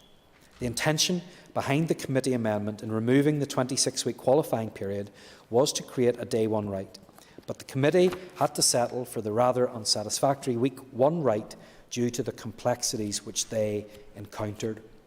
Further illustrating the inherent risks of legislating without due consideration of wider implications, the amendments also overlooked the 8-week period in which the lower earnings limit is determined. Members will be aware that the lower earnings limit is inextricably linked with benefits and statutory entitlement payments. By failing to remove the 8-week reference period, the amendments had the effect of removing the 26-week qualifying period whilst effectively replacing it with an 8-week qualifying period. Replacing a 26-week qualifying period with an 8-week qualifying period is not, I believe, what members voted for at consideration stage, but it is what we were given by that particular amendment. My amendments remove this 8-week qualifying period, but they also go further. My amendments improve this bill by making the entitlement a day one right. I was able to achieve the day one right through a careful dissection of the bill and all of its intrinsically linked component parts. It has not been easy, but a legislative mechanism has been devised through which any employee or worker meeting the lower earnings threshold will now be eligible from day one of their employment to parental bereavement pay. My fixing amendments, therefore, extend miscarriage entitlement to fathers and partners. They remove the 8-week qualifying period left behind. And they also remove the week 1 qualifying period by securing a day 1 entitlement. The fact that these complex issues remain to be resolved is indicative of how tightly woven the bill is and how the amendment of even one small, seemingly obvious part may not achieve the desired effect because of the many underlying, unseen and interconnected constituent parts. The safety net provided by further consideration stage is exactly that, a safety net, beyond which any more changes and unforeseen effects cannot be rectified or corrected. That is why I ask you to consider the positive impact on this bill that my amendments now bring, how my amendments improve upon and fix the flaws in the consideration stage amendments. We have this further consideration stage of the process to correct such mistakes. We don't now have the same safety net if we repeat those mistakes. My amendments have been carefully considered and crafted. They deliver, but more importantly, improve upon the amendments this House voted for at consideration stage. They do exactly what they say they do, and I ask the House not to risk accepting further amendments at this late stage, which will again risk unravelling the bill, because this time it will carry an even greater degree of risk because they cannot be fixed. I appreciate that amendments will be moved by Dr Archibald, and in the interest of securing passage of a complete, coherent bill and to ensure that parental bereavement leave and pay is in place for April 2022, I will support Dr Archibald's amendments 19 and 21, and I would urge all members to support these two amendments alongside my supporting amendments. My amendments in Clause 2 are intrinsically linked. For the bill to remain legislatively sound, all of my amendments for Clause 2 must be voted in today. Dr Archibald's amendments 19 and 21 will help to facilitate the introduction of parental bereavement leave and pay by April 2022. They will also help to secure its extension to miscarriage by no later than April 2026. And so for the reasons that I have outlined, I ask the House to support my amendments and amendments 19 and 21. And I understand other amendments may not be moved, and I think that that would significantly change the outcome of this bill. So I thank members for their time and for the work that was done to ensure that this bill can proceed, and I recommend my amendments to the House. I thank the Minister for his contribution, and I call the Deputy Chairperson of the Committee for the Economy, Matthew O'Toole. Thank you, Mr Speaker. I will be rising to speak very briefly on behalf of the Economy Committee on the further amendments to the bill laid by the Minister. The committee had relatively late notice of the amendments, having only received these late last Tuesday evening, 18th January, prior to the committee meeting on the morning of Wednesday, 19th January. The committee stage is already completed, and the committee published its report on the bill on the 15th of November. However, the committee asked officials to brief members on the amendments, and they attended the committee's meeting on the 19th of January. As officials outlined to the committee, these are complex amendments which require detailed work from officials and liaison with HMRC and other bodies. However, members raised the issue of the 26-week qualifying period for paid leave being temporarily reinserted into the bill without an end date. Members expressed some concern that the change of the qualifying period from 26 weeks to 1 week was linked to the introduction of the extension of the provisions of the bill to those who have suffered a miscarriage, neither of these with a year for commencement. That one of those amendments, the amendment reinserting the 26-week qualifying period, has not been selected for debate. It remains, however, that the committee simply did not have adequate time to consider the amendments and therefore could not arrive at a position. Additionally, the committee did not see the amendments laid by Dr Archibald, and therefore there is no committee position on those either. I will only add that the committee is extremely keen to see this bill complete its final stages before dissolution in order that these important entitlements can be put in place as soon as possible. Mr Speaker, I will make some brief remarks on behalf of the SDLP. As you probably understood from my remarks as Deputy Chair, because these amendments came very late, there's relatively little that the committee is going to say on an official basis. I would say that I joined the Economy Committee relatively late in scrutiny of this bill. It's a really important bill. I think something that people will all agree on, that this is an extremely important bill. But it has been very complex. I feel at times like I've walked in 3/4 of the way through a very complex movie and had to try and pick up a plot. At consideration stage, as the Minister said, there were amendments that the committee had wanted to get in around both ensuring this was a day one, if possible, right, and also extending provision to people who had suffered miscarriage. We had a very extensive and at times quite lively, to put it euphemistically, debate at consideration stage. I am pleased to say that as a result of that, those provisions did go into the face of the bill. I recognise that that caused a significant amount of work for the officials, some of whom are here today, in order to, and indeed the Office of the Legislative Council and others, to make those work, as it were. But I think it proves that the legislative process, when done right, works, as the argument was made at consideration stage that we had a further consideration stage in order to tidy up tidy up some of the loose ends and issues in relation to drafting, and we have done that.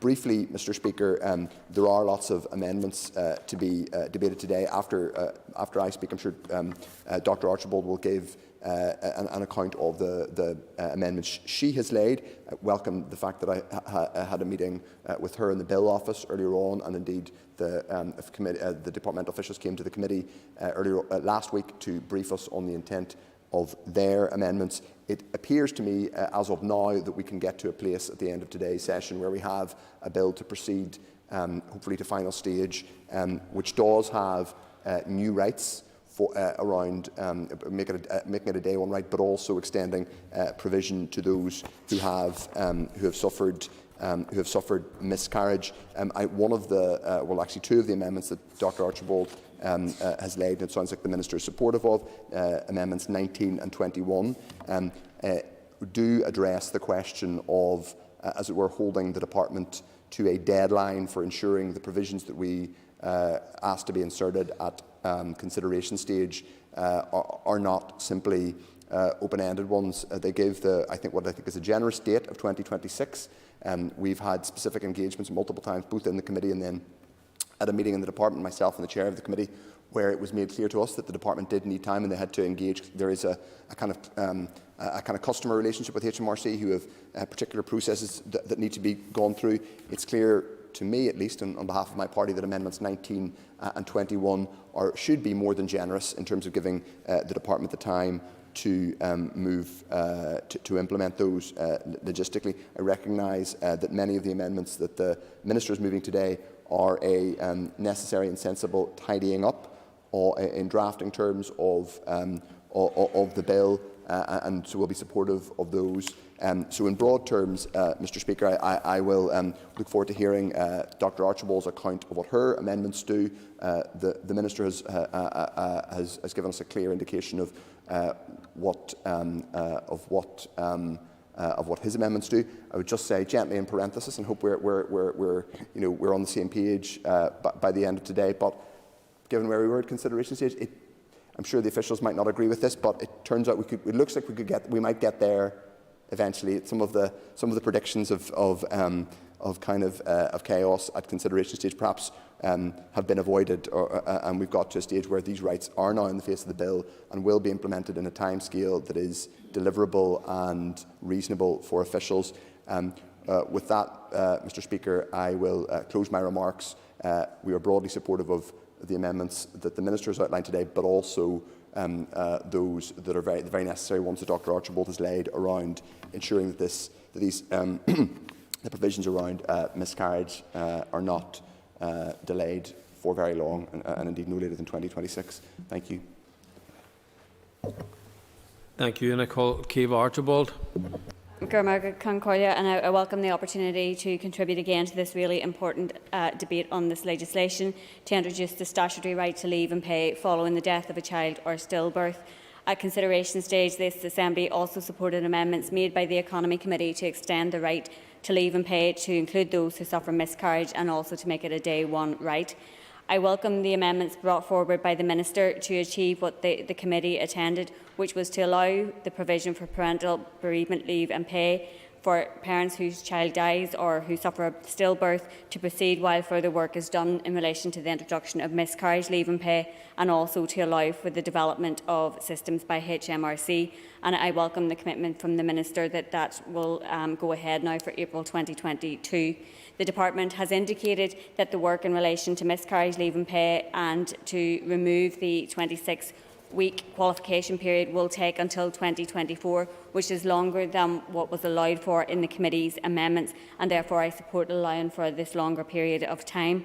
I have a number of amendments listed on the marshalled list, and I want to set out my intention in relation to those for members.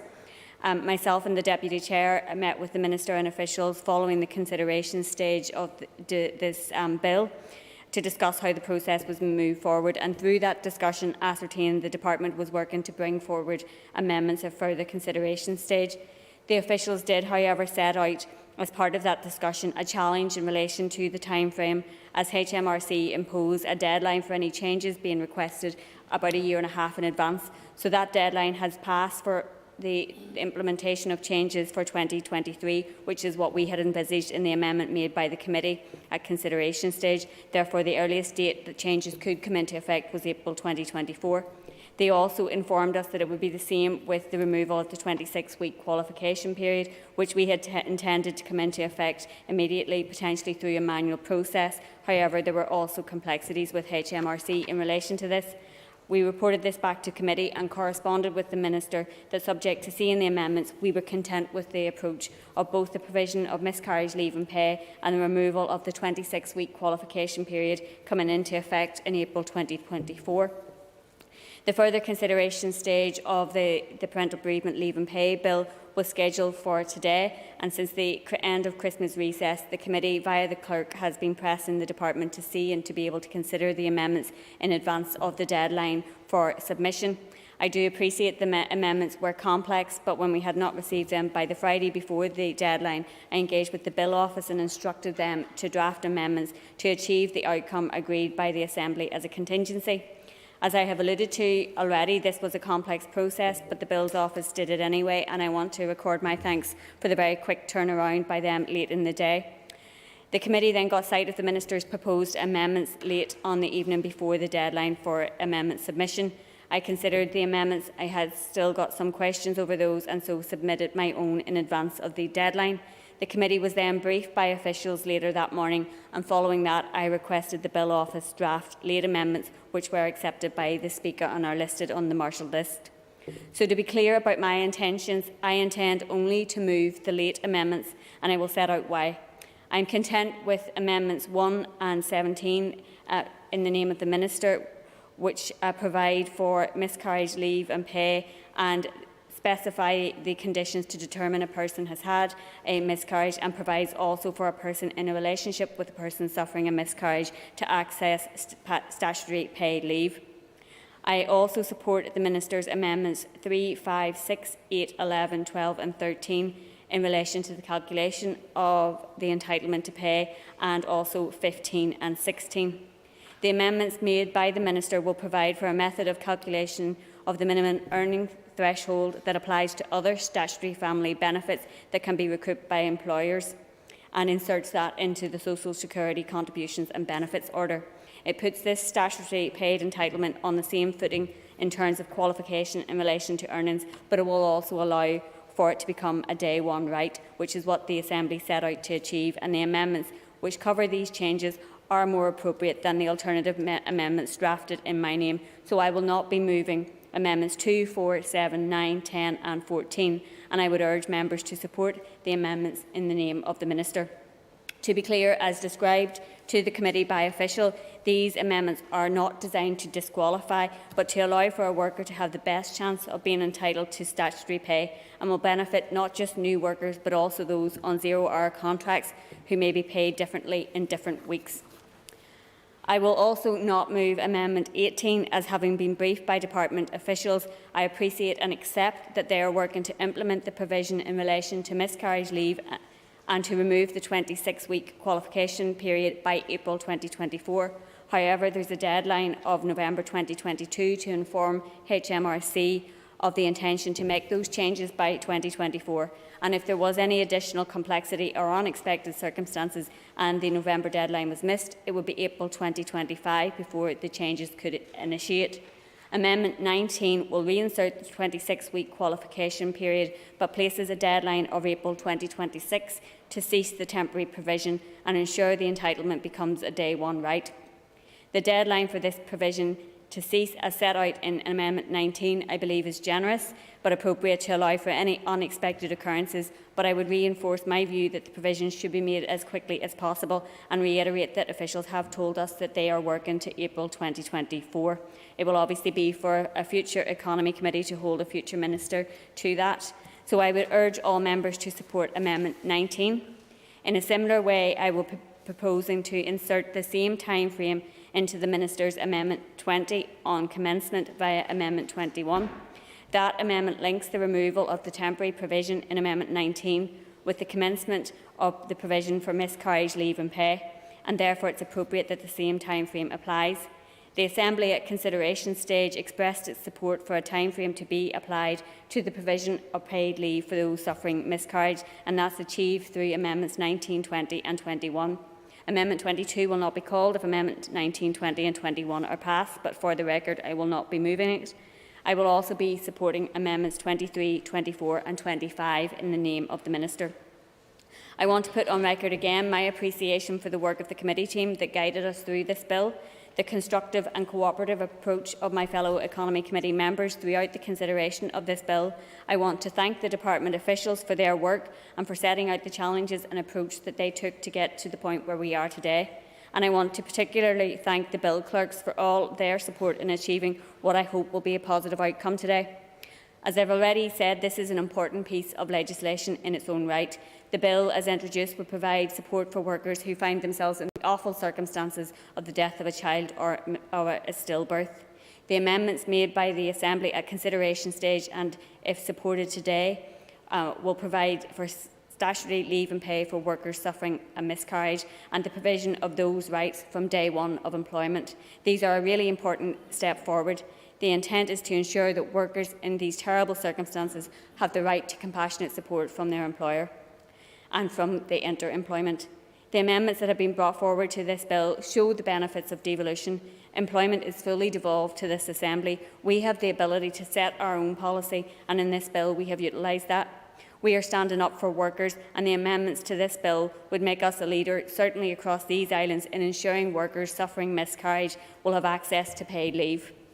That they, along with workers who suffer the death of a child, would have the right to paid time off to seek support, to deal with the practicalities or to simply grieve. I think that is something that this Assembly, which doesn't always get the best of press, but that we, in moving forward with this bill and the progressive amendments, is something that we as MLAs collectively can be proud of. Margaret, thank you. And I call Peter Weir. Thank you, Mr. Speaker. There is a strong possibility, listening to the debate today, of a consensus breaking out in the Assembly. I don't want to risk that consensus in any way eroding, and so therefore I'll try and keep my remarks fairly brief in case I do accidentally disrupt that consensus. Can I say, I suppose, a bit like the Deputy Chair, I came in, I suppose, to the committee whenever this process had already started, trying to pick up the threads of the movie plot. I suppose if we were to draw an analogy between and extend that analogy between the previous stage of this consideration stage, where there was a bit of a divergence of opinion in terms of, I think, to be fair, the how we achieve things rather than necessarily what we are looking to achieve, where indeed there was a level of cut and thrust, a level of disagreement. Today perhaps represents the slightly duller sequel to that, but one which is based around a more harmonious outcome. Hopefully it will have a happy ending in today's legislative process. And why I believe that's particularly important is that I think across the board this should be a piece of legislation which is important not only to get right, but also one which is broadly welcomed. We should always remember that for families who have lost a young loved one, parents who have suffered that bereavement. There is no greater tragedy in life. I think all of us who have buried a relative know of the pain that occurs, but I think for a parent to face the bereavement of a child, not only is there that great pain of losing the close relation, but also actually a sense sometimes that it is not, somehow runs against the natural order of things. And so therefore it is important. And I think the work done by both the current minister and the previous minister in bringing this onto the statute books are vitally important. I think it is also the case, I think, that the approach that has been taken in relation to this will ensure that those rights in terms of what was initially set out, and we'll come to some of the amendments in terms of how those make those additional adjustments, are able to be brought in as soon as conceivably possible, in effect that they will take effect from April of this year. In reaching this point, I want to thank in particular the very constructive and flexible approach that the Minister has taken after the consideration stage to try to make sure that the will of the House in terms of what was put in there was able then to gain currency in terms of what was fit for purpose in terms of the final legislation. And as indicated, this is quite a complex piece of legislation, and in piecing together that legislative jigsaw, I think in particular the Minister needed to ensure that what was there was legislatively fit for purpose, that it was operationally fit for purpose, and also, which I think was a hurdle for both himself and the officials to overcome, that it was something that was compatible as well with HMRC, so that we were not, if you like, providing a particular right, but then actually creating major problems for those who would particularly benefit for that. And I'm glad to say that in terms of the approach to the amendments, I would also commend, I think, today Dr Archibald's approach in terms of her two amendments, but also the fact then that a similar constructive approach has been reciprocated by her, and that indeed on a range of other amendments that were put forward, she will not be moving those. It enables that broad consensus to be able to be reached. I suppose in terms of the amendments before us, I suppose deal with three principal issues. Firstly, obviously, as indicated, and I think it is right, to make that adjustment so that it is not simply the bereaved mother, but also actually the bereaved parents who are able to benefit, that the husband, partner, father is able to actually benefit directly as well.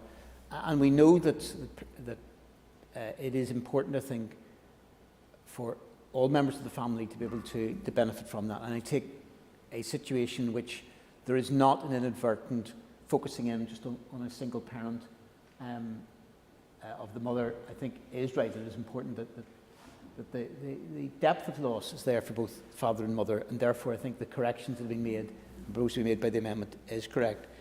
Secondly, I think there was the difficult squaring of the circle to try to make sure that the will of the Assembly, as expressed at consideration stage, that this become a day one right, that in the appalling circumstances of somebody starting on a Monday and later on that day finding that their child had died, that it was covered. I think the very creative approach that has been put forward by the Minister's amendments to effectively, for that qualification period, because there was, I think, practical difficulties, there was difficulties with HMRC in terms of reaching that qualification point. But effectively, the approach taken that not simply that in terms of projecting the level of wages, because this has to be something which cannot simply be plucked out of the air, is both retrospective in terms of the previous 8 weeks, but also actually projecting ahead to the following 8 weeks to be able to project levels of wages, is a solution which I think is the best possible solution. It's undoubtedly been the case that by putting those into place, which will require, I think, clearly in terms of how bereavement, where there's a miscarriage, and indeed day one bereavements, there will be some further work that will be required in terms of secondary regulations. But it was also important, and I think, again, this was something, whatever our differences at consideration stage that was shared across this House, was that in meeting those complex requirements, that they in and of themselves did not then become an obstacle to those for whom the original bill had already sought to provide, and that therefore we were able, with those exceptions, then to put in place what could immediately kick in 2022, and I think that's the right approach to be taken. Finally, in terms of the time limit, I maybe have a very slight reservation, which I indicated, I think, at committee, that in terms of putting a date, we need to ensure that as we project ahead, that what is, if you like, the cut-off point date, to say this must happen by this date, doesn't become in the future a point at which it is said, well, actually, we don't need to move until this point. And I think, to be fair, there were assurances given by officials that it is very much the feeling of the department that if it is possible, because this has to coincide with the tax year, that the earliest possible date would be April 2024, and that is the aim. And I think there should be no barrier put in place to that. But I can understand that where something is simply open-ended, that will lead to some level of concerns that this is, if you like, simply pushed into the future. And therefore, I think that the approach, at least in terms of the date that's been put forward by Dr Archibald in Amendments 19 and 21 of a 2026 point at which this will be brought in, is in and of itself not unreasonable. And from that point of view, therefore, I'm happy to support those amendments as well. And I look forward, I think, to this becoming what I think is a very groundbreaking piece of legislation. It will be one...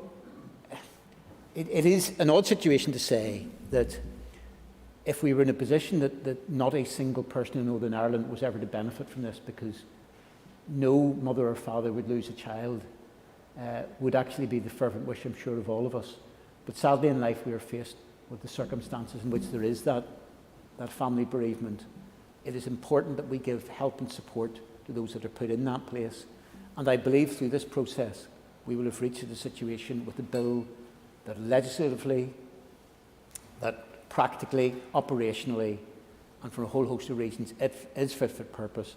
And it is something I think all of us who have contributed to this in whatever way can look back with a sense of pride and seeing those families being able to benefit from that. So I'm happy to support the amendments as outlined today. I thank the member for that, and I call Stuart Dixon. Thank you very much, Mr Speaker. Mr Speaker, I rise to speak on behalf of the Alliance Party and also as a member of the Economy Committee. It's vitally important that we support the passage of this bill through its further consideration stage today.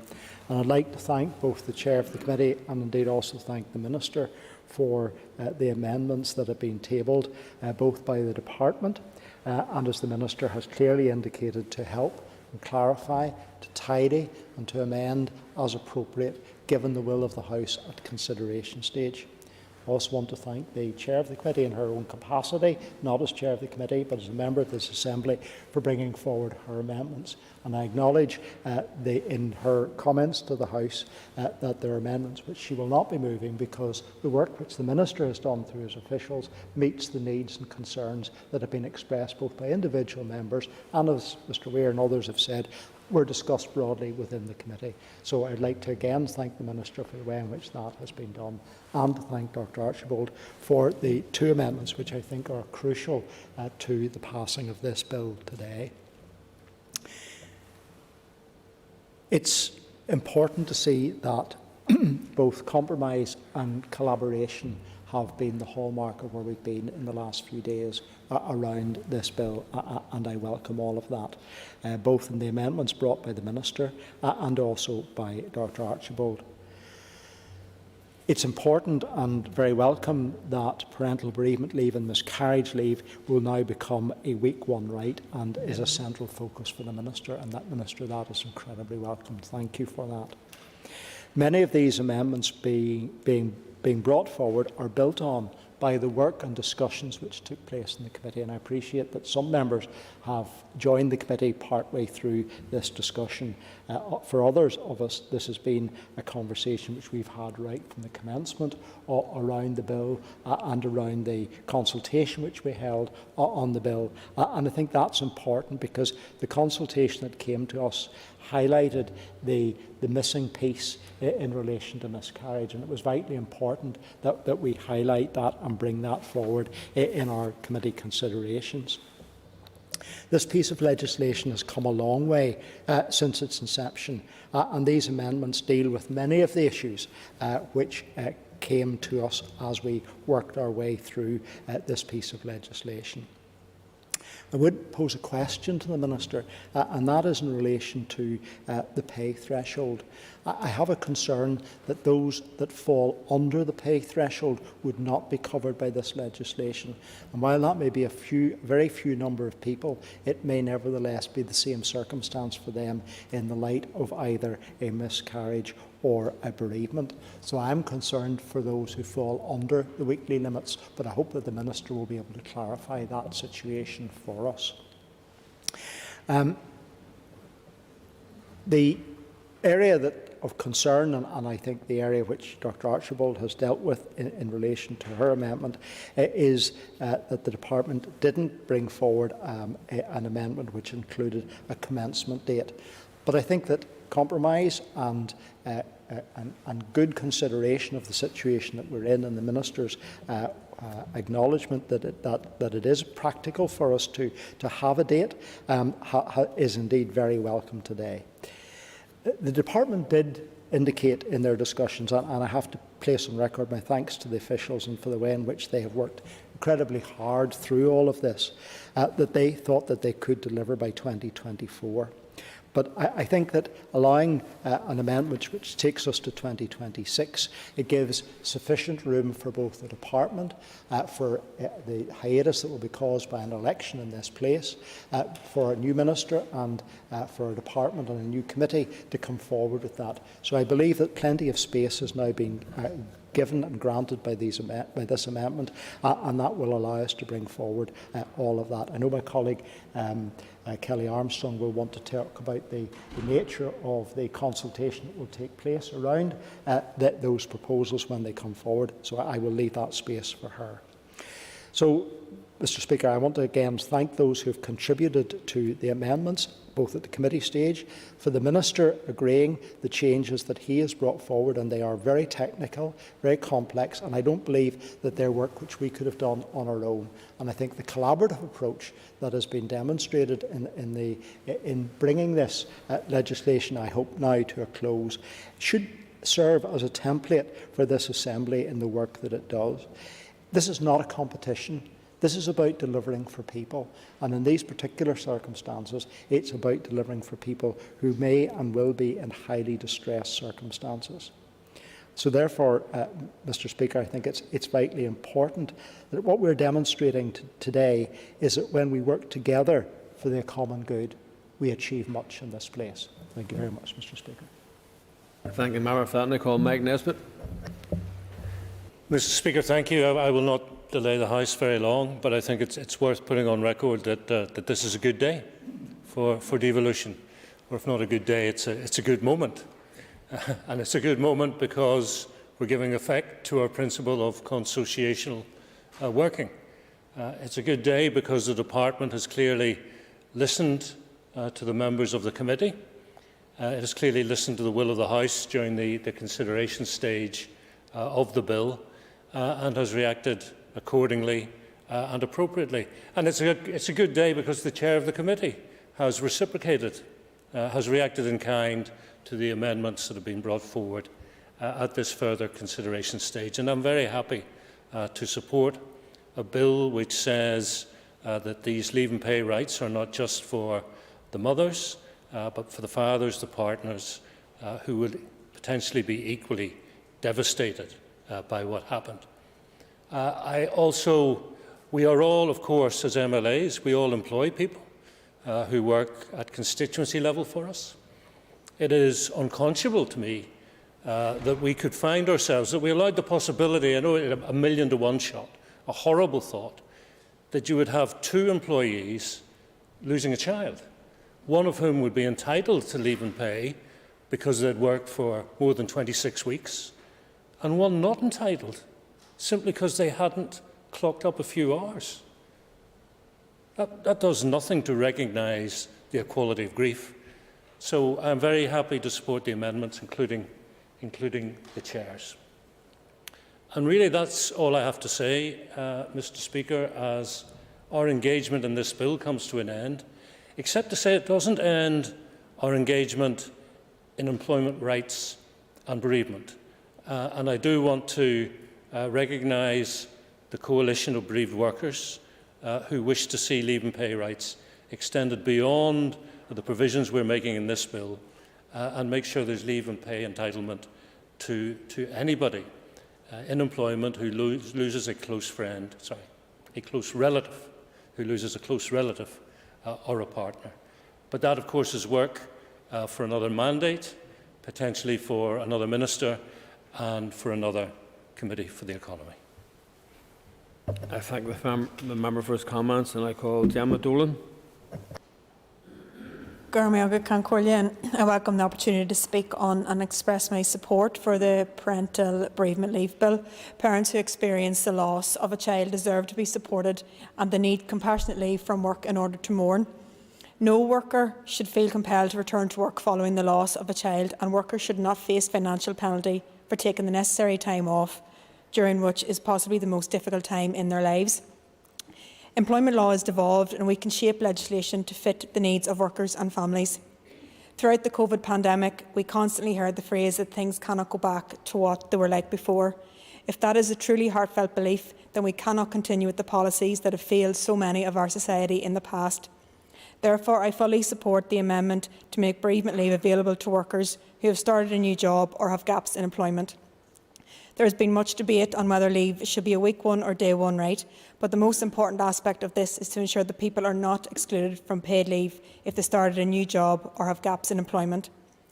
Bereavement can occur at any stage and is not time-bound. If the focus is on empathy and support for workers in the most difficult circumstances, then there can be no room for exclusions on the basis of employment status or qualification periods.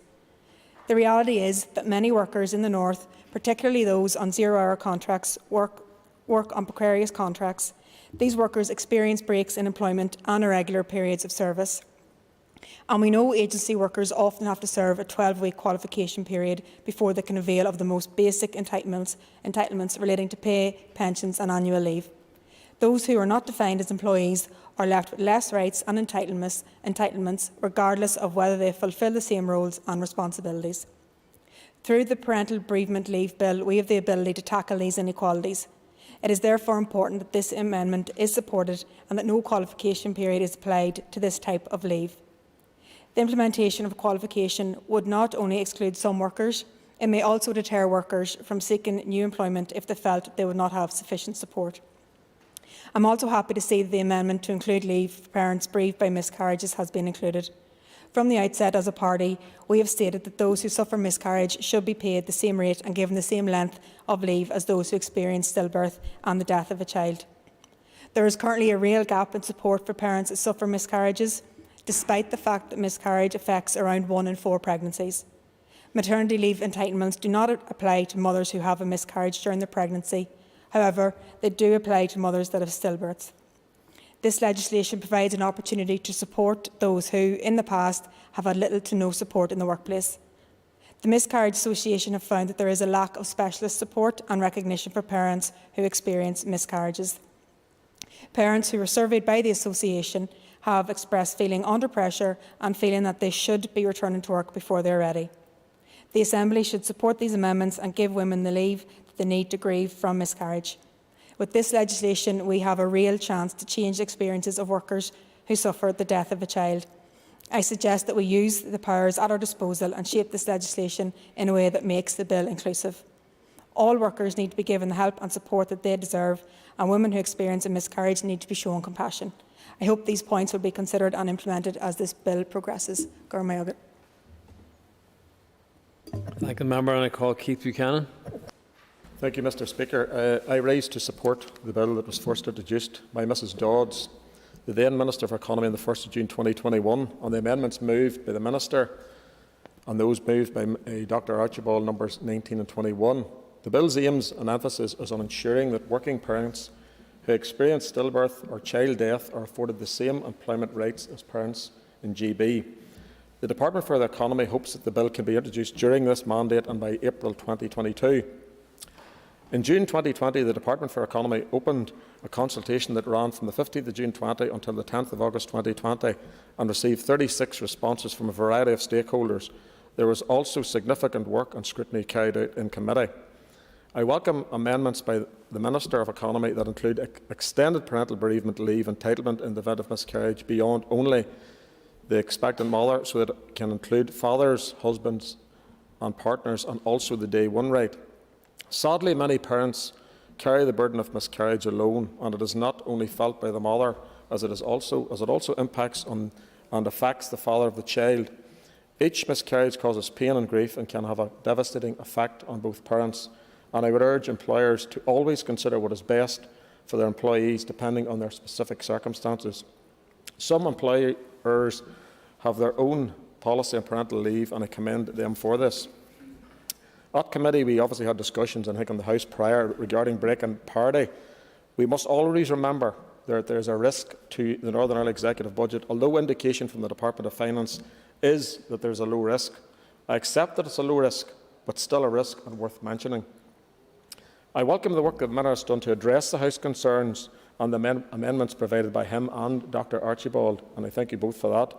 Also the work for his officials who come to the committee and tried to explain some very technical points, and I think there were some bewildered faces at times, not only mine, but you eventually got there, so I want to thank you for that, and also the bill clerks for the work that they did. So thank you, Mr Speaker, and I would support the bill in front of us and the amendments as discussed. Thank you. Again, thank the member, and I call John O'Dowd.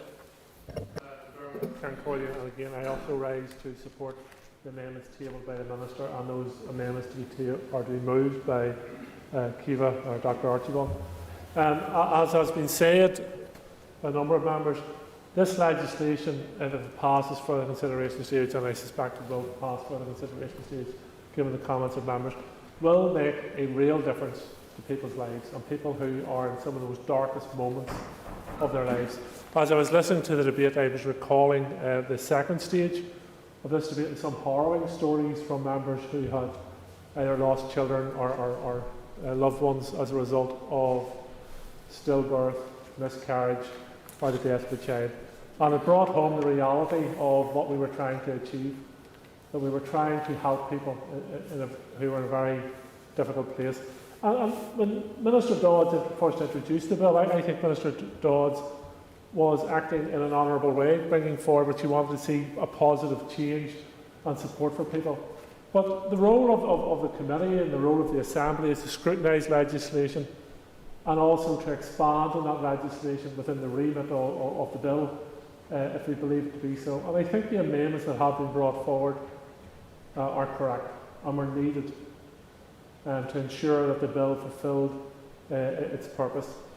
And I have to commend the Chair of the Committee, both in her role as Chair of the Committee and steering the Committee through what has been a very complex discussion, but also in terms of her role as an individual member, both of the Committee and of the Assembly, in terms of Kiva bringing forward the amendments to the bill, which has fulfilled, in my opinion, what the purpose of the legislation was to be, and that was to assist and support people.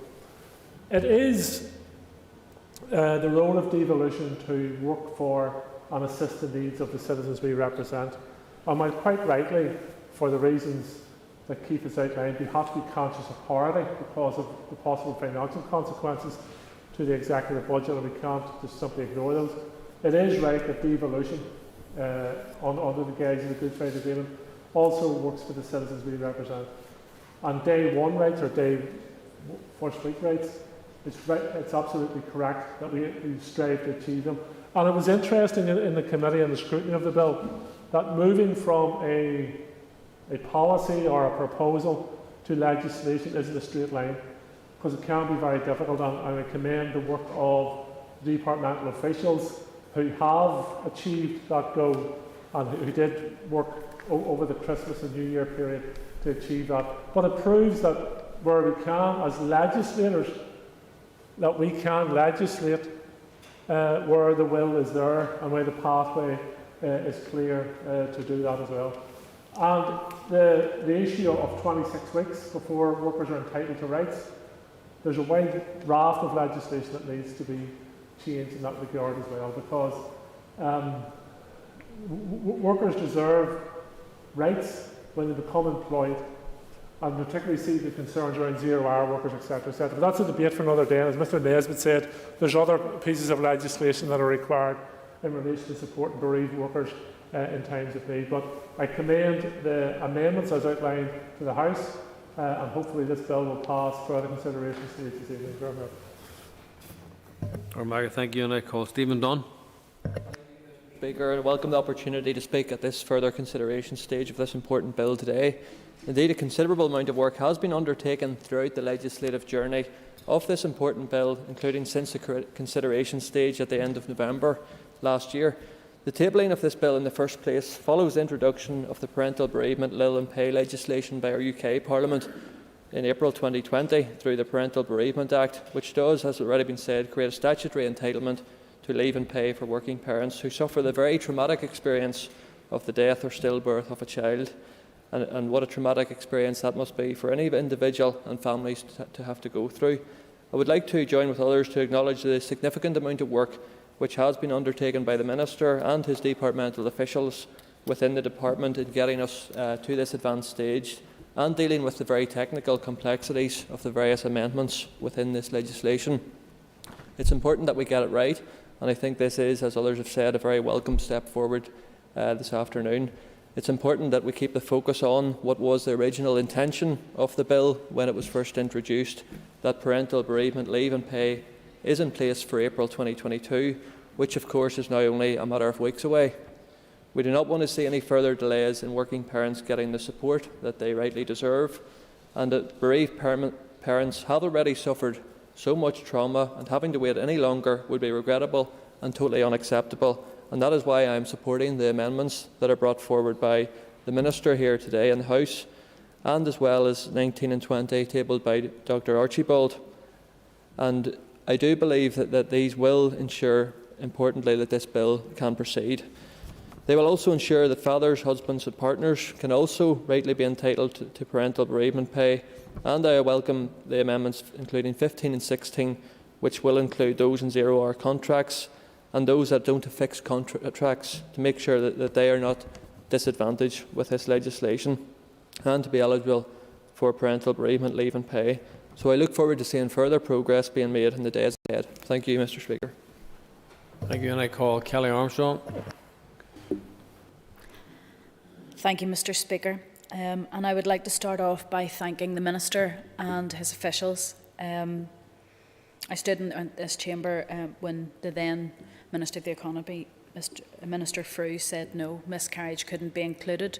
And as others have said, it has shown through committee work and working together that this place has turned that around and has included that. As many of you know, I unfortunately belong to that club of people who have been through miscarriage, unfortunately multiple miscarriages, and I continue and have continued the whole way through my adult life to work to protect those parents who have been through such a bereavement. The loss of a child in pregnancy before 24 weeks is often hidden, it's often ignored. And I would just like to say a huge thank you to all of you in this House today, because you have at long last recognised that those of us who have lost children in early pregnancy, that they do count, that we do grieve and that we do need time. Minister, I would love to give you the opportunity, just when you're summing up, just to say to all of those people, to confirm that the regulations that are referenced in Amendment 1, Clause 1, page 4, line 5, and Amendment 17, Clause 2, page 10, line 27, could well be elsewhere, that those regulations that are referenced, whenever you're developing those with respect to miscarriage, that they will be developed with medical professionals, with miscarriage support organisations such as the Miscarriage Association and bereaved parents, and that these regulations will be brought to the House for final agreement. I will do.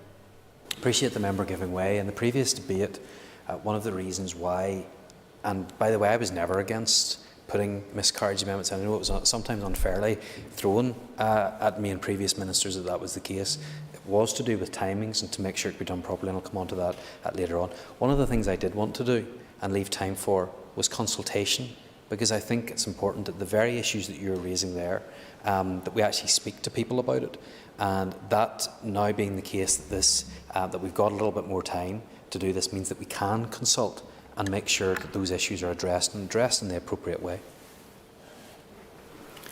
And I thank the Minister for that, but I would ask you to just to confirm, so we have it on the record for all of those parents, that they won't be treated as those hidden behind the door, the ones behind hospital curtains that are hidden away from everyone else, because that's one of these things that this bill is actually bringing forward, Mr. Speaker, is the fact that for the first time in Northern Ireland, parents who have suffered a bereavement through miscarriage will be considered on an equal footing to those who have lost a child through stillbirth, or indeed their child has passed away after birth, maybe much after birth. What I would say is no one, absolutely no one, wants to qualify for this leave and pay. If you qualify for this leave and pay, my heart goes out to you, because you've suffered one of the worst things that you will ever go through in your life. But there has been in the past harm caused to parents who have miscarried because they have been left out and left behind, and because they don't get a death certificate because it's before 24 weeks, they're excluded from many considerations. And a huge thanks for actually including those parents in this legislation. This legislation is more than just legislation coming out of the Department of the Economy. This will go a long way to allow those parents to know that their child is recognised, that their grief is understood. 1 in 4 pregnancies end in miscarriage. That's many, many people in Northern Ireland going through that. Mothers, fathers, partners, as is mentioned in this bill. This bill helps to look at the taboo of miscarriage and moves it slightly out of the shadows. This bill starts to allow parents who have miscarried to actually have time to grieve.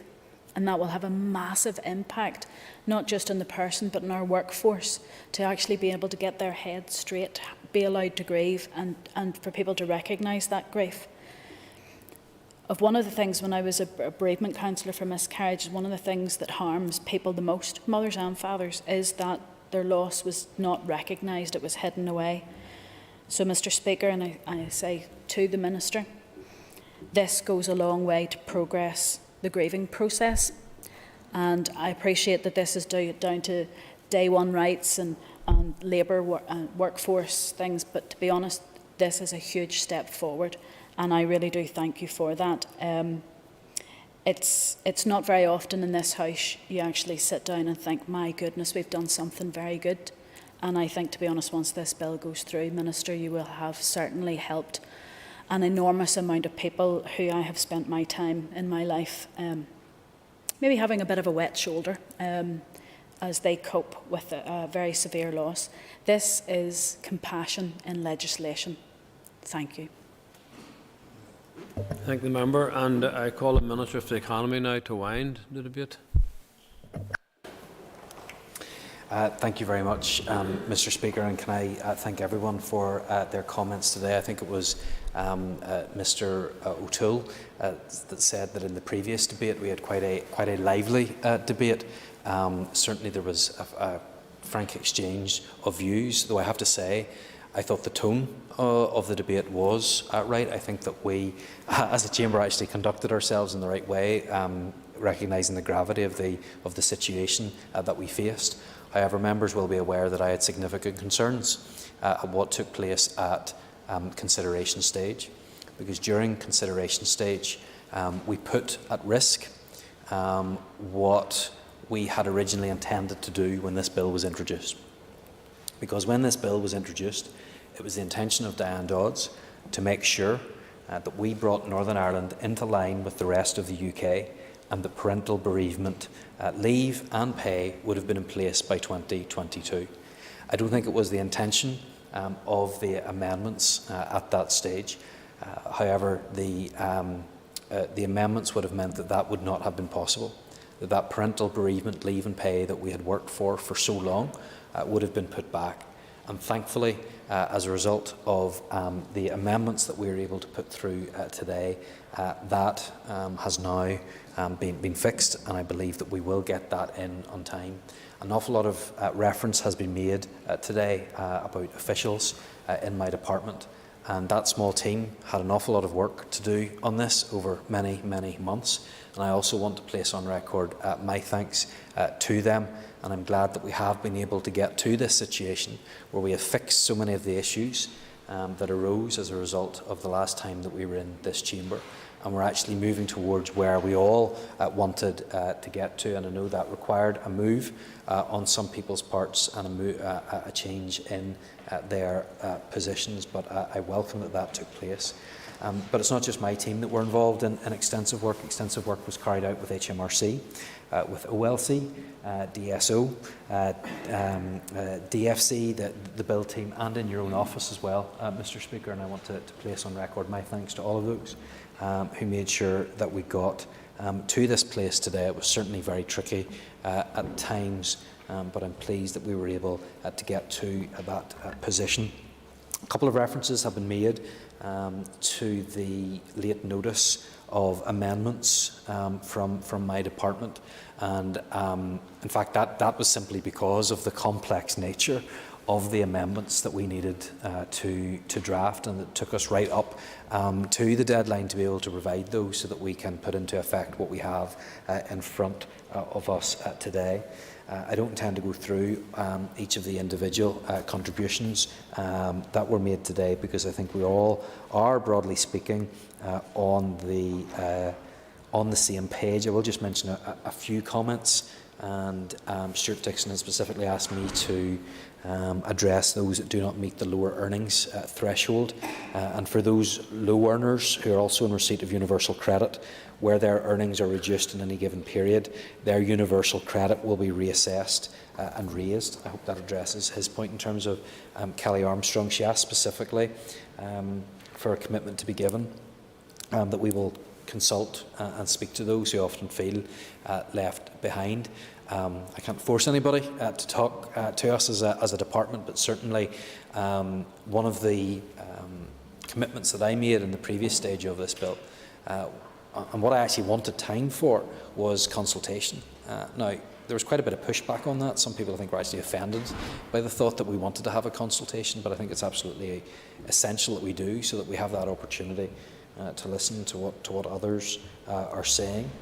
I just want to touch on one thing that Gemma Dolan had said as well. She'd mentioned the impacts of this on women, and she's absolutely right to raise that. However, we do have to recognise that husbands and partners and others are affected by this as well. I'm sure it wasn't her intention, but I think it is important that we recognise that miscarriage is not only an issue that affects women, and it's why I've put this amendment in today, because again, I don't think it was the intention of the committee to extend parental bereavement leave and pay to mothers and fathers, but only to allow miscarriage provisions to extend to expectant mothers.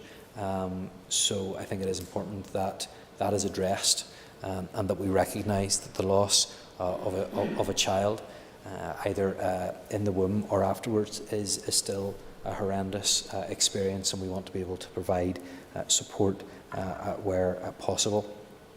So I do welcome the comments from other members. I'm glad that we were able to work, although that work was considerable. We were able to get to this position today. However, I do not think that this is something that should be repeated again in the future. I know that we were under pressure because of the mandate coming to an end. However, it's important that whenever we do bring amendments in the future, that we have ensured that we have recognised the potential repercussive consequences of all of those amendments. Thankfully, due to the hard work of my team, we have been able to correct some of the issues that arose at the last stage. And importantly, we now have a bill that can proceed to the next stage, and we can say to parents of those that have lost a child that we have listened to those concerns. We recognise as an Assembly the horrendous experience that must be, and that we have put in place support to provide for you during that difficult time. So I do think it is a good, it's good progress that we have made.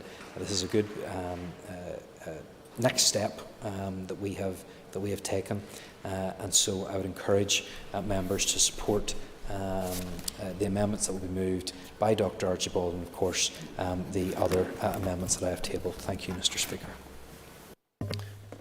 I'd thank the member for that contribution and all the members for their contributions. Moving on to the votes. Moving on to Amendment 1. Amendment proposed to Clause 1, page 4, line 5. Insert words as printed on the Marshall list. The question is that Amendment 1 be made. All those in favour say aye. Contrary, no. The ayes have it. Members, the ayes have it. Amendment 2 has already been debated, and I call Dr Kiva Archibald to move formally Amendment 2. Not moved. Thank the member. Amendment 3 has already been debated, and I call the Minister for the Economy to move formally Amendment 3. Moved. Amendment proposed to Clause 2, page 4, leave out lines 17 to 24 and insert words as printed on the Marshall list. The question is that Amendment 3 be made. All those in favour say aye. Contrary, no. The ayes have it. I will not call Amendment 4 as it is mutually exclusive with Amendment 3, which has been made. Amendment 5 has already been debated, and I call the Minister for the Economy to move formally Amendment 5. Moved. The amendment proposed to Clause 2, page 4, line 30. Insert words as printed on the Marshall list. The question is that Amendment 5 be made. All those in favour say aye. Contrary, no. The ayes have it. Amendment 6 already debated. I call the Minister for the Economy to move formally Amendment 6. Moved. Amendment proposed to Clause 2, page 4, line 31. Leave out and insert words as printed on the Marshall list. The question is that Amendment 6 be made. All those in favour say aye. Contrary, no. The ayes have it. I will not call Amendment 7 as it is mutually exclusive with Amendment 6, which has been made. Amendment 8 has already been debated, and I call the Minister for the Economy to move formally Amendment 8. Moved. Amendment proposed to Clause 2, page 5, line 6. Insert words as printed on the Marshall list. The question is that Amendment 8 be made. All those in favour say aye. Contrary, no. The ayes have it. The ayes have it. I will not call Amendment 9 as it is consequential to Amendments 2 and 4, both of which have not been made. Amendment 10 has already been debated, and I call Dr Kiva Archibald to move formally Amendment 10. Not moved. Not moved. Thank you. Amendment 11 has already been debated, and I call the Minister for the Economy to move formally Amendment 11. Moved. Amendment proposed to Clause 2, page 5, line 15. Leave out and insert words as printed on the Marshall list. The question is that Amendment 11 be made. All those in favour say aye. Contrary, no. All those in favour say aye. Contrary, no. The ayes have it. Thank you. Amendment 12 has already been debated, and I call the Minister for the Economy to move formally Amendment 12. Moved. Amendment proposed to Clause 2, page 5, line 18. Leave out and insert words as printed on the Marshall list. The question is that Amendment 12 be made. All those in favour say aye. Contrary, no. The ayes have it. The ayes have it. Amendment 13 has already been debated, and I call the Minister for the Economy to move formally Amendment 13. Moved. Amendment proposed to Clause 2, page 5, line 37. Leave out and insert words as printed on the Marshall list. Question is that Amendment 13 be made. All those in favour say aye. Aye. Contrary, no. The ayes have it. I will not call Amendment 14 as it is consequential to Amendment 2, which has not been made. Amendment 15 has already been debated and is a paving amendment to Amendment 16. I call the Minister for the Economy to move formally Amendment 15. Moved. Amendment proposed to Clause 2, page 9, line 26. Insert words as printed on the Marshall list. Question is that Amendment 15 be made. All those in favour say aye. Contrary, no. The ayes have it. The ayes have it. Amendment 16 has already been debated, and I call the Minister for the Economy to move formally Amendment 16. Moved. Amendment proposed to clause 2, page 9, line 30. Insert words as printed on the Marshall list. The question is that Amendment 16 be made. All those in favour say aye. Contrary, no. The ayes have it. Amendment 17 has already been debated, and I call the Minister for the Economy to move formally Amendment 17. Moved. The amendment proposed to clause 2, page 10, line 27. Insert words as printed on the Marshall list. The question is that Amendment 17 be made. All those in favour say aye. Contrary, no. The ayes have it. Amendment 18 has already been debated, and I call Dr. Kiva Archibald to formally move Amendment 18. Not moved. Not moved. Thank you. Amendment 19 has already been debated, and I call Dr. Kiva Archibald to move formally Amendment 19. I beg to move. Amendment proposed after Clause 2 insert new clause temporary provision qualifying employment period for parental pay. Question is that Amendment 19 be made and the new clause added to the bill. All those in favour say aye. Contrary, no. The ayes have it. Amendment 20 has already been debated, and I call the Minister for the Economy to move formally Amendment 20. Moved. Amendment proposed leave out Clause 4 and replace with new clause commencement as printed on the Marshall list. Now, as Amendment 21 is an amendment to Amendment 20, we need to dispose of Amendment 21 before returning to Amendment 20. Amendment 21 has already been debated, and I call Dr. Kiva Archibald to move formally Amendment 21. Moved. Amendment proposed as an amendment to Amendment 20. Insert words as printed on the Marshall list. Question is that Amendment 21 be made. All those in favour say aye. Contrary, no. The ayes have it. The ayes have it. We now return to Amendment 20. Question is that Amendment 20 as amended be made. All those in favour say aye. Contrary, no. The ayes have it.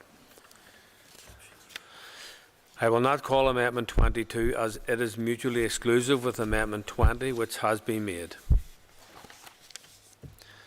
Amendment 23 has already been debated, and I call the Minister for the Economy to move formally Amendment 23. Moved. Amendment proposed to the schedule, page 14, line 14, leave out and insert words as printed on the Marshall list. Question is that Amendment 23 be made. All those in favour say aye. Contrary, no. The ayes have it. The ayes have it. Amendment 24 has already been debated, and I call the Minister for the Economy to move formally Amendment 24. Moved. Amendment proposed to the schedule, page 16, line 1, leave out and insert words as printed on the Marshall list. Question is that Amendment 24 be made. All those in favour say aye. Contrary, no. The ayes have it. The ayes have it. Amendment 25 has already been debated, pardon me, and I call the Minister for the Economy to move formally Amendment 25. Moved. Amendment proposed to the long title, insert words as printed on the Marshall list. The question is that Amendment 25 be made. All those in favour say aye. Contrary, no. The ayes have it. And members, that concludes the further consideration stage of the Parental, Bereavement, Leave and Pay Bill, and the bill stands referred to the Speaker. I want to thank all the members for their very well-delivered contributions. Thank you. Could members please take a ease for a moment or two?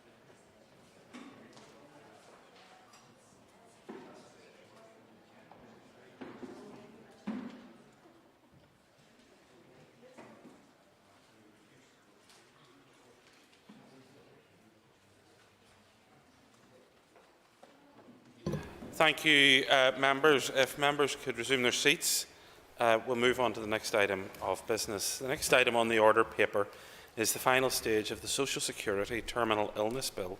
I call upon the Minister for Communities to move the final stage.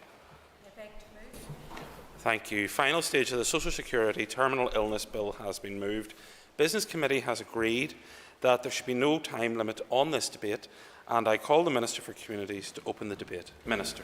Thanks very much. I'm very pleased to be able to move the final stage of the Social Security Terminal Illness Bill today. And again, I want to place on record my thanks to the committee, the Assembly members across the political spectrum who gave their support for this important bill, and also to allow its speedy progression through the Assembly in such a short space of time. I also want to give special thanks when I first came into post back in January 2020. I met with a number of organisations who were lobbying to scrap the 6-month rule, and indeed on the back of that campaign and working with myself and others, we're now at this point where we're doing just that. So I want to thank Marie Curie, the Motor Neuron Disease Association and Macmillan Cancer, and many others who worked to support those organisations in getting this bill to this point. I also want to welcome the positive response in terms of the bill from those organisations, as I say, who have campaigned. And to summarise, the main purpose of the legislation in this bill, once enacted, will extend the life expectancy criterion in the terminal illness provision from 6 months to 12 months. This wider 12 months definition will align more with that already used by Health and Social Care here for the end-of-life care. And most importantly, this change will bring more terminally ill people within the scope of this fast-track process. Crucially, these people will not have to go through the normal application and assessment route to meet the conditions of entitlement, and they will get automatic access to benefits and much-needed financial support.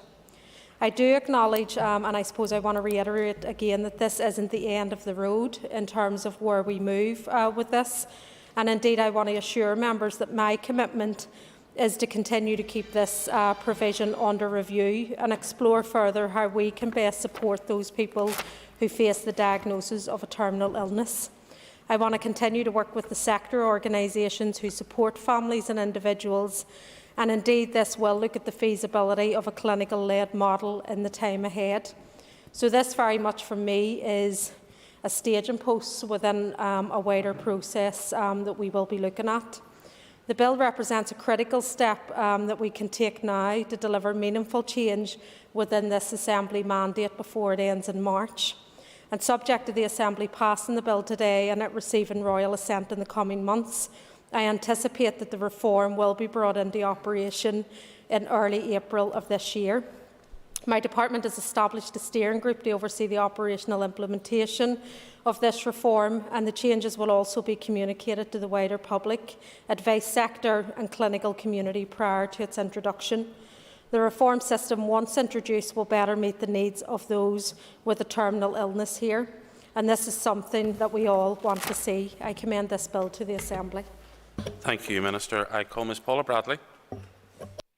Mr Principal Deputy Speaker, and can I then just say on behalf of my own party, I very much welcome this final stage of the Terminal Illness Bill. Indeed, I know my colleague Joanne Bunting, who chairs the all-party group on terminal illness, has taken a very keen interest in this and has also lobbied for these changes. And can I also join with the Minister in thanking all of those groups and those charities out there who over the past few years have lobbied hard to bring about this change. Mr Principal Deputy Speaker, as someone who once worked in a hospital social work team, I know firsthand the difficulties the 3-month rule posed. It posed difficulties for clinicians, for social workers, and more importantly, for those families that were impacted by a diagnosis. I remember explaining to many patients and their families upon receiving a new diagnosis of cancer that I would be completing a DS 1500 because they had less than 3 months to live. They were some of the most difficult conversations I ever had in my social work role.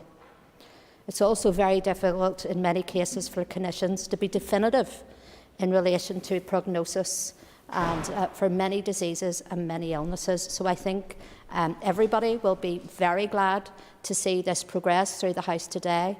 And again, it's very welcome and very welcome by our party. And can I again thank the Minister for bringing this forward. Thank you. Thank you. I call Ms Ciara Ferguson. Speaker, like other members, I also very much welcome the fact that the Social Security Terminal Illness Bill is now at this final stage. The welfare system must safeguard and protect our most vulnerable. Those people across all our constituencies affected by terminal illness and their families quite rightly deserve a welfare system that treats them with dignity and respect and can deliver financial support in a compassionate and timely way.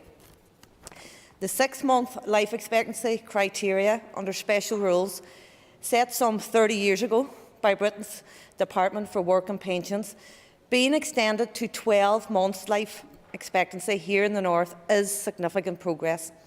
This bill will most certainly enable many more people who face such devastating news to be supported here. As we all agree, people facing a terminal illness and their families should not have to be worried about undergoing assessments or having delays to their benefits.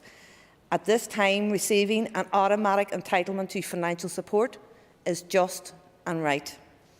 Can I thank the Minister for bringing this to the House, and can I acknowledge and commend the work of Marie Curry and the Motor Neuron Disease for their ongoing commitment to supporting those people with a terminal illness and their families, and also for their campaign to reform the rules governing fast-track access to social security benefits for people with a terminal illness.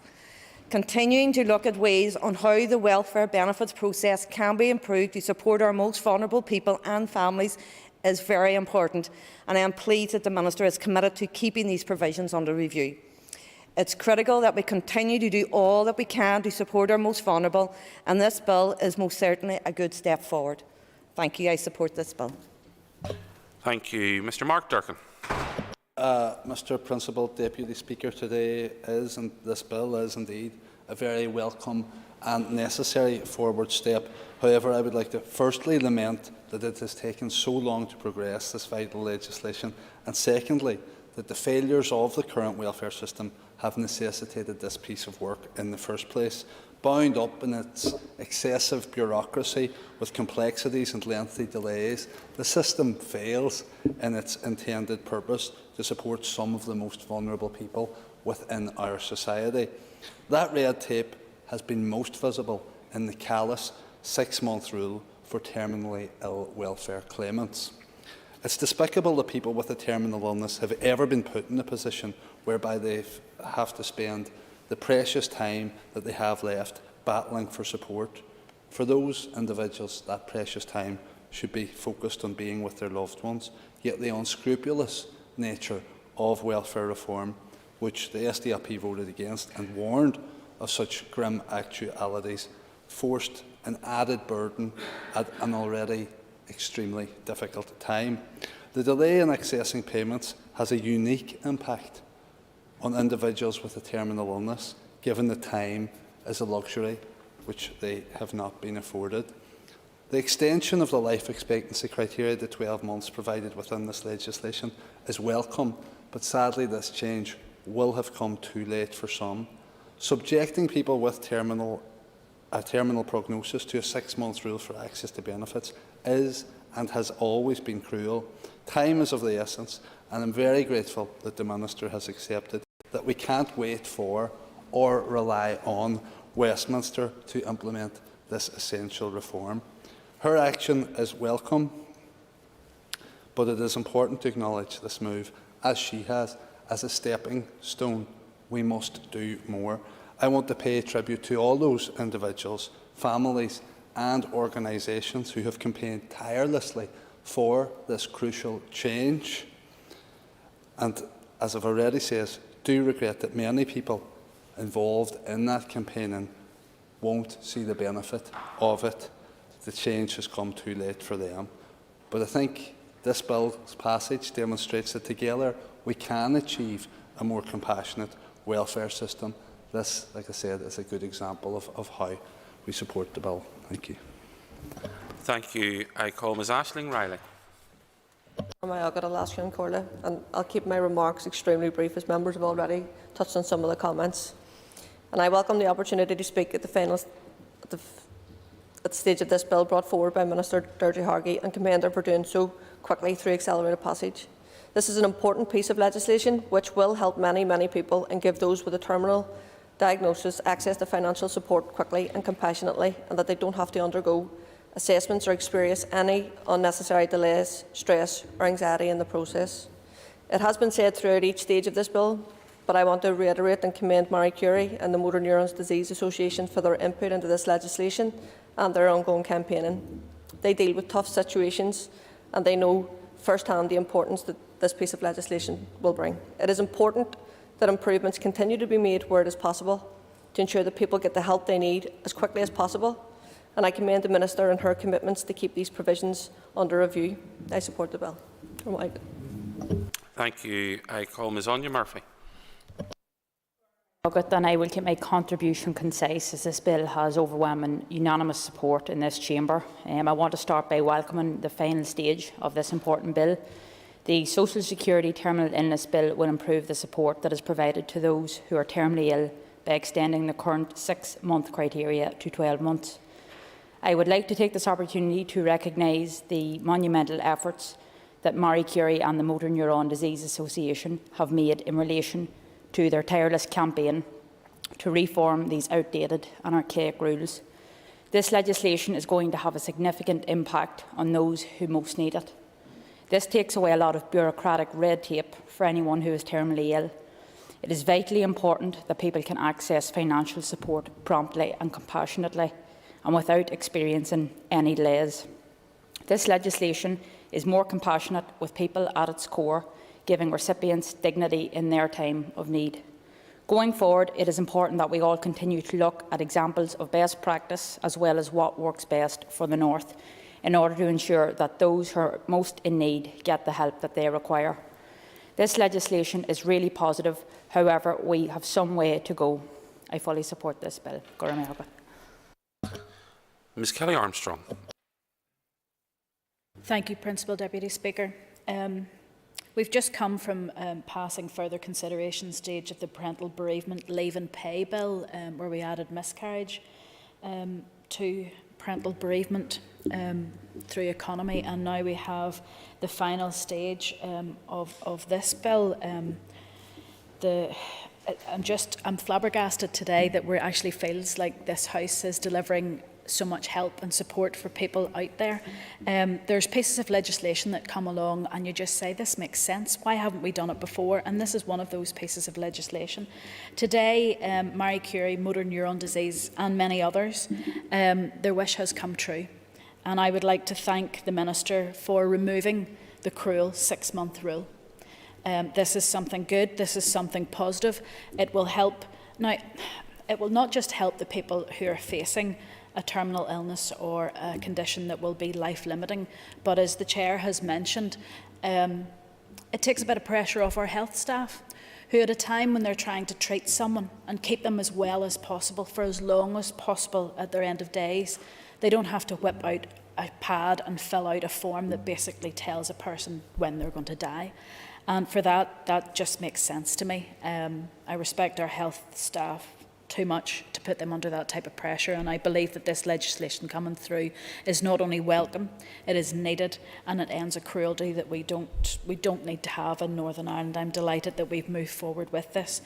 There's just one more thing, Minister, I would like to say. I would like funeral costs to have a bit more help for people on that one, because our funeral costs through benefits doesn't pay enough towards funeral costs. But for today, we've just done the Parental Bereavement Leave and Pay Bill, and now we have this Terminal Illness Social Security Payment Bill. Today is a sad day for what we're dealing with, but it's a good day. People are being helped. And thank you very much, Minister, and your team for bringing this forward. Thank you. No other members indicated to me that they wish to speak in this debate, so I call the Minister for Communities, Ms Deirdre Hargey, to wind in the debate. Minister. Thanks very much, and thank you to everybody who has spoken. And obviously I've listened carefully throughout the process of this bill in terms of the comments, and there has been huge support to get this bill done within this mandate. So again, I want to thank members, I want to thank the Chair and Vice Chair and indeed the whole Communities Committee for the role that they've played as well in allowing it to be fast-track outside of the normal process. As members touched on, I mean, there's been huge engagement on this issue through organisations that I mentioned before, other organisations such as AJNI, but also clinicians as well, who have worked with the department in crafting and looking at the legislation that we have in front of us today. But indeed, with what more work needs to be done beyond this Assembly mandate and beyond this bill as well.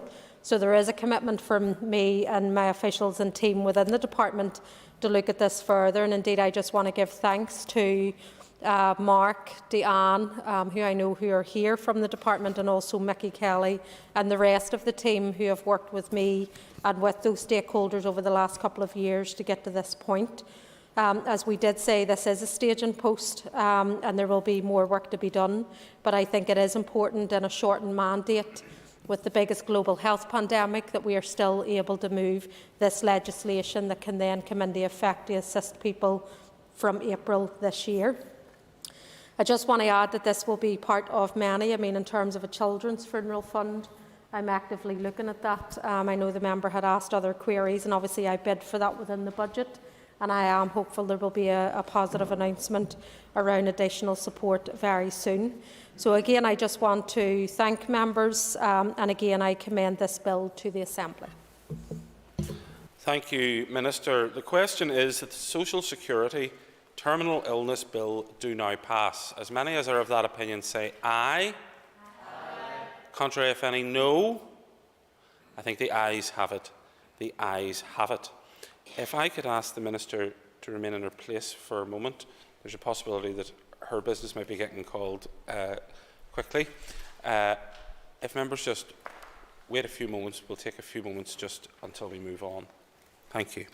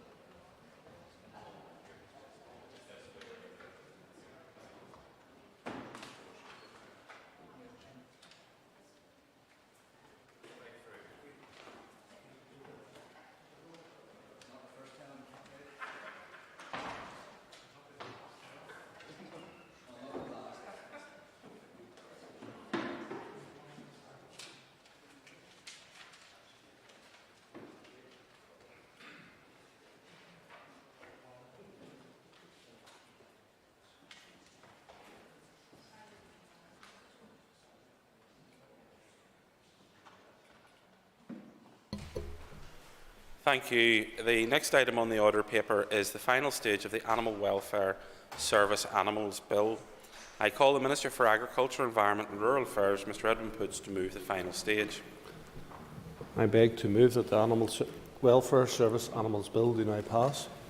Final stage of the Animal Welfare Service Animals Bill has now been moved. The Business Committee has agreed that there should be no time limit on this debate, and I call the Minister of Agriculture, Environment and Rural Affairs to open the debate. Minister. Thank you, Mr Principal Deputy Speaker, and I am pleased that this bill has reached its final stage. Grateful for the overwhelming support that it has received during its passage through the Assembly. The bill amends the Welfare of Animals Northern Ireland Act 2011.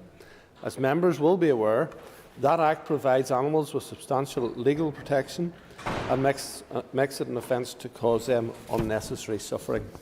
A feature of the Act is the provision that enables someone charged with harming an animal to argue that the suffering they inflicted was in self-defence and therefore necessary.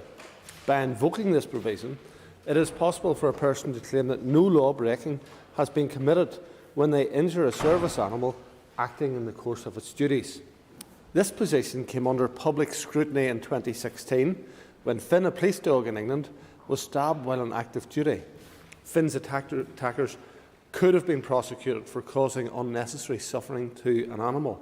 However, taking into account that the attacker might argue that he had harmed Finn because he was protecting himself, the Crown prosecution considered it to be better to pursue charges for criminal damage.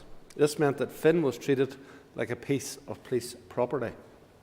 There was considerable public and political discontentment about how Finn had been treated, and a high-profile public campaign was launched and culminated in the enactment of the new legislation known as Finn's Law in 2019. This law provides service animals in England and Wales with enhanced welfare protection while on active duty. Similar legislation has also been in place in Scotland since 2020. The legislation that applies in the rest of the United Kingdom provides that whether someone who caused harm to a service animal did so because they were protecting a person, property or another animal is to be disregarded when considering whether or not the harm was unnecessary. We now have the opportunity in this bill to ensure parity with the rest of the United Kingdom and bestow the same protection on service animals in Northern Ireland. This bill proposes the added protection should also be given to service animals under the control of persons exercising the power of a police constable or providing a service under the direction of the police. This means that dogs brought in by PSNI from external organisations would be afforded the added protection during the time that they are to carry out duties to assist the police. This would, for example, cover situations where the PSNI use external search and rescue dogs. The bill is also drafted in a way which will enable my department to have power to add to the list of service animals that can be given enhanced legal protection, and this provides flexibility for the future.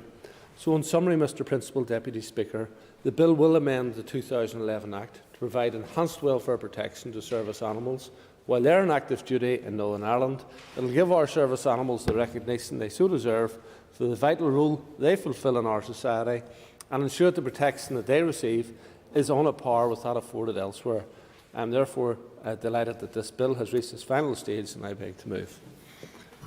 Thank you, Minister. I call the Chair of the Agriculture, Environment and Rural Affairs Committee, Mr Declan McAleer.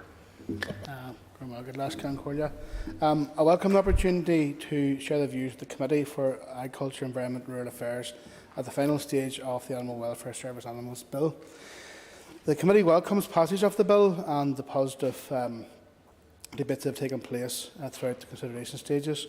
Members also acknowledge the overwhelming public support for this legislation and the strong opinion from all sectors of society to put in place appropriate safeguards to enhance animal welfare in all guises. While we did not engage directly in the scrutiny of this legislation because we supported the principle for accelerated passage, the Committee is wholly supportive of the merits and principles of the bill, which will prevent perpetrators who harm service animals relying on an argument of self-defence and make them subject to appropriate legal penalty. The extension of protection to animals working across a range of services is very welcome and will ensure that these highly trained animals which serve the public good are recognised and protected for their actions. While the Committee hopes that this legislation will never have to be invoked, unfortunately we know that animals acting in service can often be the victim of brutal injuries. The bill will strengthen the legal protection for these animals and bring into effect appropriate punishments for those individuals who harm them in carrying out their duties. Thank you. I call Mr William Irwin. Once again, as in previous contributions on this issue, I welcome the swift passage of this bill through the House, and when concluded it will represent a great step forward in the protection of service animals in Northern Ireland. The benefits of the bill are obvious, ensuring that laws in Northern Ireland are brought up to speed with the rest of the United Kingdom in regards to service animal protection in law. Service animals can often operate in very dangerous situations and are a very vital part of the response, for instance, in law enforcement. Up until this point, anyone deliberately injuring a service animal could only be charged with criminal damage. This change in the law will make an attack on a service animal a much more serious crime, and rightly so, given the important job they undertake and do. Thank the Minister and his officials for bringing this bill forward and for the broad agreement within the Chamber for its progress. The matter has been the subject of consultation and has been well informed via a number of formats, which shows a broad support base in wider society for the changes. I note that opportunities will be presented for review, and this will be important to ascertain how effective the legislation has been in deterring such attacks and the response of the courts to any attack incidents. Mr. Speaker, I support the bill. Thank you. I call Mr. Patsy McClone. Mr. Principal Deputy Speaker. I also thank the Minister for bringing this legislation forward today. The SDLP welcomes the final stage of the Service Animal Welfare Bill. We fully support the bill and have done through its accelerated passage.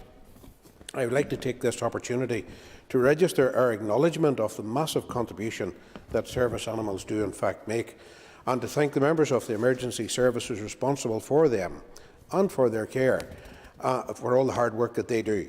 We believe the bill strikes the right balance between protecting service animals being used in a reasonable way and the right of an individual to a lawful defence of their actions if a service dog attacks them unduly. As a result of the Finn's Law campaign, legislation has already been introduced in England, Wales and Scotland to protect service animals on active duty. This bill will allow the Assembly to address the situation which has left service animals in the north without the specific welfare protection that is in place elsewhere. Obviously, we were 3 years behind the legislation. This bill is a timely reminder to all parties that there are consequences for any delays, and those are very, very real ones for those animals. Preventing the Assembly from doing business that we're elected to do leaves a legacy that we have to have addressed in the future. Some cases like this legislation, that process can be relatively straightforward, and I'm glad to see it being rectified here today. In other cases, the impacts of delays in legislation will be longer and more damaging to our society and our economy. The SDLP supports the Service Animals Welfare Bill. We also hope that it is followed by the establishment of an all-island animal cruelty register. Very important indeed. There needs to be a central register of those who commit crimes against animals across these islands to ensure that they are not able to access rehoming services. I am aware of several animal charities who would welcome further progress on that particular issue. Thank you, Mr. Principal Deputy Speaker. Thank you. I call Mrs. Rosemary Barton. Thank you, Mr. Principal Deputy Speaker, for the opportunity to speak on this bill this afternoon. Firstly, I'd like to thank the Minister for bringing this bill forward. Minister, this bill is a most worthy bill protecting our animals from the deliberate harming of them when they're on duty, and came about as a result when a police dog named Finn was seriously injured in pursuit of a suspect, and eventually the case came to court and it was argued that the suspect that harmed the dog was done in a form of self-defence, and the suspect had not committed an offence. And that brought about a campaign in Northern Ireland, which was extended to Northern Ireland, and after an 8-week consultation was carried out, and thus the introduction of the legislation in Northern Ireland similar to the Finn's Law, which began in England under the Animal Welfare Act. Throughout its accelerated passage, this 2-clause bill has received cross-party support, and this bill will be fully supported by the Ulster Unionist Party. Thank you. Thank you. Mr. John Blair. Thank you, Mr. Principal Deputy Speaker. Our brave service animals in Northern Ireland carry out invaluable work, and that work, Principal Deputy Speaker, can often place them in unpredictable and dangerous situations. It is therefore only appropriate that they are adequately protected by law, as they are in neighbouring jurisdictions. I recognise the invaluable work carried out by these service animals in Northern Ireland, and so I am encouraged that the Minister and his officials have progressed this legislation at pace to ensure extra protection for these service animals. I am pleased today, Principal Deputy Speaker, on behalf of Alliance, to support the continued passage of this bill and ensure that those who harm these service animals are held to account and punished for their crimes accordingly. Thank you.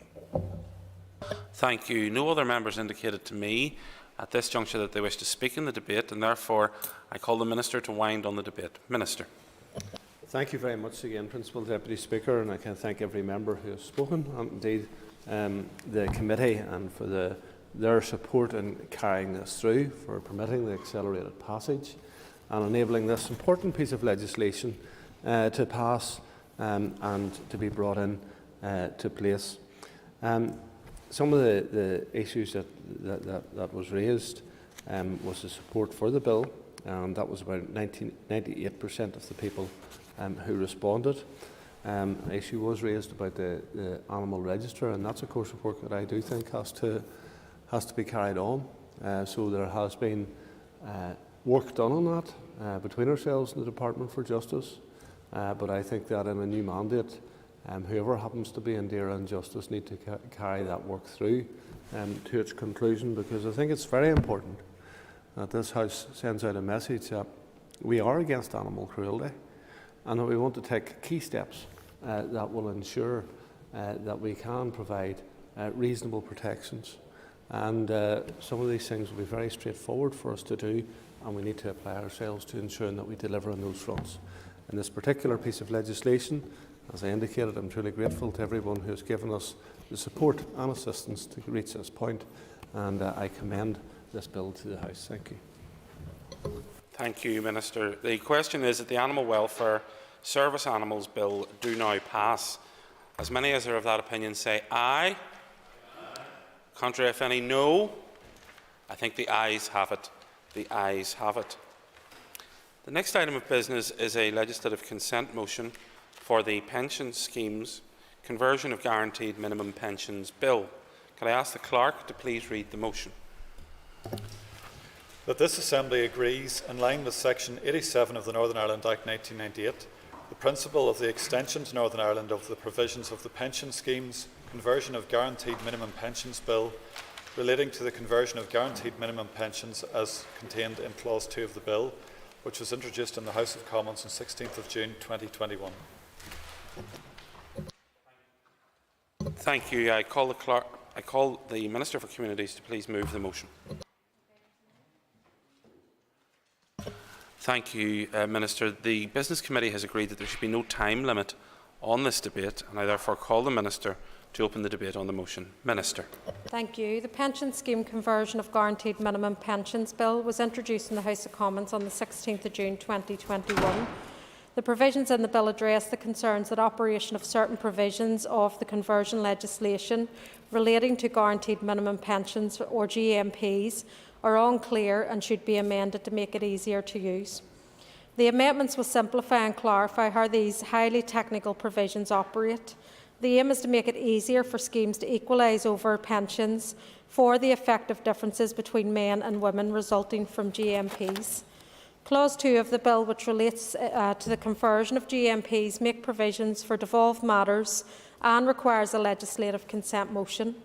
Clause 2 of the bill amends provisions in the Pension Schemes NI Act 1993 and the Pensions Act NI 2008, which allow occupational pension schemes to convert GMP benefits into other scheme benefits. The amendment makes provisions for NI correspondence to provision for England, Scotland and Wales contained in Clause 1 of the bill. Although pension is a devolved matter, and general pension policy and legislation here operate in line with corresponding pension provision in England, Scotland and Wales, in line with Section 87 of the NI Act 1998. Private pensions are subject to a complex web of tax law, an expected matter, financial services law, a reserved matter, and general pensions law, a devolved matter. Many pension schemes operate across the jurisdictions. Following the European Court of Justice decision in Barber 1990, the position has been that schemes are required to equalise overall pensions for the effect of inequalities caused by GMPs. The GMP is the minimum pension that a pension scheme that was contracted out of the additional state pension between the 6th of April 1978 and the 5th of April 1997 has to provide to its members. GMPs that accrue to individuals contracted between these dates create inequalities between men and women in overall pensions they receive. This is largely due to the fact that during this period, state pension ages for men and women were different, leading to different accrual rates and different ages from which GMPs were payable. Although the GMP rules were abolished for the contracted out service after the 5th of April 1997, past accruals remain subject to them. The Pensions Act NI 2008 amended the Pension Schemes NI Act 1993 to introduce provisions enabling schemes to convert members' GMP rights to the rights of other scheme benefits. The intention was to enable the scheme to adopt a unified and streamlined benefit structure, subject to a certain safeguard to protect the members' interests. The 1993 Act requires occupational pension schemes to calculate the pay GMPs differently depending on the person's gender. A woman's GMP accrues at a greater rate than that of a man in recognition that at the time of a woman's working life for state pension purposes was 5 years shorter than that of a man.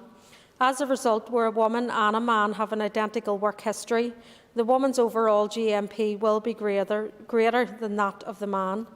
A woman is entitled to receive her GMP at an earlier age of 60 than a man who is entitled to receive his at 65, creating further differences between GMP payable to men and women. This is a result of indexation and revaluation requirements. The requirement that GMPs are increased annually to protect the value of a member's pension from being eroded by the effects of inflation when in payment or if the member has not yet retired but is no longer an active member of the scheme. Indexation and revaluation rates are different because their GMP ages differ. A woman will be entitled to the indexation of a GMP in payment in periods during which a man of the same age is entitled to revaluation on a GMP that has not yet been put into payment. As a result of different rates of indexation and revaluation applying at different times, a woman's GMP will typically start out at the higher than that comparable to men, but the value of the man's GMP may overtake that of the woman's over time. These differences create inequalities in the amount of pension income received by both men and women who have GMPs depending on individual ages and circumstances. In summary, this bill seeks to clarify that the legislation applies to survivors as well as earners, provides for the power to set out in regulations the conditions that must be met in relation to survivors' benefits, provide for a power to set out in regulations detail about who must consent to the conversion, and remove the requirement to notify HMRC. The proposed changes aim to help reassure pension schemes that they can use the conversion legislation to equalise overall pensions for the effective differences between men and women resulting from GMPs.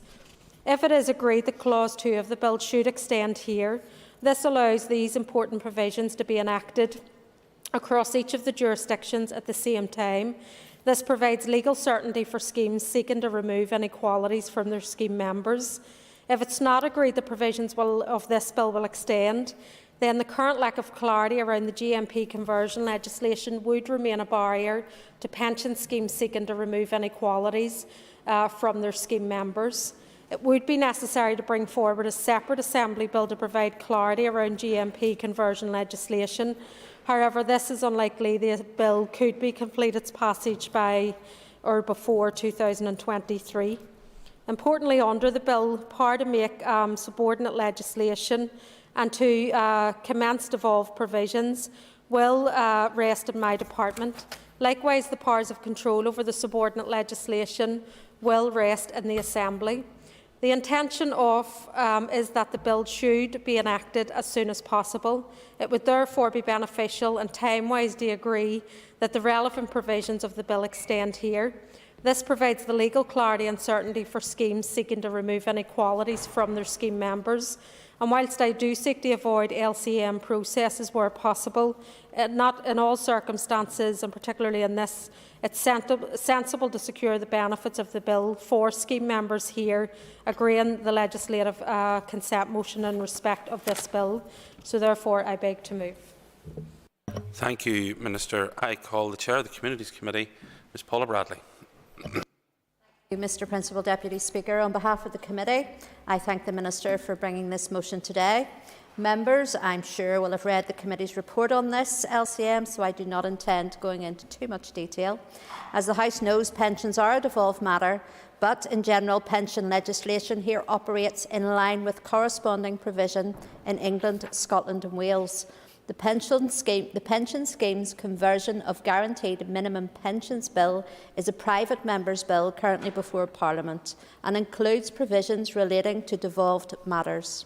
It was introduced on the 16th of June 2021 and is expected to progress quickly through Parliament early this year. The committee was briefed by officials on the 2nd of December 2021 on the need of this LCM, which stems from that bill. The committee heard that the bill makes provision for the amendment of pension schemes to provide for the conversion of rights to a guaranteed minimum pension. GMPs that accrued to individuals contracted out between the 6th of April 1978 and the 5th of April 1997 created inequalities between men and women in the overall pension they receive, largely due to state pension ages for men and women being different at that time. From the 17th of May 1990, pension schemes have been required to pay equal pensions to men and women for accruals. Therefore, schemes have to equalise overall pensions for the effect of inequalities caused by GMPs from this date. Mr Principal Deputy Speaker, the committee heard that the pensions industry have expressed concern that the operation of certain provisions of the conversion legislation were unclear and should be amended. Members were advised by the Department that if the bill extends to Northern Ireland, it will allow the provisions to be enacted by pension schemes across the jurisdictions at the same time, thus providing legal clarity and certainty for schemes. Members were also assured that the LCM provides clarity that the legislation applies to survivors as well as earners, provides for a power to set out in regulations the conditions that must be met in relation to survivors' benefits, provides for a power to set out in regulations detail about who must consent to conversion, and removes the requirement to notify Her Majesty's Revenue and Customs. Members asked officials what the impact would be on Northern Ireland if the LCM was not agreed, and were advised that it would be necessary to bring forward a separate Assembly bill. The committee noted that there was not time for this to happen in the current mandate, and that the lack of clarity around GMP conversion would otherwise remain a barrier to equalising benefits between men and women. The committee agreed to recommend that the provisions in the Westminster Bill, as outlined in this LCM, are extended here. Therefore, Mr Principal Deputy Speaker, on behalf of the committee, I support the motion. Thank you. I call Ms Ciara Ferguson. Thank you, Deputy Speaker, and I rise to speak on the Pension Schemes Bill before us today. Its overall purpose, as we have already heard, is to amend the existing guaranteed minimum pension conversion provisions to simplify and ultimately bring clarity to the legislation. I want to thank both the Minister and the Committee Chair for the detailed overview that they have provided us with.